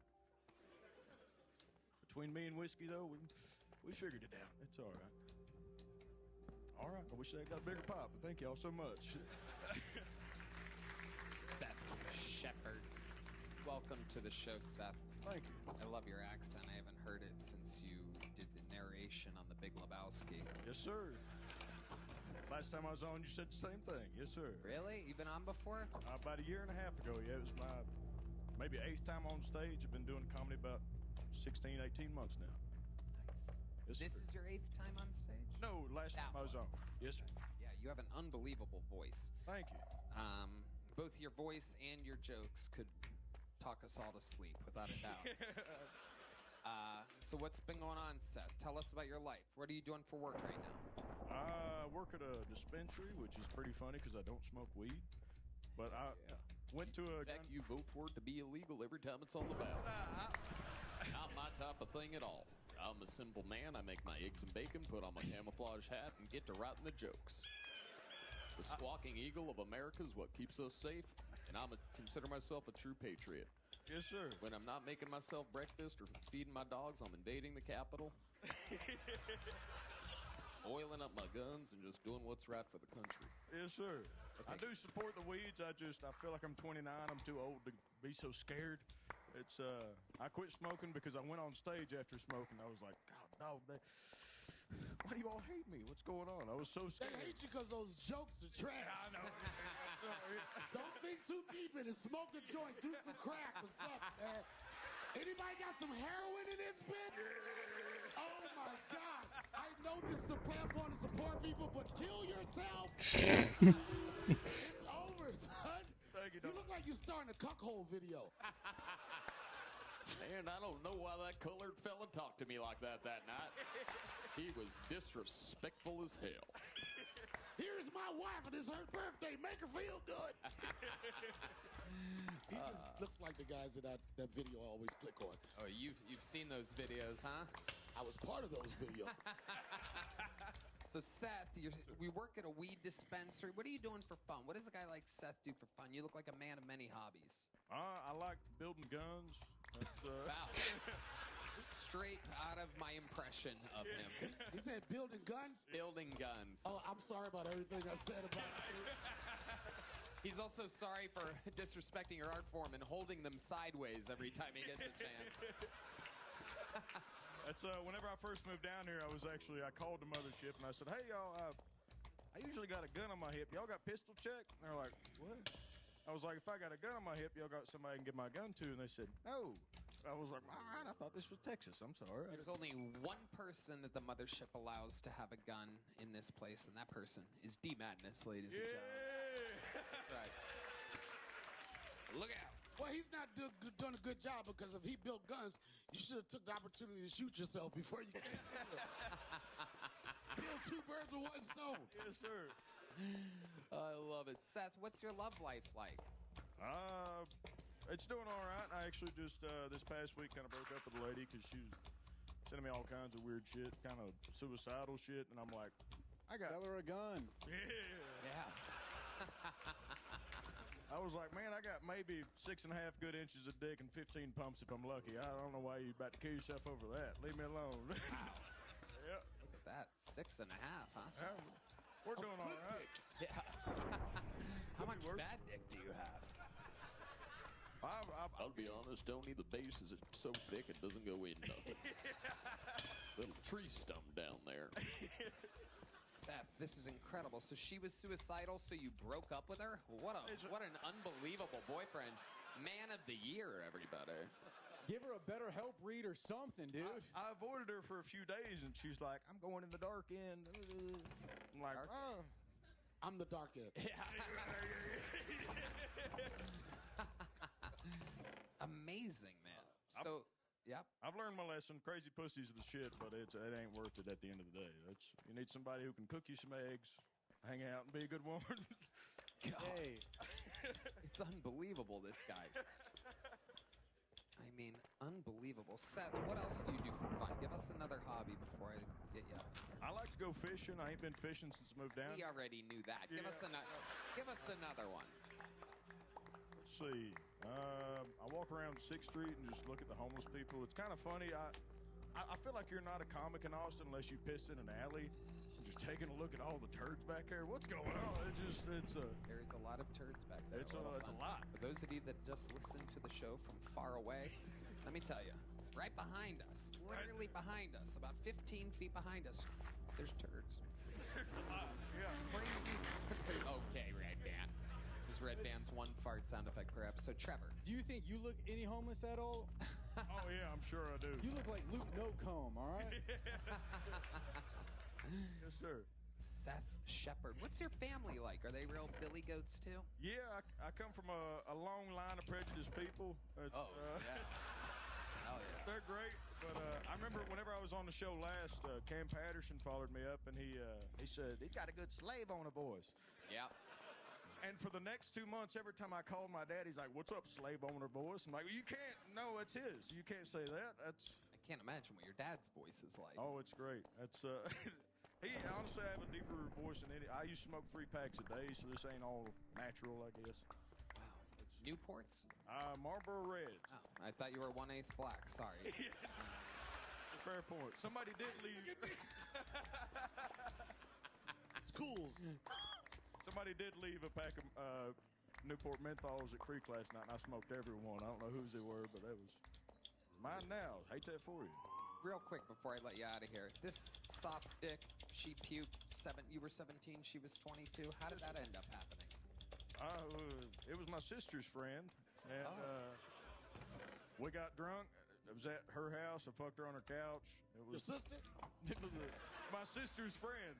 You have a voice like you would lose your virginity to your sister. You ain't wrong. You ain't wrong. Yeah. No disrespect to West Virginia. Kentucky, yes, sir. Yeah. Amazing. And why was your dick soft? Because you were drunk too. I had a 5th of whiskey. I was. We figured it out eventually, but it's. I have an innate tolerance to whiskey. It don't make any sense. It's. I get free drinks at some of the clubs around here. And the other 2 weeks ago, I had a full, maybe 750. I don't even know, but I've never had a hangover, so I'm not learning lessons. I wish I could. The only hangover I've ever had was from tequila. Wow. Yep. That's not interesting at all. I'm sorry. Yeah. No, I love it. It's good when the people watching the show actually fall asleep watching it, because that means that we get the entire view that just stays on, and then it rolls, and then they have to watch it again. So we get 2 views by having someone on like you early on in the episode. I'm a businessman on top of a host and a comedian and a roaster. So, all right, you're leaving here with a 1/8 normal size black joke book. There you go. Thank you. There you go. Seth Shepard, everybody. On to the next one we go. There goes Seth. There goes Seth, everybody. Oh, my goodness. Look who it is, everyone. The lovely Heidi, everybody. Live in the flesh. Go to HeidiRegina.com. Check out our podcast, Love on the Line. Also, check out the Kill Tony Band on YouTube. They have a new show, Find You Part 2. Or they have a new song. They do songs. Hello there. This podcast is sponsored by Shopify. You know, when we started this thing, it seemed like we had to figure it all out on our own. Everybody. Your next bucket pull, ladies and gentlemen, goes by the name of Julian Casas. Julian Casas.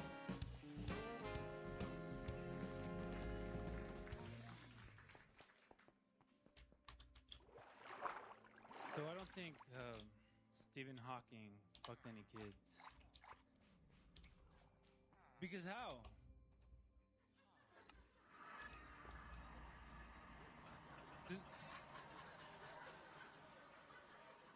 There's only one thing he could have done. Only one thing that makes any sense. He lined them up on the ground, put a ramp on either side, and turned his chair up to full speed. And he has the science to make it happen.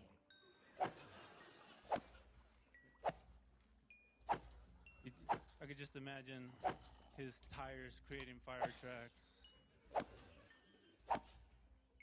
And I'm pretty sure that's how his face got that way. It's just the wind resistance.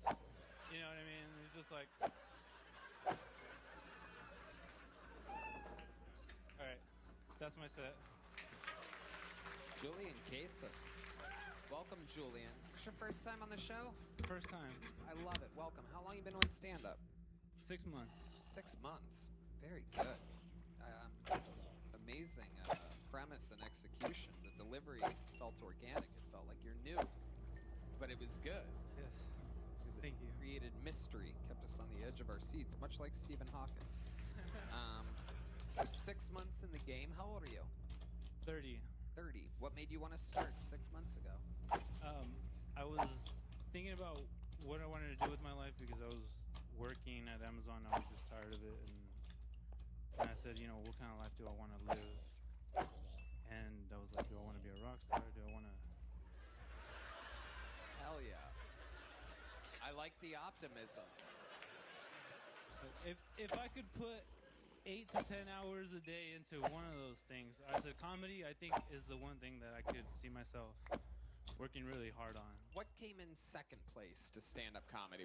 Being a rock star? Were you about to go buy? Were you gonna go to Guitar Center or something like that and buy a guitar? Like what?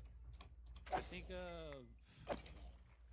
I don't think there was no second place. It kind of just comedy was like the only thing I could see myself doing long term and working really hard on for. What ethnicity are you? Mexican. 100%. Both my parents, but I did a DNA test. It's like 35% native Mexican. Okay. How much percentage you need to have an actual official ICE raider here? Is it like 35%? All right, get it. So they're on the way. Very cool. So what do your parents do? Mom's stay-at-home mom. What does dad do? Am I right? Mom's on disability. Yeah. And dad's a forklift driver. Yeah, perfect.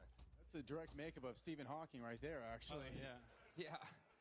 What kind of disability does your mom have? I knew you was gonna. Schizophrenic.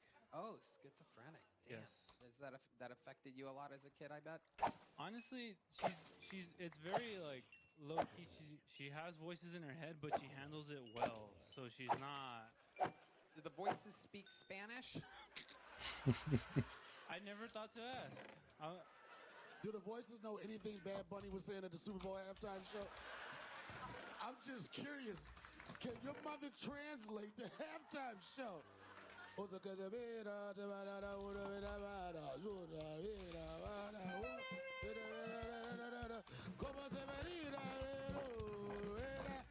right, I just made it. Yeah. I don't know what happened. I was watching the T-Pack halftime show, so no, I'm kidding. I would have to ask her. It's good.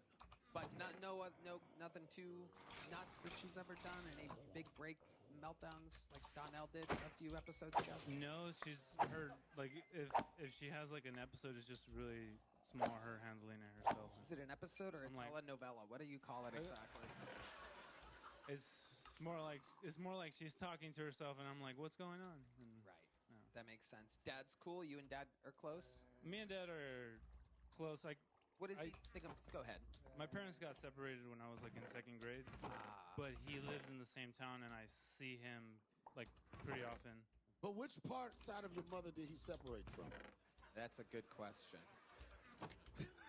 Yeah, her main personality, I think, would supposedly it changed over time. So who knows? Does she live by herself now, or does she have another man? No, she lives by herself for like the last maybe 20-something years. Okay. But in her head, she lives with a group of people, right? Yeah. Oh yeah. Well, she took us with her too, so there's like a whole. You still live with mom? Not anymore. I moved to Austin actually. You live by yourself? I live by myself. Nice.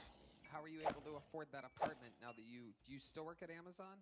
So I was working at Amazon in California, and then I just I said, you know what, I looked up the cost of living in Austin, and I said, you know what, I could pull out my savings, go to Austin, find a job, and then last for like as long as I need to last, and then until like my comedy skills grow enough. Let me ask you this: how much money did you have saved up?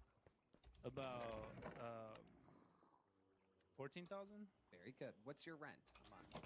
Like 500, 570, 575. I live in a travel trailer. I don't live in a. Beautiful. You ever see Uncle Laser out there? Hey, Julian, can you help me move this couch over here? Come on, buddy. Oh, yeah. Come on, give me a hand. Say my name 3 times. Let's go. Wow, Julian, you have any hobbies or anything like that? Sometimes I write things other than comedy. Like I like to write poetry sometimes too, and then draw. And what else? Anything wild and fun? It seemed like he would be a good eulogy writer. Yeah. You know, I have I made a couple friends here that, and at least one of them, you know, gets me out of the house. You know, make sure that I'm not like stuck at home. You seem like the kind of guy that could drink tequila all day, have no hangover. I don't. And if you had whiskey at all, you'd be tremendously hungover. Reverse of the last one. I don't get hungover. Whiskey does make me emotional though. Ooh, what kind of stuff happens to you if you drink whiskey? I start thinking about my life too much. Poetry. Are you going to get a job though? Are you looking for a job? Just interrupt yourself. Poetry, it gets emotional. That's when. I'm Ubering now. Ooh. Yeah. Okay. Uber Eats or just regular Uber with humans? Regular Uber. I like it better when the package gets in and out on its own. Nice. I love it. Brilliant. Like I said about the Stephen Hawking thing, you have a very funny brain. I think you're just gonna keep getting better. I don't think there's anything that can stop you, Julian. I see it. I've been doing this way too long. I know what it's like when someone has a premise and the only thing that needs catching up is their delivery, and that's where you are right now. It's incredible. Sign up again. Here's the big joke book. Thank you. Boom. Woo. There you go. It happens. All right. Your next comedian works here. You know him. He became famous for talking about bags and boxes. This is a brand new minute from Jay Legend, everybody. Yeah. Went on a date with a white woman. It's important that I say that part for the story.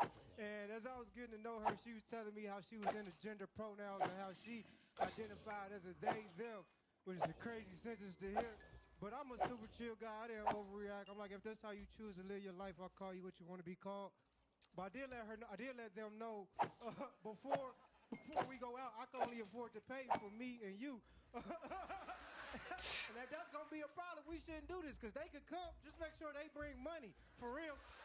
Because if they order anything off of this menu, they going to pay for the shit. Gratuity and all. I'm not going to be stuck with a bill for 7 fucking people because you don't know who you want to be in life. That's not my responsibility, and I refuse to deal with it.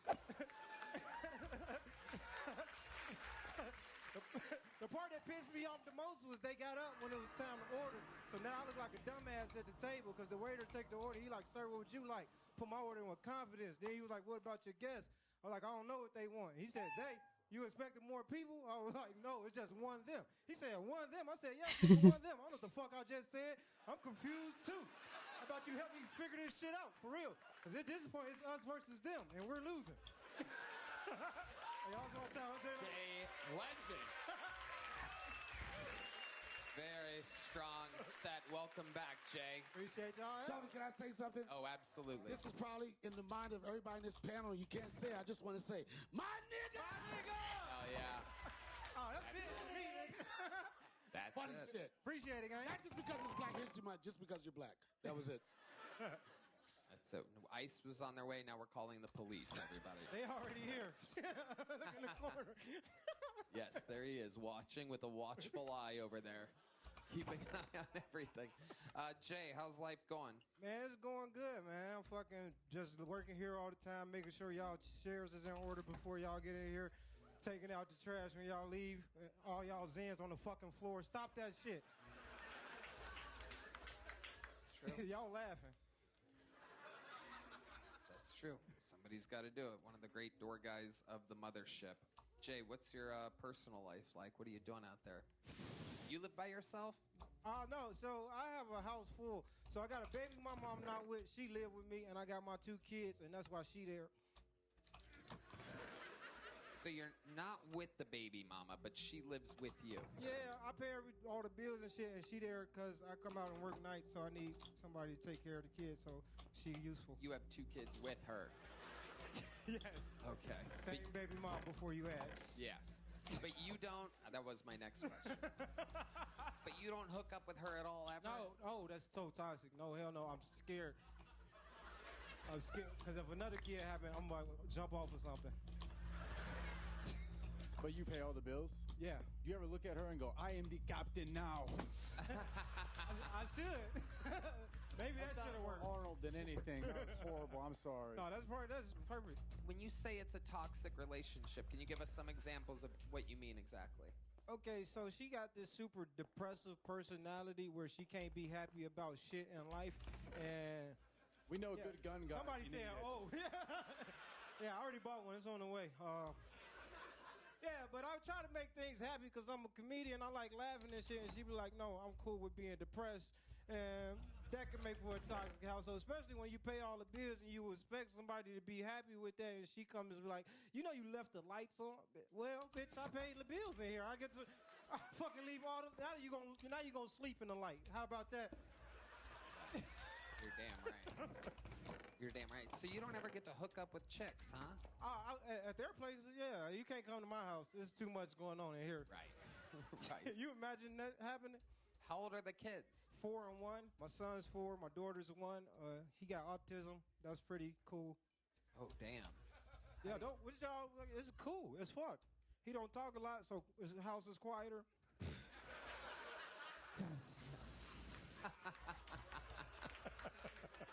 Gotta think about the positives, dumbass. I love it. I love it. I wish more of you were autistic. I got a question. You.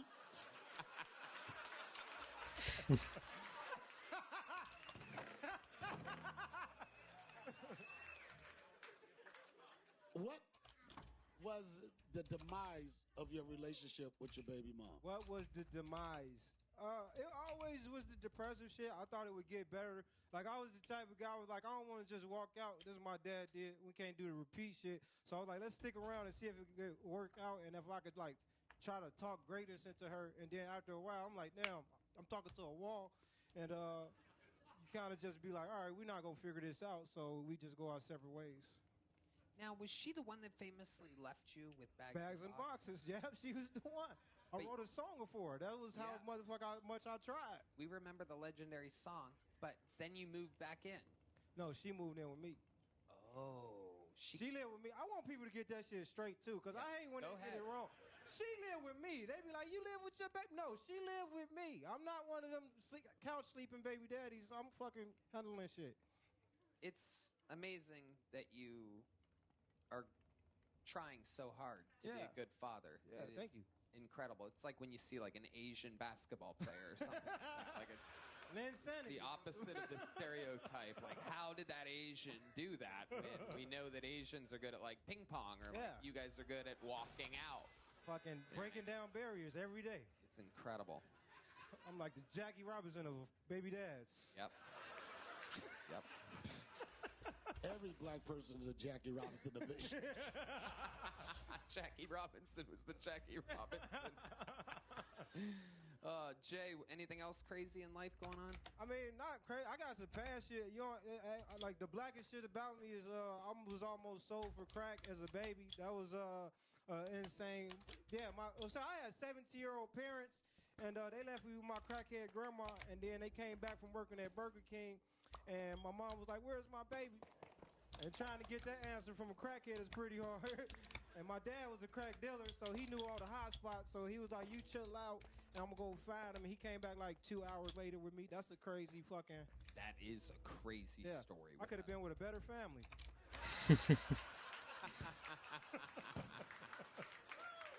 How much did they try to sell you for? I don't know, but I think it was like 2 fucking dime bags or whatever. Which back then, I was born in the '90s, so I feel like with inflation, that would have been like an 8-ball, which is a lot of money. Yep. So I was an expensive ass baby.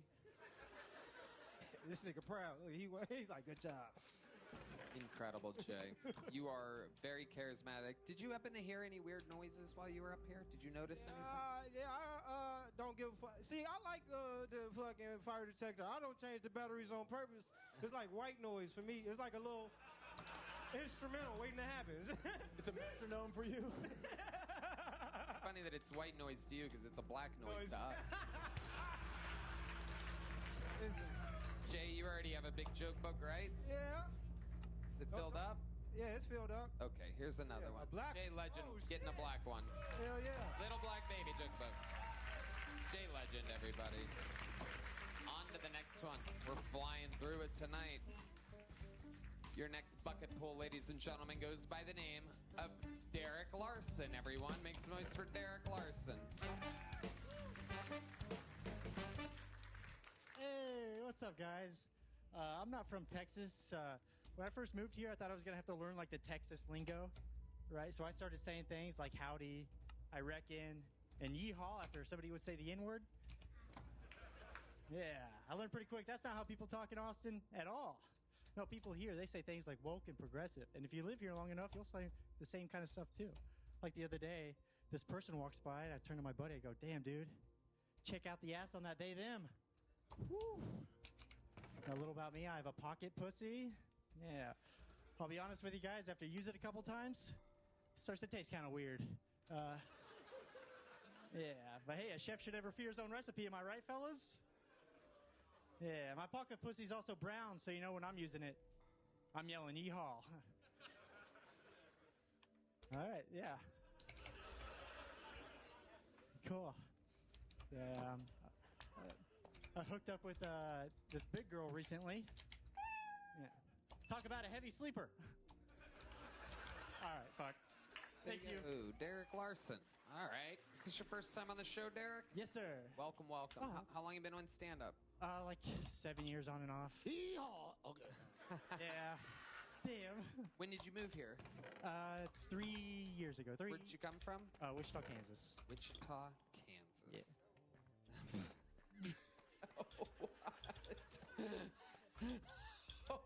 Oh my God. Okay, Matt. Doesn't say anything ever. Yeah, he speaks once every 2 months. I said Wichita. He said, "Where did you go? Where did you come from?" Cotton Eye Joe. Again, autism is spreading through the United States of America. It is an epidemic. Derek, Wichita, Kansas. And what do you do for work? I am a rope access technician, so I like clean the high rises and stuff on ropes, like cleaning windows, maintenance, whatever, but on ropes. Very nice. What's the highest you've ever been on a building? Ballpark. On the one on the rainy, it's one of the rainy new buildings. It's like 45 stories. Okay. So and it has an overhang, which is it was scary. You ever thought about it? I gotta go to work tomorrow. Yes. No. No. Tell us about this pocket pussy. True or no? Do you eat it like a Go-Gurt? How'd you do it? Just slurp it all the way up? You got to make it work, you know. No. Right.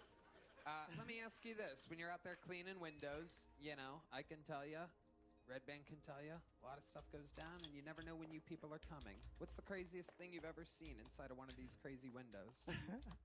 Oh man, it's so fun. Everybody has such great stories. Mine are it's kind of gay. Your voice just went gay just now. I don't know what happened. It wasn't fun, man. It was so you drop and like of course they don't know we're coming.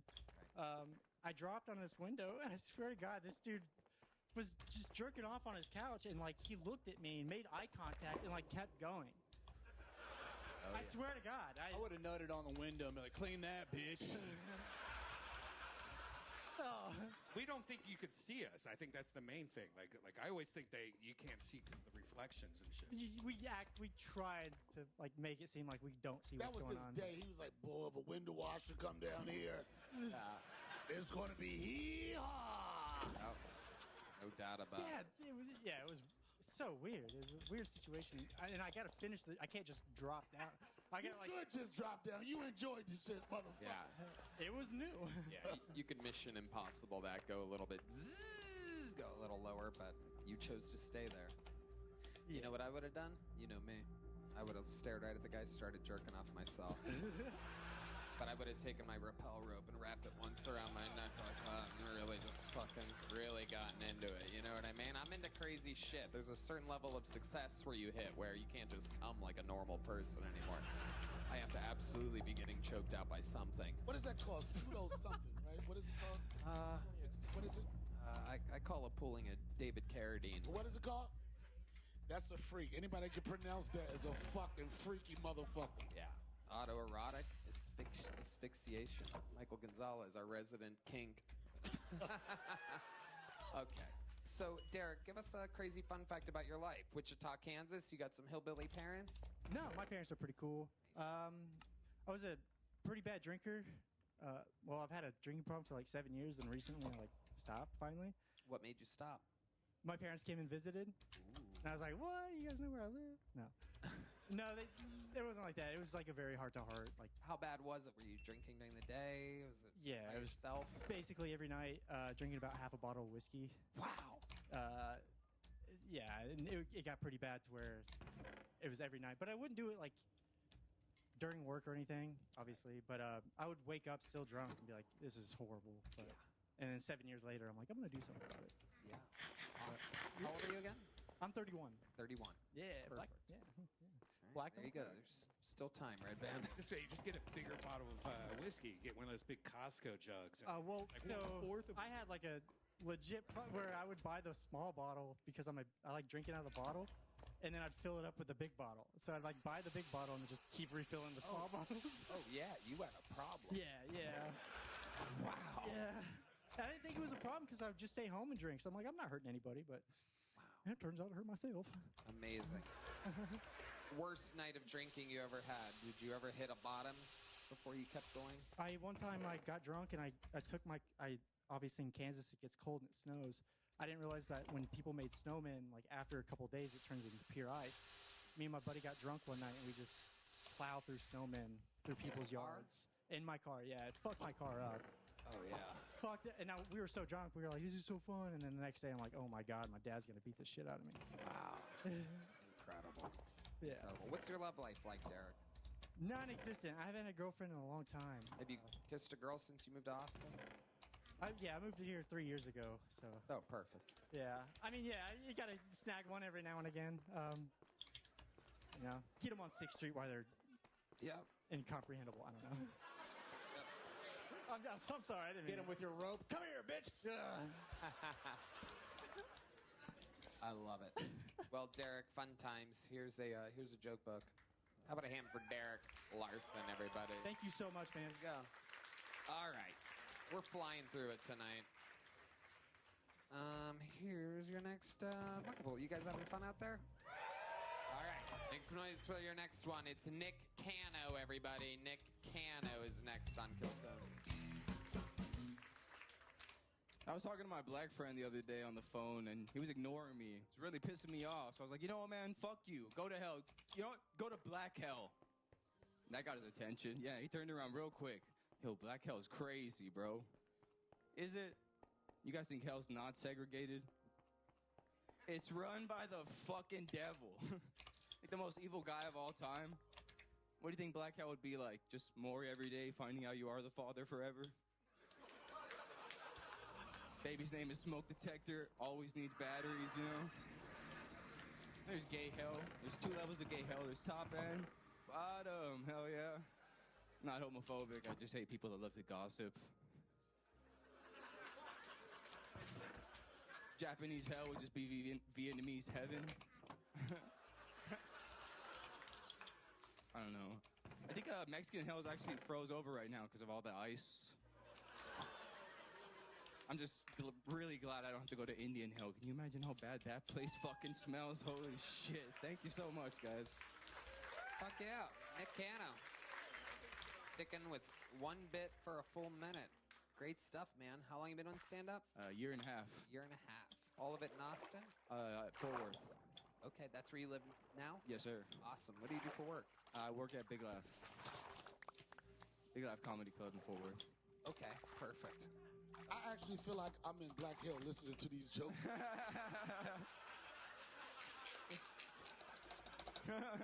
Oh my God, I'm in Black Hill in Black History Month. What the fuck am I doing?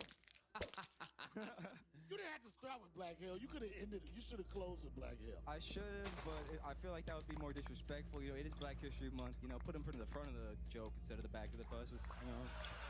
There you go. There it is. That was a good tee-up. That was funny. Down, I'm in black heaven right now. That was a funny joke. Nick, tell us more about your life. What ethnicity are you? You look like you could be fucking everything. I've been told I look ambiguous, and I fucking hate it. I'm 100% Mexican. You look like a Big Mouth character for sure. I fucking wish, dude. What's going on with you, buddy? I fucking wish I'd probably get pussy. Wow. So you're 100% Mexican? Yeah. What are your parents like? They are dead. Wow. Yeah. How did they die? My mom had like a fucking brain aneurysm. How did your dad die? My dad died, dude. Funny story, guys. I tried to kill myself one time, and my dad missed his dialysis. So one day he woke up having a heart attack, and I was still overdosing or like high on Xanax. So I had to drive him like 120 miles an hour to like 30-minute away hospital. Took the wrong turn, and he died in the car. Oh my God. Wow. That's one of the most amazing answers to a question I've ever gotten on this show. So, how long ago did that happen? That was in 2018. 2018. Yes, sir. So, I'd imagine you felt a lot of guilt. Oh, yeah. It definitely didn't help at all that I was high the whole time, you know?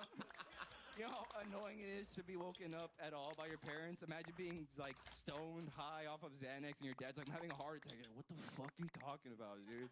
I was freaking out. I hated it, so I just delved into it more and went to jail and shit. Right. Okay. I think his hell is a lot worse than Black Hill. Yeah, man.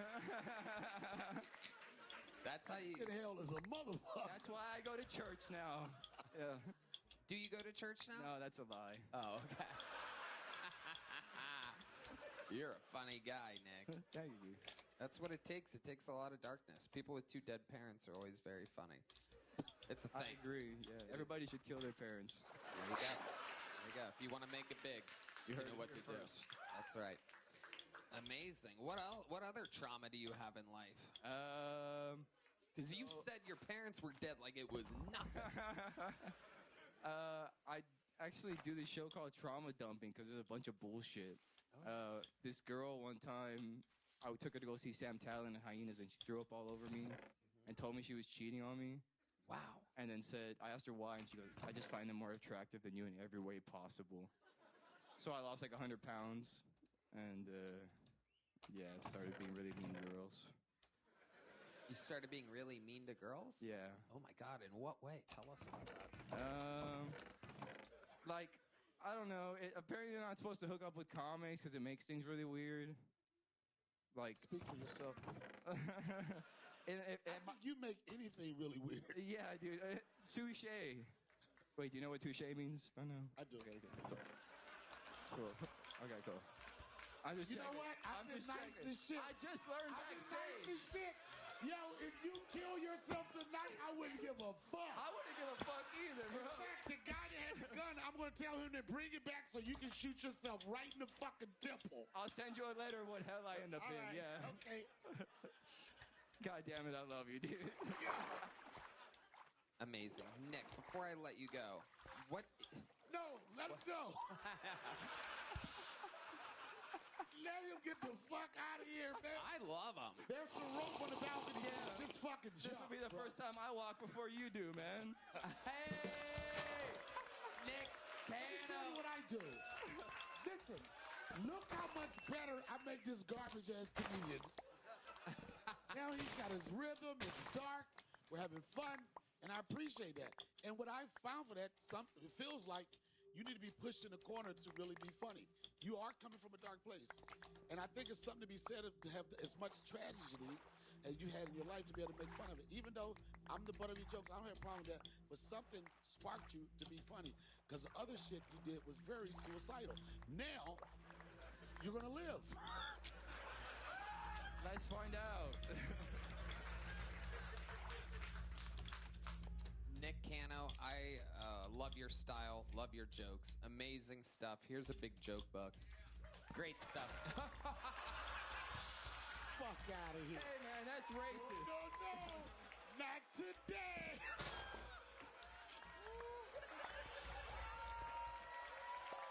Nick Cano, everybody. I just tumbled his whole dreams. Not today, motherfucker. Well, this is very exciting. This looks like a new name. Make some noise, ladies and gentlemen, for Randolph Davies, everybody. Randolph. Oh, okay.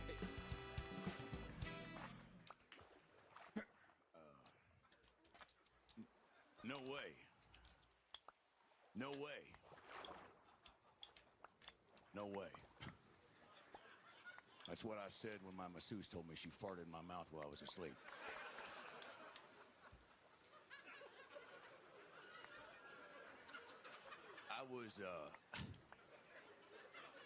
I've been on the road with the Counting Crows for about 35 years.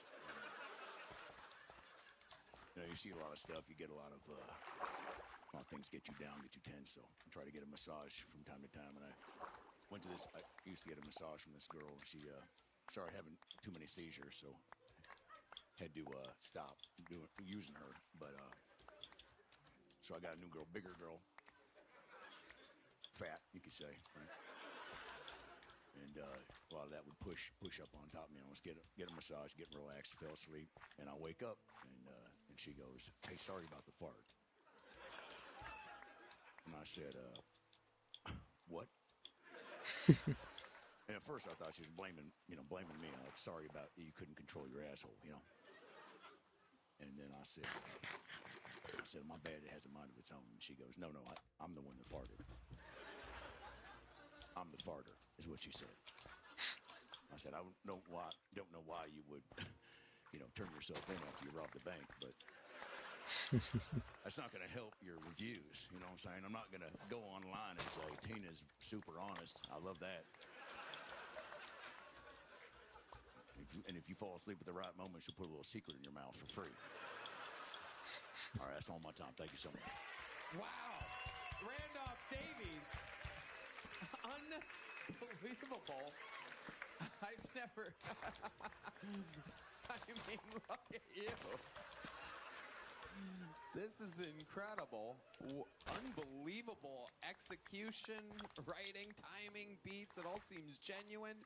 The cowboy hat doesn't fit. You're at the top of your head. But you seem like you got a lot of stories, pal. I could tell you a few. Wow, what was working with the Counting Crows for that long like? I was basically the guy that tuned the guitars, get them drugs, find restaurants, that were fun to go to, get them pad thai whenever they need it. Yeah. One time we were in New Jersey. Adam Duras and I went to a regular massage parlor, and you can always tell when it's not. The marquee's just a little bit, worn down, kind of like the people inside, And we get in there and right away, I don't want to do the accent, but you know who it was, And she said something I didn't understand, and I knew what it meant, though. You know what I'm saying? There was a twinkle in her eye. Like she, like she was down to clown, So Adam and I went in. They only had one room, so we had to be in there together. And, well, long story short, we both got jerked off at the same time. And this was 2 days before Christmas. I looked over to him and I said, boy, this is quite the long December. You know what I'm saying?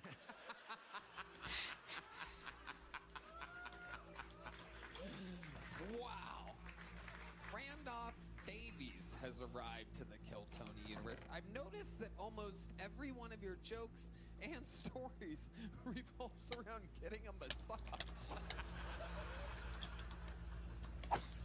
Well, life gets hard, Tony. You got to relax. And it's the only way for me to shut down mentally and physically. So some people, I'll play a little Xbox Live from time to time. But wow. Free Britney 69 if you want to find me on Xbox, by the way. That's your handle? Free Britney? Is that for Britney Spears? No, for Brittany Griner.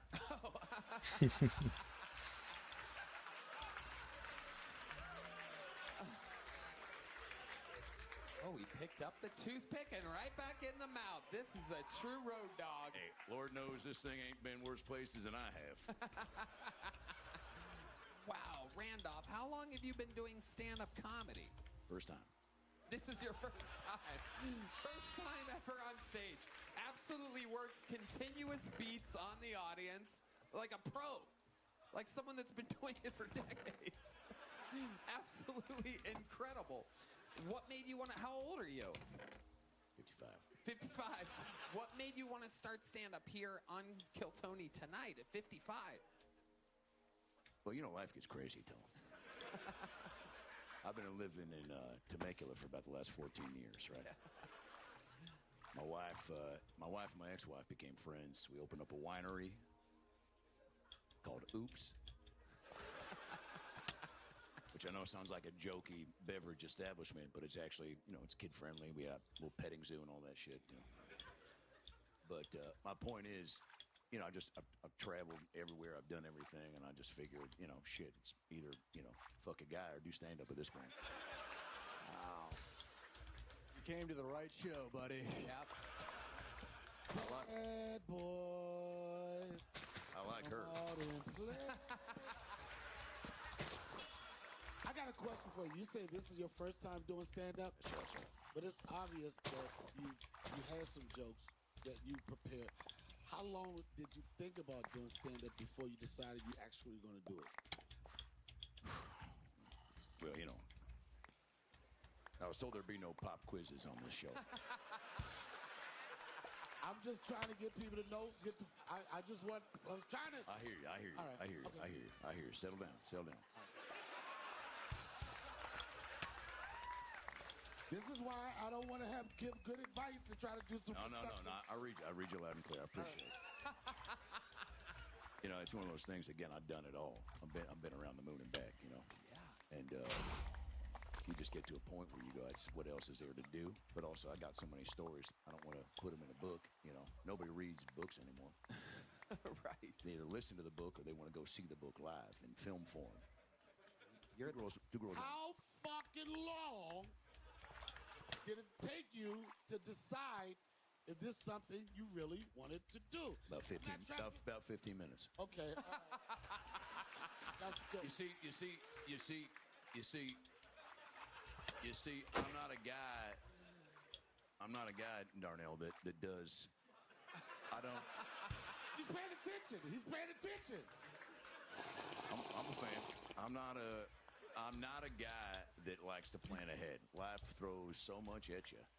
Life is. I mean, I've dated girls. I've fucked pregnant girls. I fucked a girl with, she had cervical cancer for about a month. What was that like? Can you describe that to The us? sex was unbelievable. Yeah. Because she thought she thought this was a rap, So we got to do everything, She beat it. She beat it. Shout out to Jill. Wow. absolutely incredible. And the pregnant women, you said women, plural, Randolph Davies. I did, didn't I? Yeah, you did. What's that like? I've never been with a pregnant woman. Is there something that you noticed that's different than a pregnant woman than a woman that isn't pregnant? I mean, look, that's, that's like asking someone to explain the plot of Indiana Jones and the Last Crusade. You know what I'm saying? You want to know, but you don't have time.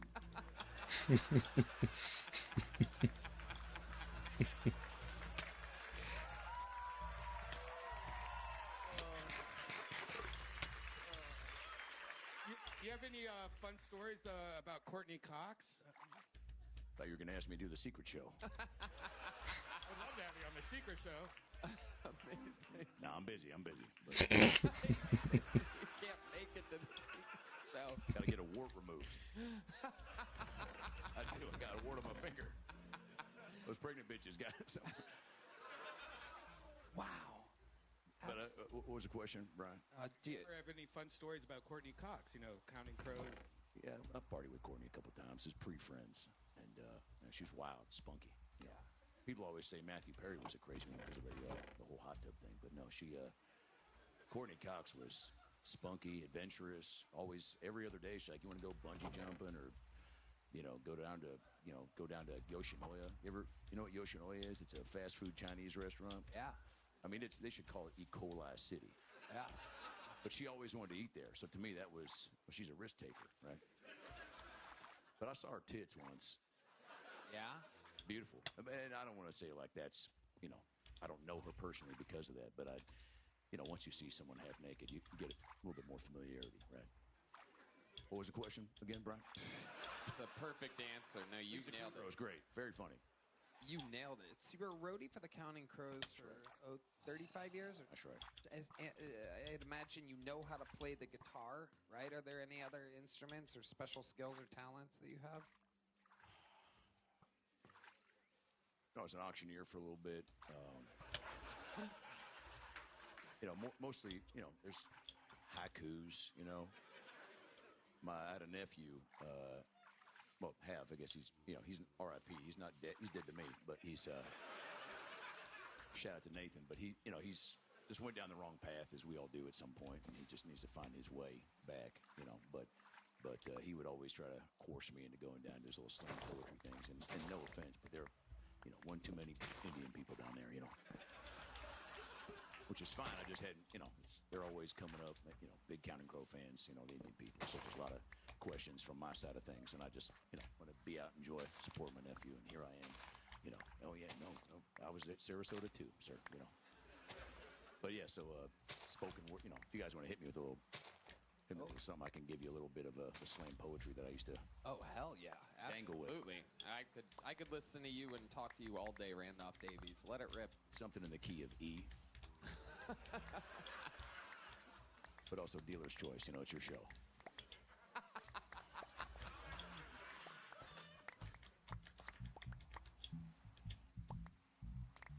He is, ladies and gentlemen, Randolph Davies. The Kill Tony debut of Randolph Davies. Well, I was driving drunk again down the 405. Couldn't quite remember if I wanted to be alive. So I opened up my book and I remembered what Captain Hook said in Peter Pan. He said, "Give me all them boys. Give me all them girls. I'm going to take them to the plank and watch them vanilla swirl down into the ocean. Deep inside the ocean. There might be sharks. Look out. And big old fish and trout. Maybe we can get back to land. Find my friend Stan. He has the drugs. Stan always had drugs. I'll tell you this, what. Stan gave me a pill one time, and I danced with a coconut tree for an hour and a half. Ooh, she could move. She could groove.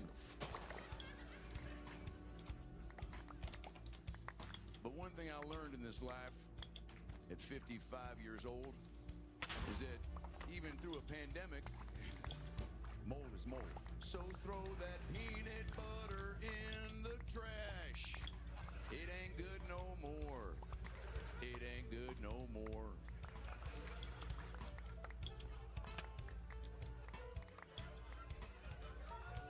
I'm allergic to gluten, by the way. All right, that's it. Thank you so much. That's it out of me. Randolph Davies.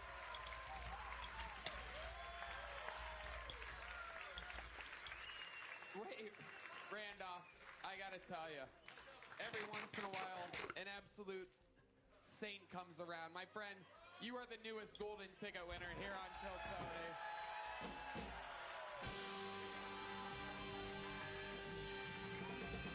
Randolph, take that with you. Randolph Davies, ladies and gentlemen, an absolute phenom. I'm sure we'll be seeing more of Randolph in the very near future. Absolutely incredible. Oh. All right. Well, you guys, this is the greatest show in the world or what, huh? Oh, there's Heidi. All right, let's get another bucket pull up here. Make some noise for Pat O'Neill, everybody. Pat O'Neill.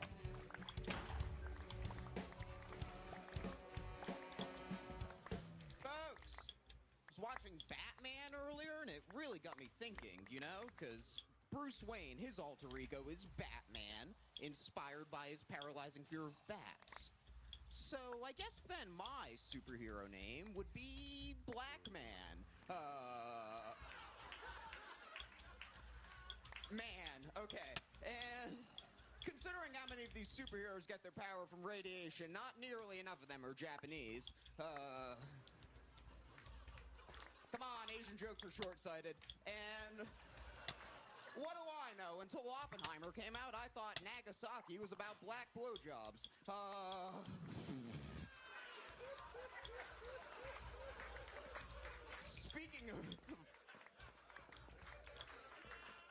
Speaking of overreactions, Hamas really brought a knife to a fucking space laser fight, huh? Holy shit. Out of control. I'll never understand how conflict in the Middle East has lasted so long. Considering half of them face the same way 5 times a day. Fucking sneak up behind them. Problem solved. You are welcome, Jews. Okay, thank you. Wow, Pat O'Neill has done it again.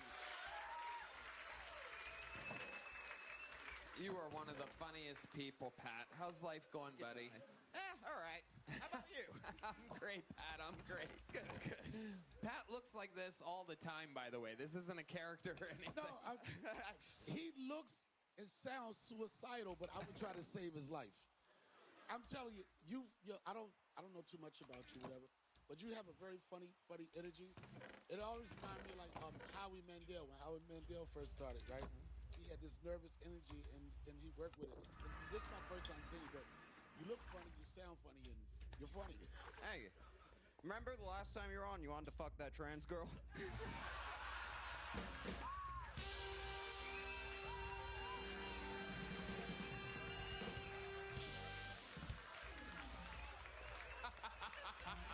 Thank you, sir.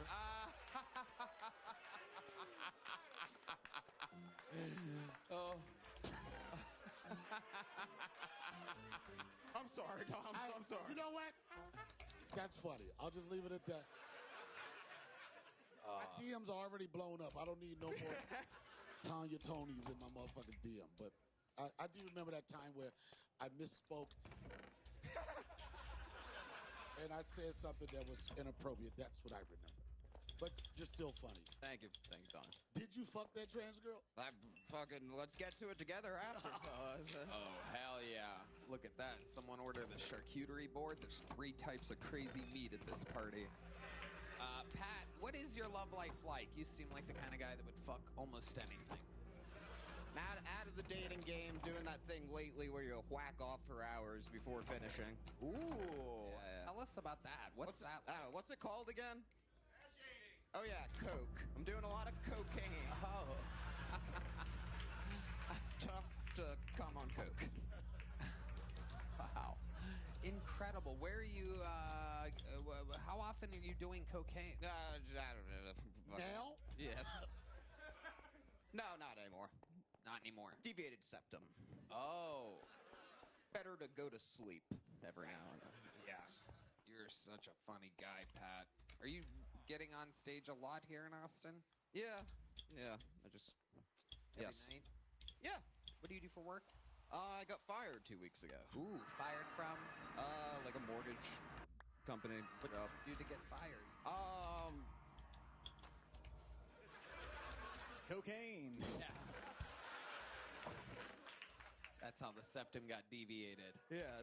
I understand the nature of the show, but I have like a severance thing where I'm getting paid, so I literally cannot.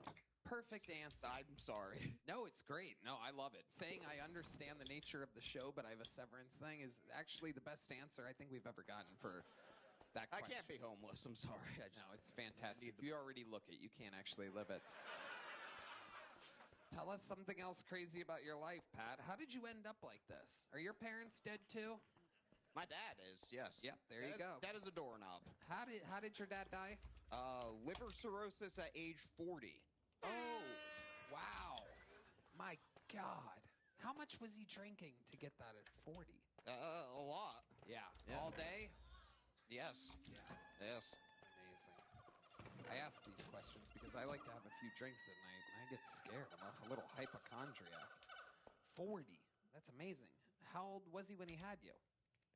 I don't know. How old were you when he died? Let's put it that way. 16, I think. Okay. How old are you now? You look like you could be anything. You somehow still look 16. You locked Vampire. in. 29. 29. Perfect. You just said Jesus. Yeah. You guys might not be able to hear it over the podcast, but the entire crowd just gasped and all said different words. A lot of fuck Jesus. Very rude audience. Make these fuckers laugh.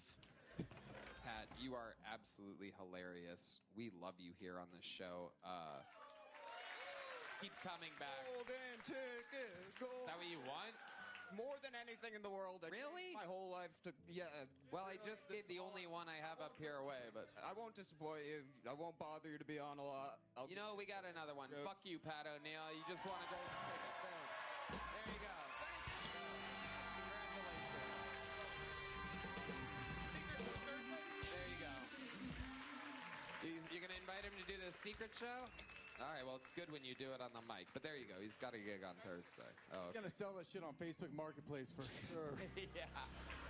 Honestly, I think he was deserved for a long time ago. He's one of the. Of course, yes, I completely agree. It takes a lot to do that as a normal white guy nowadays, and he always absolutely knocks it out of the park. How about one more time for Pat O'Neill, everybody? There are golden ticket winners on this show that leave avails, and sometimes we can squeeze them into the show. And then there are regulars, ladies and gentlemen. Your next comedian is a regular, and there is a big difference between regulars and golden ticket winners. Regulars have to write a new minute every single week. This is one of those guys. He was once the dark storm of Atlanta. Now he is the dark storm of Austin, Texas. Make some fucking noise for the one and only. This is a brand new set from Dedrick Flynn.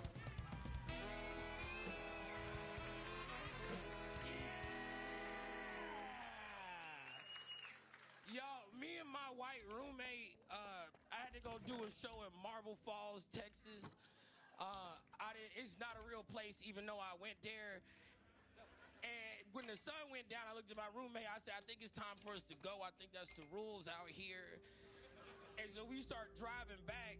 And the shit looked on the way, there's no like street lights. It looked like where you meet the devil and that nigga he challenged you to play guitar for your soul. And so while we driving, I looked at him and I said, yo, I gotta pee. I'm about to pee in this Gatorade bottle. And then he looked at me, his white ass said, I'll just pull over. No, nigga, you're not. All right, we're not stopping here. And then he was like, what, you scared like a mountain lion's gonna come get you? I said, nigga, that's best case scenario. Worst case scenario, a white guy. You know what I'm saying? Like that. I'm trying to take a piss and a nigga come out of the cornfield talk about you fellers lost. Wrong turn, now I'm getting raped and slowly eaten. Like, I don't care what you say. If y'all was in the woods and you saw a white guy just appear the whole time in your head, you like, I wish this nigga was a grizzly bear. Because they have shit for bears. They got the shit called bear mace. You spray it on a bear and the bear get the fuck away. There's 100 videos have been working. There's twice as many videos of a white guy walking through bear mace and getting tased, still trying to make a point. And I told that bitch to bring my soda over there. Nigga, I don't want to do that. That shit's scary. And if we being honest, nigga, the scariest bears are white. Polar bears don't, all they do is kill, nigga. That's just, my biggest fear is running into a polar bear with no Coca-Cola. Actually, let me change that. My biggest fear is running into a polar bear with Pepsi, nigga. Now I'm getting raped and slowly eaten by a goddamn polar bear. That's my time. I love y'all. Dedrick Flynn has done it again. Donnell. No, this is interesting because I've said this before. This is one of the best. This reminded me of back in the day with Def Jam, where it was a platform where people that you didn't see get to perform. I saw you pulled up, I don't know, in my algorithms or something, and I think I commented. You did. On your page, and I said original, I said authentic, and I said something else. You said I was really funny. It was a great written joke, and it was authentic, and this is a real comic. I know because I screenshot it and I sent it to my mama immediately. Nigga, immediately I did that But shit even fast. though with this show, you get some duds, but it also gives everybody an opportunity to do their shit. So for me to come see you, I was like, oh, that's the motherfucker. Just randomly, I saw that shit because you don't always see that. So not just because you're black, you're a funny guy, you're original, man, and I wish you the best. You're going to be big. Hey, love you, man. Marble Falls, huh? Yeah. How far is that? 45 minutes in the wrong direction. I'm pretty sure 45 minutes any direction in Austin's the wrong direction. I see where they got the airport. Because you need to get the fuck over. That shit was terrifying. I thought we was going to get pulled over the whole time. And I don't want to get... Because the cops in Texas, these niggas is like fourth generation cops. Like, they was like, my daddy was a sheriff and his daddy was a sheriff. And I don't want no nigga with the athletic ability to see that I'm doing crime. And, just to let y'all know, when he say these niggas, he meant police, okay? All right. Well, yeah. Shout out. The police. The police love you. Y'all good, but I'm talking about the other ones.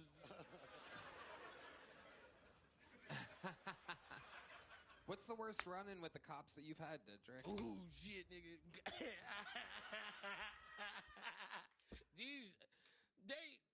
All right, I'm not gonna lie. Sometimes I do deserve to get caught doing crime.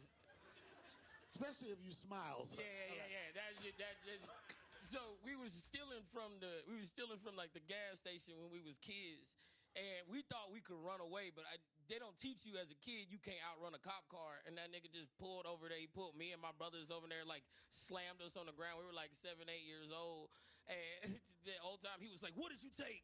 And I was like, "Oh, nigga, I took him some gum." And he was like, "Bro, I can see your pockets." And I didn't see that. So I had like Flamin' Hot Cheetos in one pocket. I had a whole stuff. I was like, nigga, that's the easiest. They saw me. I wasn't a good stealer. So I started selling drugs. Started selling drugs at 7 or 8 years old. Yeah, they need them. The hustle starts early. Amazing. Dedrick is from Atlanta, Georgia. You have any history in Atlanta? Not that I want to talk about. You did. You had did the Lavisco one time, and I came out because Johanse Collins brought me out to the Lavisco. Okay. And I had did that Oreo joke, and like when I walked back, they said that nigga was dying laughing at your jokes, and I cried in the green room until you walked back in because I was laughing at your joke. Yeah. You loved it. I was really good then too, and no, it's safe to say that. I'm telling you, this is so random because. You know, you just popped up on my timeline. Yeah. A lot of times I'm like, boo, boo, boo, boo. But then, and the fact that this was the second time that I listened or heard you tell jokes, and I appreciate it. That's not that I'm the fucking god and shit, but you know, I really appreciate it. Obviously, I've been appreciating what you've been doing from the longest time because I haven't been to Laughing Skull in a long time. Yeah, that was a long time ago because you was pissed off because you wanted the Cowboys to lose so you could talk shit to Charlemagne the God. Exactly. Fuck Old contour face, high cheekbone having ass. Maybelline product wearing that shimmy shimmy Cocoa Pop motherfucker. I'm sorry, Charlemagne. We're at odds with each other. Yeah, I did. Trevor Wallace, what is it like to be inside of an Oreo cookie right now? About to be double stuffed. That's for sure. I feel like I'm in a cuck situation right here. They're just glazing each other back and forth. You got Def Comedy Jam to your sides and Blind Comedy Jam behind you. Dedrick, you are the fucking man. We're gonna keep it moving. Dedrick's done it again. Dedrick did it again. Dedrick did it again. Onward we go. Ah, look at this name. This looks new and interesting. Make some noise for your next bucket pool, ladies and gentlemen. It is Vincenzo Marascio. Vincenzo Marascio. I got a confession to make, guys.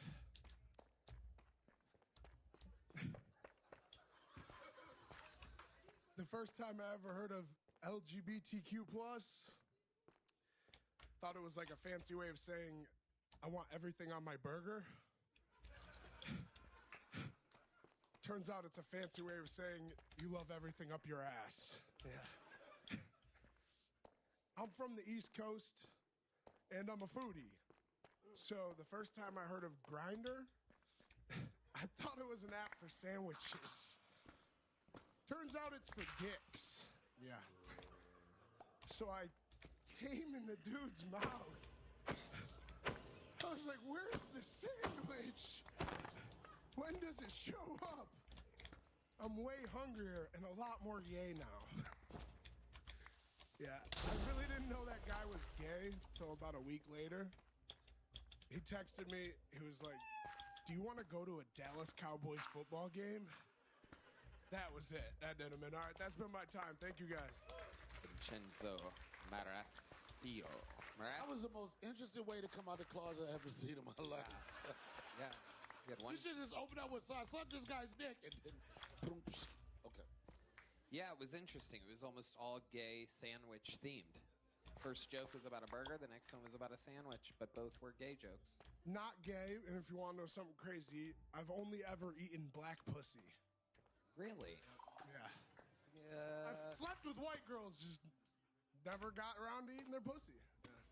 How did you get around to eating a black pussy? I just hooked up with a lot of black chicks, yeah. A lot of black? They like me, yeah. Really? I like them. It's better seasoned. yeah. Lots of flavor. Red band. I shouldn't be laughing at this shit, but that was funny.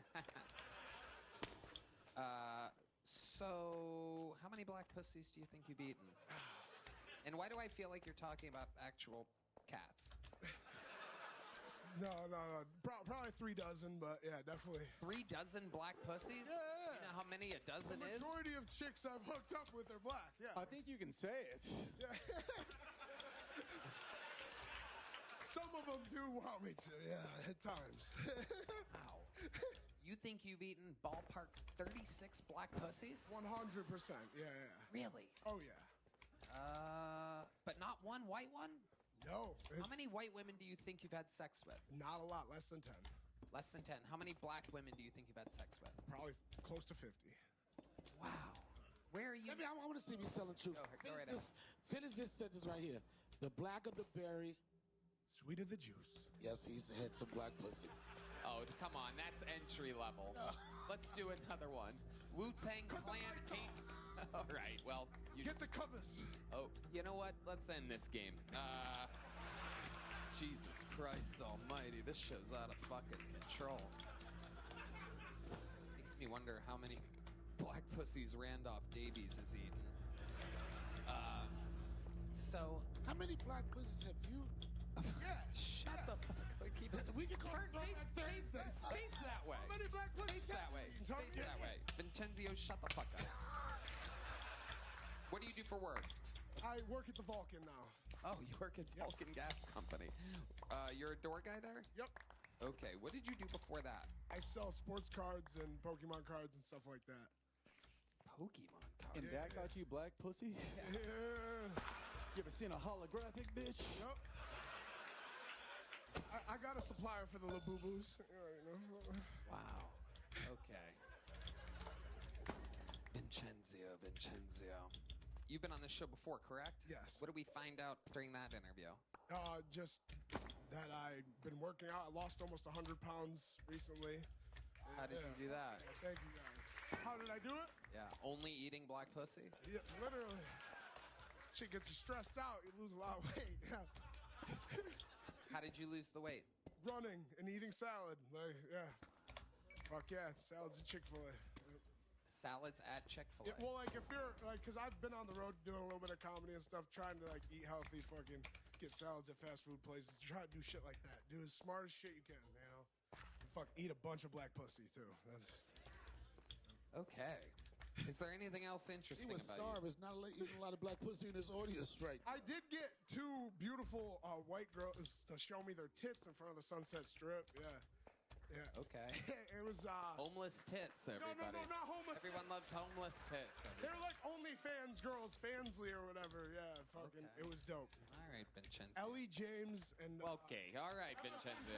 Very They're not good. gonna That man's gonna want to see their let tits. you hit. That man's gonna want to see their tits. Yeah. How'd you get him to show it and talk slowly? So they asked me how many black pussies I had eaten. No, they asked. Vincenzo, I'm going to get you out of here. Here's a little black joke book you can munch on later. You got it. There he goes. Vincenzo Marasio. We're going to keep it moving along here. All right, we're having fun here. This is a 3-word name. Make some noise for Jerry Debo Smith. Jerry Debo Smith, everyone. I like to eat pussy. But don't get me confused with these young dudes eating ass calling it groceries. That's not groceries. That's chitlins, and you niggas need to stop. That is chitlins. I think a lot of dudes eat ass because they still don't know where the clitoris is, but I do. And because of that, I have 2 rules, ladies. Like, the first one is if I can smell it before you take your pants off, I'm not eating that shit. And they always get mad at you when you tell them that they pussy stink like they don't know. Like, bitch, you knew that pussy smelled like a 91-degree day in Puerto Rico before you came over here. And the second one is, if you ever had an abortion. Yeah, I always lose people on that part. But fuck that, somebody got murdered in there. Y'all know niggas don't fuck around in haunted houses. My tongue, my choice, bitch.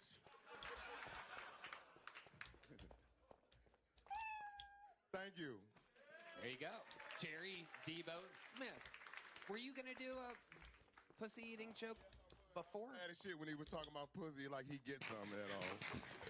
He says that he does. He says that he's eaten 36 black pussies. What do you think about that? I think he's a white liar.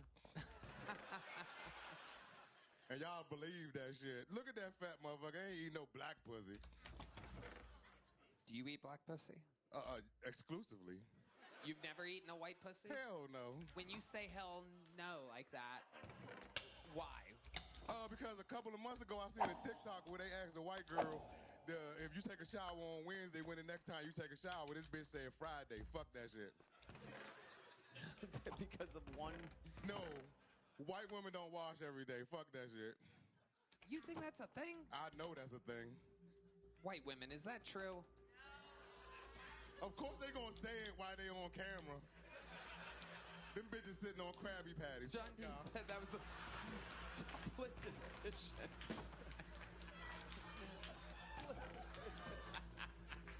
They do stripper showers, though, where they take, like, butt wipes and clean out. Okay, Red Band. That's not good, and that's why your eyes look like that.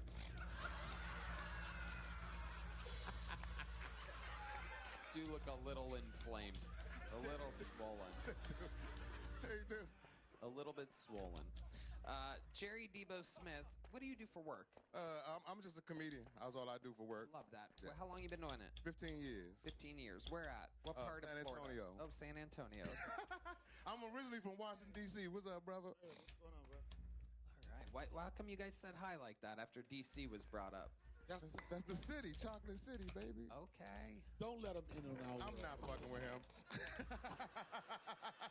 Jerry Debo Smith. So your middle name is Debo? No, my middle name is Dwayne. Debo is my nickname, and I just use that for my stage name. It's your what name? My nickname. Oh, I thought you said something else. Dwayne? Dwayne is my middle name. Yeah. So we call that's the government. You like, I have friends. I didn't even know who their real name was. Like 10 years later, one of my friends' his name is 40. They call him Jermaine. And this girl was like, "Have you seen Jermaine?" I was like, "Who the fuck is Jermaine? I know 40." But in the black community, it's like this. What's your government? If I ask your government, what do you respond with? My government is Jerry Dwayne Smith. See, that's the real name. What's your government? Fuck you. Donnell Maurice Rawlings. I left the black community years ago. I said, fuck. It got too confusing. And confusing as shit. Yeah. Oh my God! So Jerry, you're born and raised in, or you started in D.C. What? No, made I you move started in San Antonio. I started at Laugh Out Loud Comedy Club, but I've been living there since 2010, and that's when I started. What made you move to San Antonio? My brother was in the military, and he left, and then he had a baby in San Antonio and stayed there, and my dad moved down there, so I just moved once I got divorced because I was running from a terrorist. Is that just a girlfriend or An ex-wife. I was married. baby mama? No, I ain't had no kids with this bitch. You crazy? You married her and you didn't have kids with her? Thank God. Wow. How did that happen? By the grace of God, won't he do it? Wow. Won't he will? You're full black? No, I remember I told y'all last time my mom was white. My mom was white. Yeah. Really? Yeah. Your dad was dark as shit. My dad is purple. I had no idea. And y'all laughing just for my mom's white. That's why my daddy stayed. He's still alive. God damn it. Wow. That's incredible. You still have a relationship with your mom? My mom passed away in '95. We had this conversation, sir. Oh, we did? Yeah. How did she pass away? Here it comes. I was waiting for fucking Redband to do it like he did it last time and shit. You gotta say how she died, Oh, and she then he had does kidney failure. She passed away kidney disease. I knew he was gonna do it. I just did it before he did it because I didn't want to kick his ass after this show. Wow. Amazing. Okay, but Dad's still fine. Yeah, Dad's fine for now. Yeah, he's fine. He's good. He's in dialysis right now, actually, too. He's 76. Dialysis. Yeah. For his kidneys is messing up. He be having.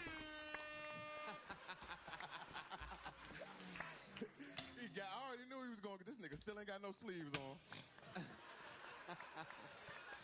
The sleeveless samurais at it again. He is. What was the last real job that you had, Jerry Devo Smith? I deliver furniture for errands. For errands? Yeah, for like 7 years. But after that, if you want to consider it a real job, I worked the door at Laugh Out Loud for 10 years. Oh, wow. Yeah. Okay. I worked with this nigga a couple times, too. Me and him did a show a couple times. Okay. He don't remember niggas.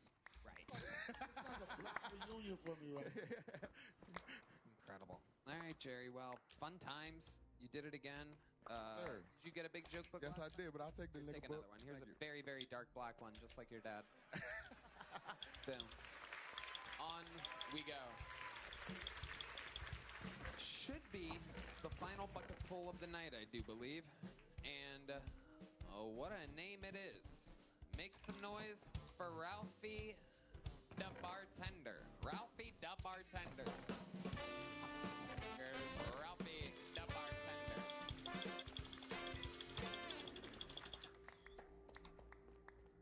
So a couple months ago, I go to Home Depot to look for a dude, and he didn't really come with a green card, but a really long kink card. So we started dating, and things have been going pretty good. The other night, we're having a really intimate, deep discussion. He's giving me the reassurance that you want and that you need in a new relationship. He's like, "I love you forever and ever and always. Amen." I'm like, "Chingao, dude, did you just bring your faith into this? How cochino are you?" And later that night, he's actually trying to put me on the dinner table. And can you blame him? You know, boys got to eat. And he's getting all sexy with me, rubbing up on me and whatnot. And he's like, "Who's your man?" And so immediately I sit up and I look him dead in the eyes. And I'm like, "Our one and only, Lord and Savior, Jesus Christ. Amen." So he came, which is pretty cool because before this relationship, I really wasn't that religious. But apparently we pray every night now because amen's our new safe word. Thank you. I'm Ralphie. Ralphie the bartender. Oh, man. Golden ticket.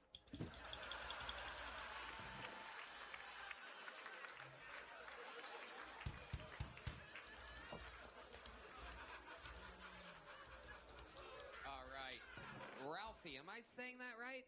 Yes. Ralphie. How long you been doing stand-up comedy? About little less than 6 months. 6 months. Perfect. That's a good answer for what that set was. I love it. What made you want to start stand-up 6 months ago? I've been wanting to do it for 10 years, but last year got a divorce and been doing cool new shit. Nice. What made you get a divorce? Motherfucker. The wrong ones, and he tried to kill me, so. Really? How did he try? I know this is wrong, but what did you say?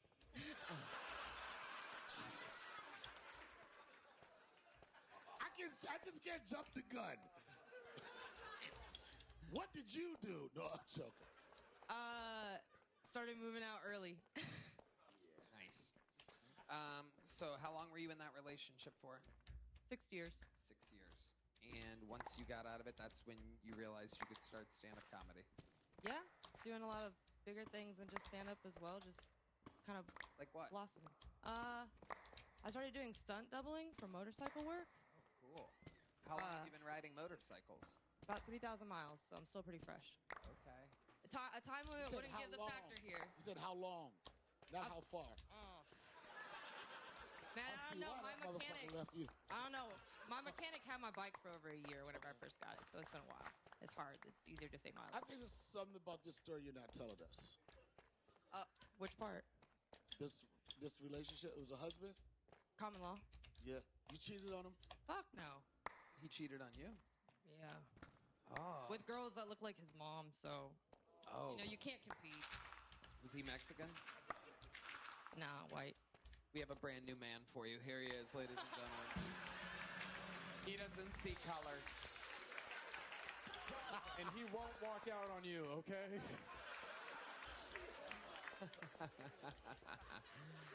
So, Ralphie, tell us more about your life. What else is interesting about you? I'm a welder, a mechanic, gym enthusiast. Started acting recently. Interesting. You were raised by a single father? Nah, he died. He died? How did he die? Lace batch of H. Oh. Batch of heroin. Is that heroin? Yeah. Oh. That was during the Biden administration? No, way before. Way Really? before. Fentanyl? Huh? Is it fentanyl or just something else? Rat poison. Oh, wow. Okay, yeah. That's pre-Biden. Fentanyl was during Biden. Shit, right? Clinton. Yeah, exactly. Wow. How old were you when he passed away? 4. Wow. Damn. That sucks. You have a lot of siblings? Nope. Only child? Yeah, I have 2 brothers. One's adopted, and the other one's half-blood. They're not as cool as I am. Wow. I didn't know Mexicans adopt kids. Is your mom Mexican? No, my mother's white. Oh, there you go. Yeah, fuck What that is bitch. and I forgot. Your dad was Mexican? Yes. And your mom's white? Yep. You still close with your mom? No, fuck that bitch. Why fuck that bitch? We don't got all night, Tony. Really? Have you ever thought with all these relationships that you might be the problem? You sound just like my therapist right now. Really? Do you go to the therapist? I do. I can't wait to tell her about all this tomorrow. Yeah, the manic episode's gonna hit hard after this. Where have you ridden this motorcycle at? What's the craziest place you've driven to? Just in Corpus. I mean, they have horrible driving. Wow. Yeah. All right. You ever been with a woman before? Red Band. How could you Can't tell? Look, I believe this is our first female comedian of the night. You can't just, every time there's a lady up here, sexually harass her with questions like that. Have you been with a woman before? Plead the fifth, but yeah. Well, let me tell you, she does some mechanic work and the bitch rides motorcycles. Tell by the face. What? Oh, Red Band. Ralphie, fun times. You gotta keep working it. You're only 6 months in. Keep writing, keep trying. There's a little joke book. Ralphie the Bartender, ladies and gentlemen. That is what appears to be her name. Ralphie the Bartender. All right, ladies and gentlemen. Have we had a good night tonight or what, huh? So, we have a special treat for you. William couldn't make it, Ari, Maddie couldn't make it, Timmy couldn't make it, but I'm excited about how we're closing tonight's show, and I think you will be too, because I believe that this is the future of Kill Tony. This young man has only been on the show once before, and he won a golden ticket at 21 years old. Ladies and gentlemen, I think he's the future of the show. I think he's the future of comedy, and I'm positive he's the future of musical comedy. Make some fucking noise for Tony Scar, everybody. Tony Scar to close out tonight's show at the age of 21.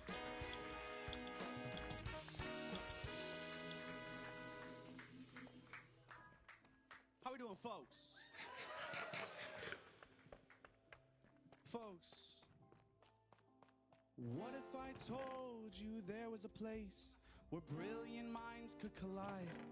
Where you could be drowning in pussy even if you're only the size of Big Mike. Celebrities around every corner and women that want you bad. Nothing but 9s and 10s, folks, would you be interested in that? Well, welcome to Epstein's Island. I'm sure you won't forget it. I'm trying not to get sued here, so everything I say is alleged. It's always perfect weather. I wonder who controls that. Probably the guys with the beady eyes and 1/4 of a hat.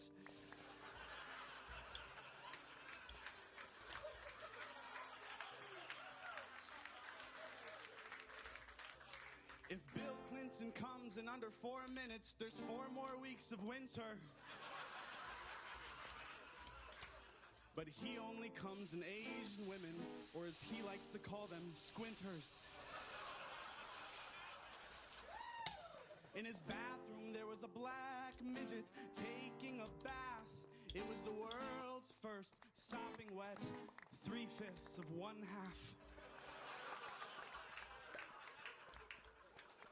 Trump was at the table, tricking Muslims into eating pork. He was sitting on J.D. Vance, and J.D. Vance was on all fours. They were eating with Anthony Fauci, and right before they prayed, Fauci turned into a fucking bat and flew away. It was crazy. Biden slept with a prostitute, and after they had sex, she stepped onto the balcony to smoke a candy cigarette.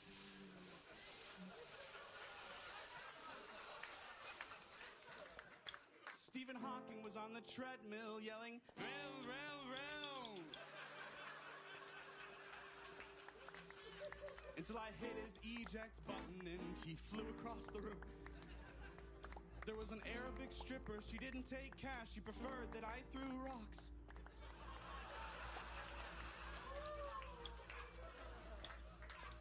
She stripped down as much as a Muslim can. She took her socks halfway off.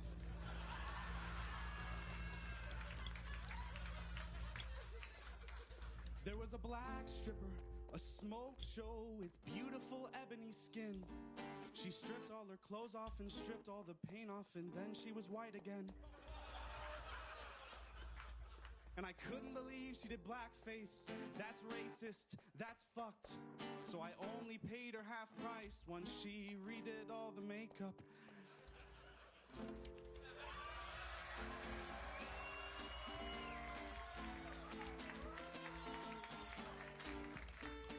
I got dragged to the island by my friend Leanne. She had a tampon in her purse, but no game plan. There was racquetball and pinball and badminton too. And not a single ball that left the island was blue. Well, I didn't want to go, but I didn't want to miss the show. Because ever since I was a young boy, I had FOMO. I had FOMO. I had FOMO. I had FOMO. I had FOMO. I had FOMO. I had FOMO. I had the fear of missing out. I didn't want to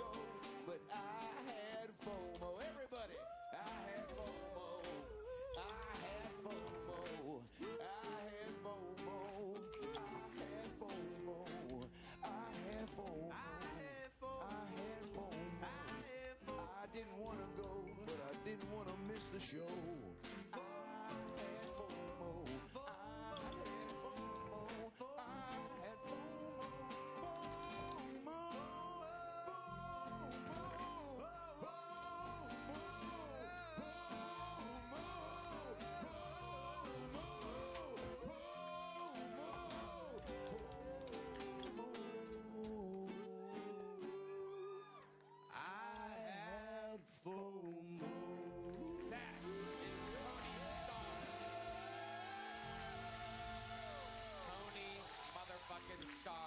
Has done it again. I'm getting word that Randolph Davies is plugging AdamRayComedy.com. Adam Ray is on tour. How about one more time for the great Tony Starr? Hey, Tony. How we feeling? Everything good, man? How's life changed for you since becoming a big fancy? Dude, everything was good up until last night. Last night was fucking. I bit my tongue really hard last night. I'm horrible at eating pussy, dude. I don't know. I don't know how that happened. I had a really bad sex experience recently. What happened? It was really. I was going back to a girl's RV because what's a house if it isn't also a car, right? And I was back at her place, and she wanted to fuck, but she made me wear a condom, and I didn't bring a condom because fellas know that if you don't bring a condom, you don't gotta fucking use one, right? That's how it works. That's how that works. I probably wasn't supposed to tell everybody that. That's my bad. But I went back to her place, and she was like, you can use my condom, and she pulled out a Magnum condom. And I'm not a Magnum kind of guy, Tony. I'm not, so that was, it's not like putting your dad's t-shirt on, you know what I mean? It was like a toothpick in a Ziploc bag. It was tough. Yeah, that's a predicament. But besides that, I mean, everything's been great. I still have a hard time getting booked around town, but I got managers and agents now. I got women hitting my line, which is awesome. Yep. Yeah, it's fucking fantastic. Mostly 30-year-old women, which is great because that's my bread and butter. Bro, yeah.